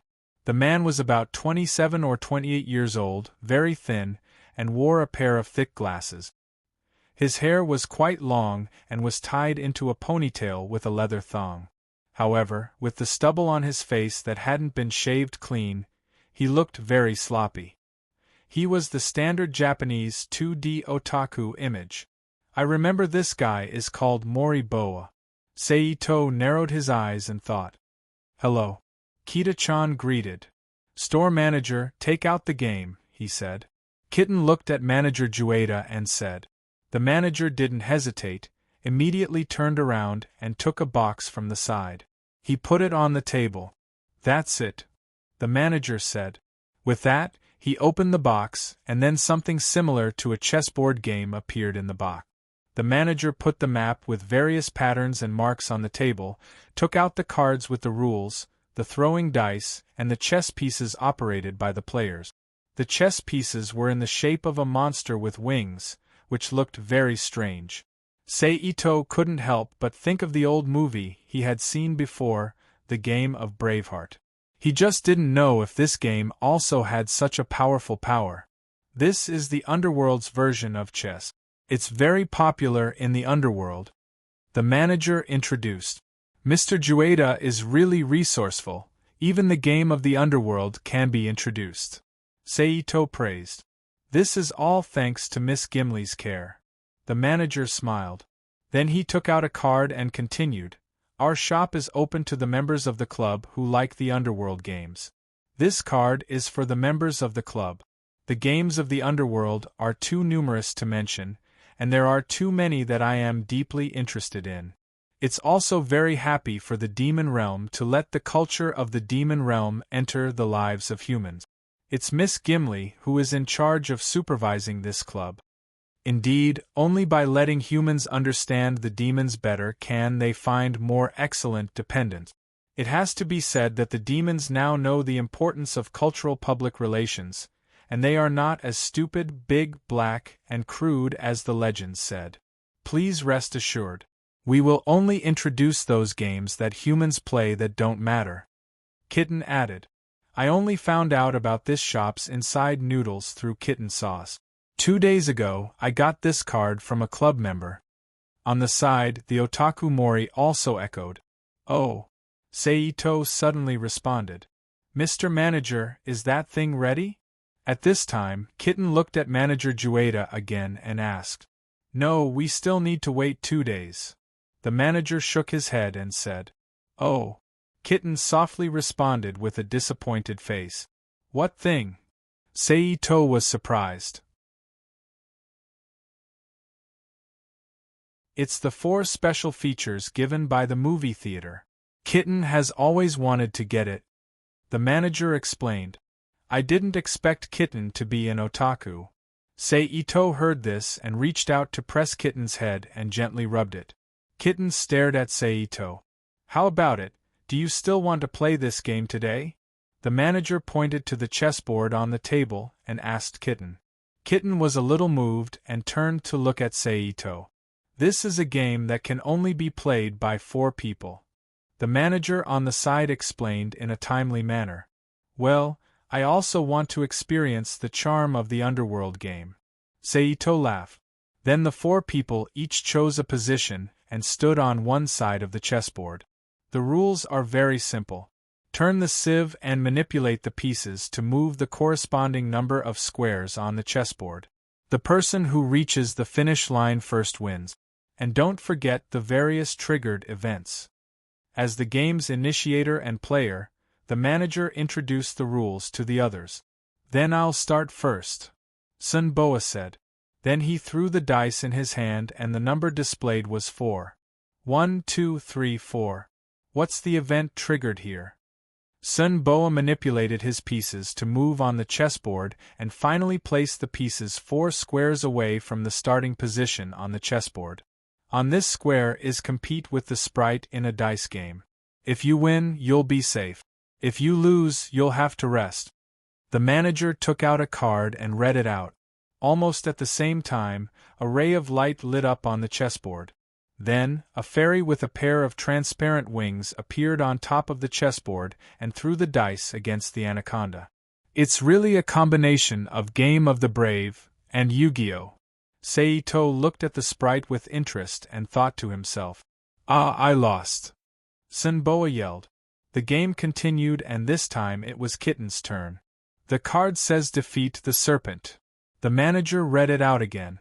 As soon as he finished speaking, a 6 to 7 meter long serpent with a horn on its head appeared in the room. Kitten's fist flashed and the serpent disappeared in the same way it appeared. Next was the manager. He threw the highest number, a 6. Advance 6 step. The event of this grid is, huff, huff, pass with grace while sipping tea. It's a smooth card where nothing happens. In other words, nothing happened. Finally, it was Seito's turn. He casually threw the dice and it landed on the table. It rolled gently and finally stopped on the number 6. It was also the highest number. Please say, "I love you" to the lonely invitation. The manager read out his event. The next moment, the chessboard flashed and a sprite with the body of a sprite but the head of a mini Jeblin flew in front of Seito and stared at him with its big green eyes.